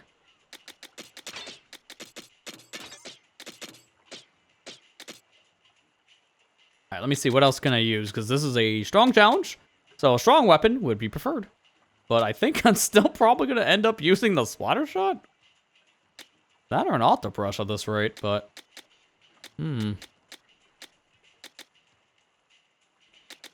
Yeah, you know what? Why not? I have the range when it comes to the turret, so... I mean to deploy that. Alright. Bomb on deck! Oh, I meant to go in with help. It's fine. If you make that mistake, I can probably just, like...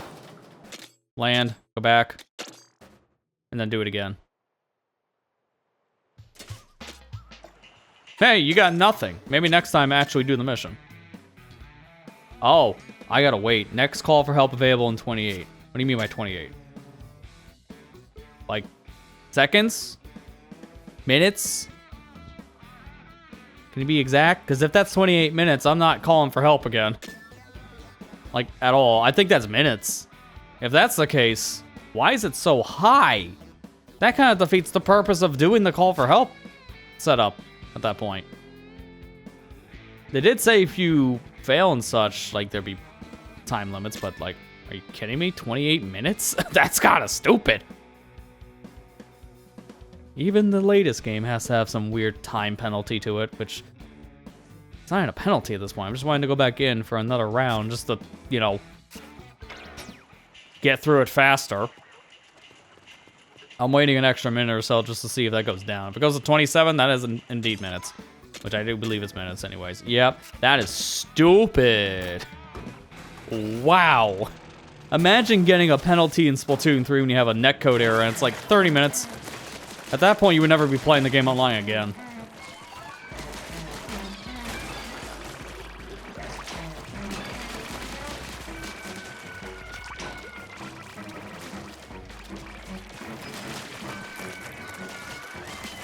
That's where if you want to do these missions consistently, you're gonna need to probably play with actual friends online, make a proper online room, or use essentially the pool system in this.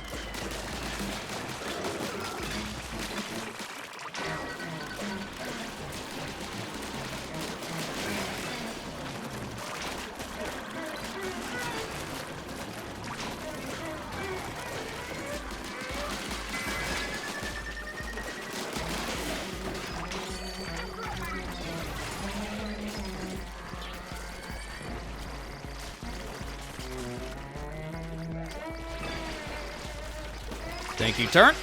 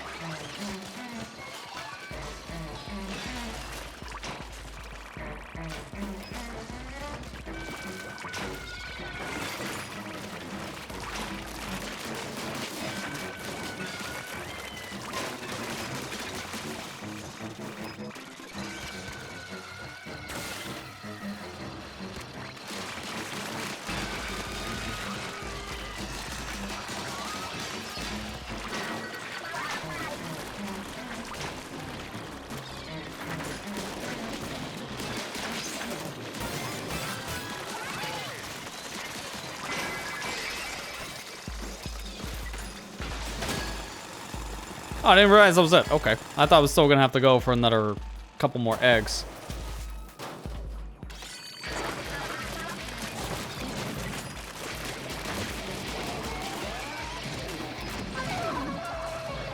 That's why I saved this power for Fry, because I didn't really need it in the last room.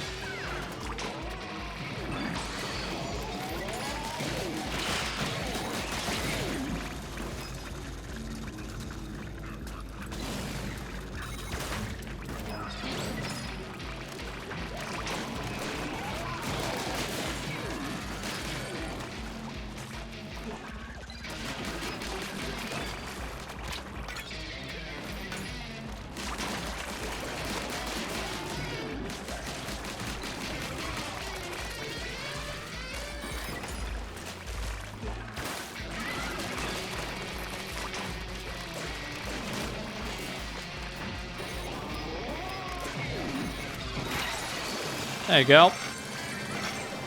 That wasn't that bad. To be fair, at some point I'm gonna probably bump up that difficulty, just so I can see how it is on the hard mode. Because outside of playing that online with that one help mission, this game has not been hard right now. It's been pretty comfortable. But I'm also someone who's played most of the time now in Salmon Run in the professional difficulty, which is the highest difficulty. So I'm already kind of used to playing harder Salmon Run, which is essentially what this is. Alright, the bamboo shoot brooch. Presumably a brooch created by a salmonite fascinated with bamboo shots. Its whimsical wings express the creature's playful spirit. Looks almost more like a helmet than a brooch. Alright, and the gadget recovery here. Gadget cooldown shortens by 0.3 seconds every 3 seconds that you're in the air. Okay.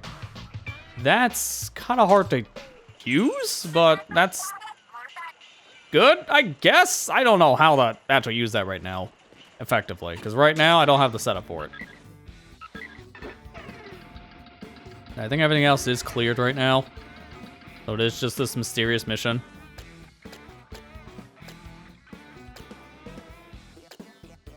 Yeah, okay, cool. So before we do that, we gotta go level. I don't know if I want to do that right now. I think I want to do weapon damage. Give me a little bit more oomph to my shots. Do I have... No, nothing. I thought so, but I have to check.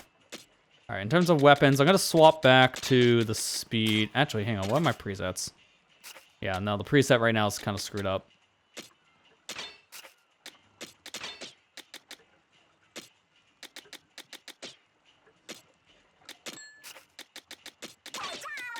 I wanna, on purpose, use a different person than Shiver, because I want to see what happens if I try to go in with this, with Shiver. Well, without Shiver, I should say.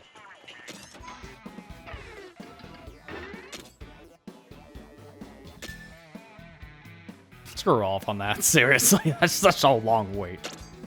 Alright, yep. So they automatically replace my Fried Companion with Shiver. That's pretty much what I figured, but you have to confirm.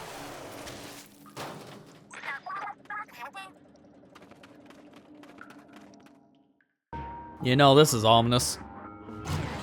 Because it's a true boss. In fact, someone say this is a King Salmonite. And in fact, it's a brand new creature. I haven't seen this thing before. The Flappenizer.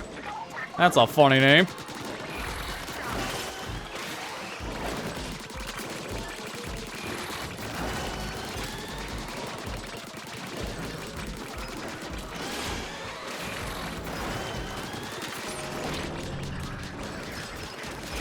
We know it's gonna be in Splatoon 4. The Flappenizer.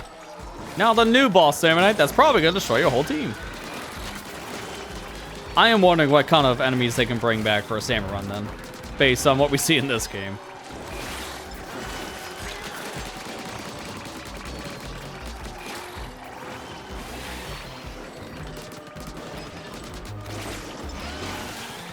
I'm just excited to have something new Splatoon related to play. Like, this has been so much fun so far.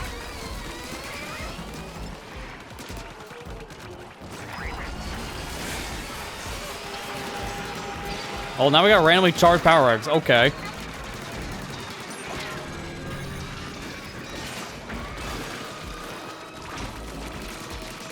Oh, there's two of these. We'll get both stingers out, please.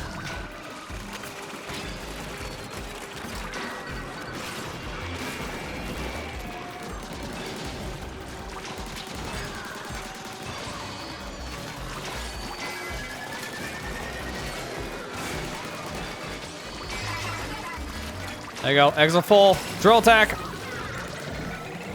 So we need to fill up the eggs so we can actually do damage to this boss. If we don't drill it, then I won't be able to do the damage. And hit him with the special, because why not? Just hit him with all the powerful moves. When this guy is down, you gotta take advantage of it.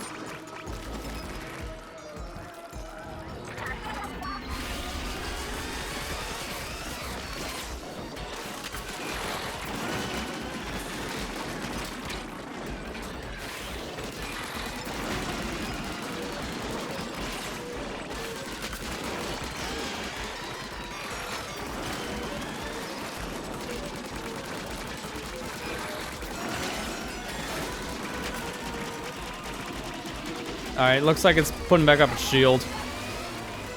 So now we gotta kill the big enemies to get some more eggs.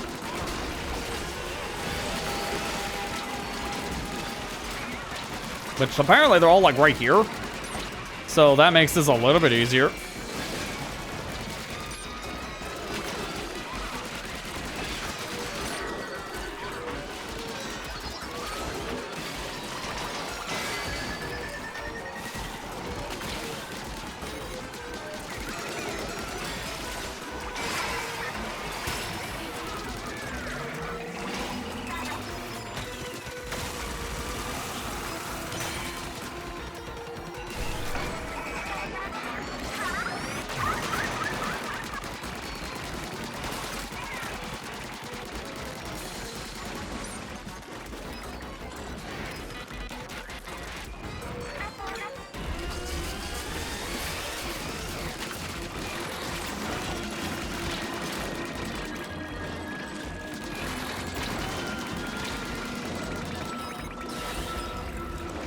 This ain't good. I'm just gonna wait here for a sec, get my health back.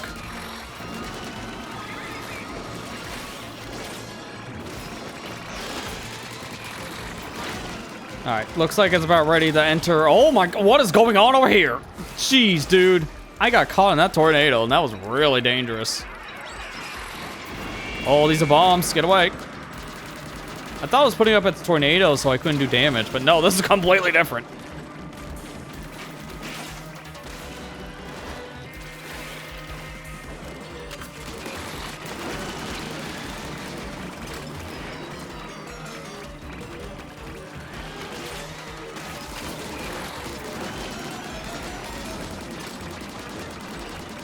It's almost down.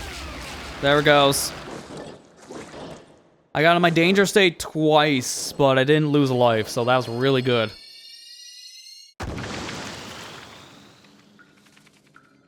And just like that, we got ourselves a big thing of loot.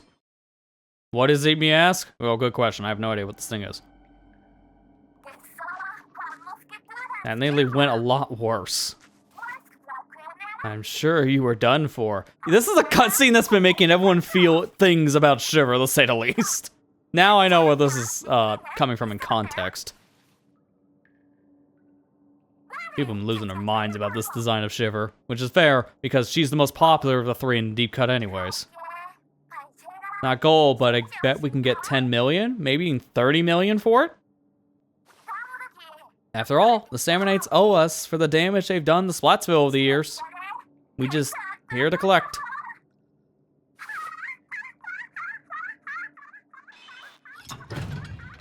Hang on, I don't think that's gonna be your typical treasure. The bot's reacting to it. A song. It's an old family tune. Oh, we're singing. I'm turning this up.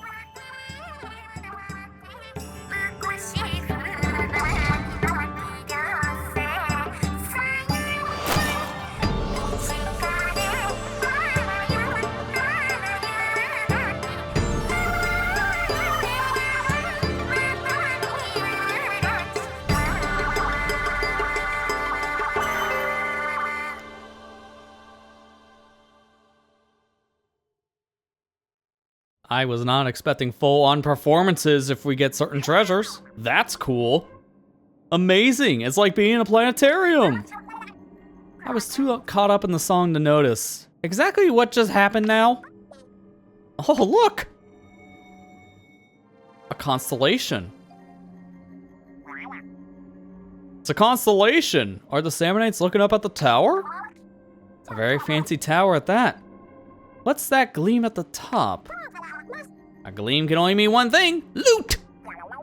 A tower with treasure at the top, just like a game. I bet it's even golden. No doubt. The note that mentioned gold said something about singing is the key. If it was talking about my song, then this tower must be connected to the gold, right? You mean the gold is hidden in a whole tower of treasure? Now that's a haul worth finding. And find it we shall.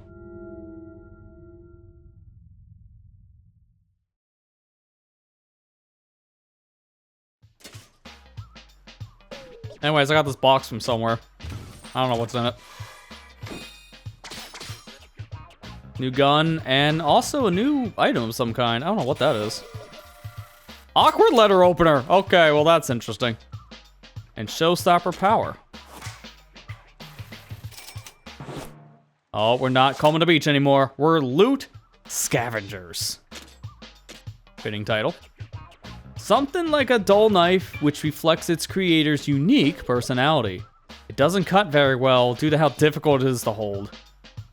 I can see what. How are you supposed to hold this without cutting your own hand? Like, you hold it by, like, the shoe piece? The shell piece? Like, how the heck do you touch this thing?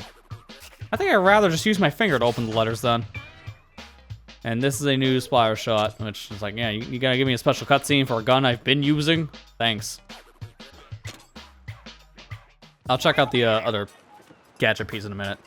Welcome back. Mechanic, Shiver, you did great. That might have been a dangerous fight. And the mechanic hadn't been there. Oh, that is. But thanks to you, we made it out just fine. So I think I can trust you. For now. What Shiver's trying to say is thank you. And this is going to be a great partnership. Right? Oh, I didn't know you were a ventriloquist, big man. Hey, before we forget, did you not bring back the planetarium-looking thingy? The real treasure was the clue it showed. I saw no need to hold back the device itself. Although, if we framed it right and charged for a mission, it could be real money here. From priceless artifact to tourist attraction. Oh, we take a rest for now. You both must be pretty tired after that. Yes, now that you mentioned it. Let's take a few breathes before we search for the treasure tower. Maybe we'll find our clue to if we clear out that fog. Take 5, everyone. We'll be treasure hunting again before you know it. You can kind of see out there a little bit. So, somewhat of the fog has been cleared because I can actually kind of see. Alright, let's see. This is a thing we can put on every weapon. So, Showstopper Power. The gauge fills up 6% faster. When you use a Showstopper, gadget cooldown shortens by 2 seconds. That seems really beneficial, actually, because the Showstopper gauge takes a very long time to fill in this game. I think that might be better to have on like this at that point. But I do agree with the trio. I think this is a good time to take a break from Splatoon Raiders. And by break, I mean where we're going to conclude it for tonight. Because so far, it looks like we're set up in such a way where we have now moved on from our first big story part of this adventure. Now we have an idea what we're looking for in terms of treasure. And obviously by beating the first major boss here, now we're going to also just move on from this part of the islands and see some new locations. So I think this is a good stopping point either way. This has been a lot of fun, and we're playing this the entire week. In fact, we'll be back tomorrow for more Splatoon Raiders. This week, it's a special one in particular for the streams because I want to just play nothing but Splatoon Raiders. I've been dodging the spoilers like that scene in the Matrix, essentially. You know, I've just been doing the slow-mo dodge kind of thing. Because they've been everywhere. So I'm wanting to play this for myself. I wanted to also stream it. This also makes for a good stream game anyways, especially once I start going online in general, having people join in on the game, obviously, at some point. Which we will be doing at some point in the series, I should mention. It depends on where people are in story progression for when I have the online lobbies open, obviously. But, again, we'll be back tomorrow at 7 p.m. Eastern. We'll be playing more of Splatoon Raiders, and once again on Thursday. 3 days of Raiders this week to see how much of the game we can get through in just 3 days. I don't think I'm beating in the 3 days, but we'll see. Because I think on how long the beat, it's around like 14-ish hours, something like that. I'm not trying to rush through the game. I'm just trying to enjoy as much of it as possible. But with that said, that's it for tonight. We'll be back tomorrow with more of this. So I'm out of here. Thank you for watching. I hope you enjoyed. And I'll see you back here tomorrow for more Splatoon Raiders. Take care and have a good night, everybody.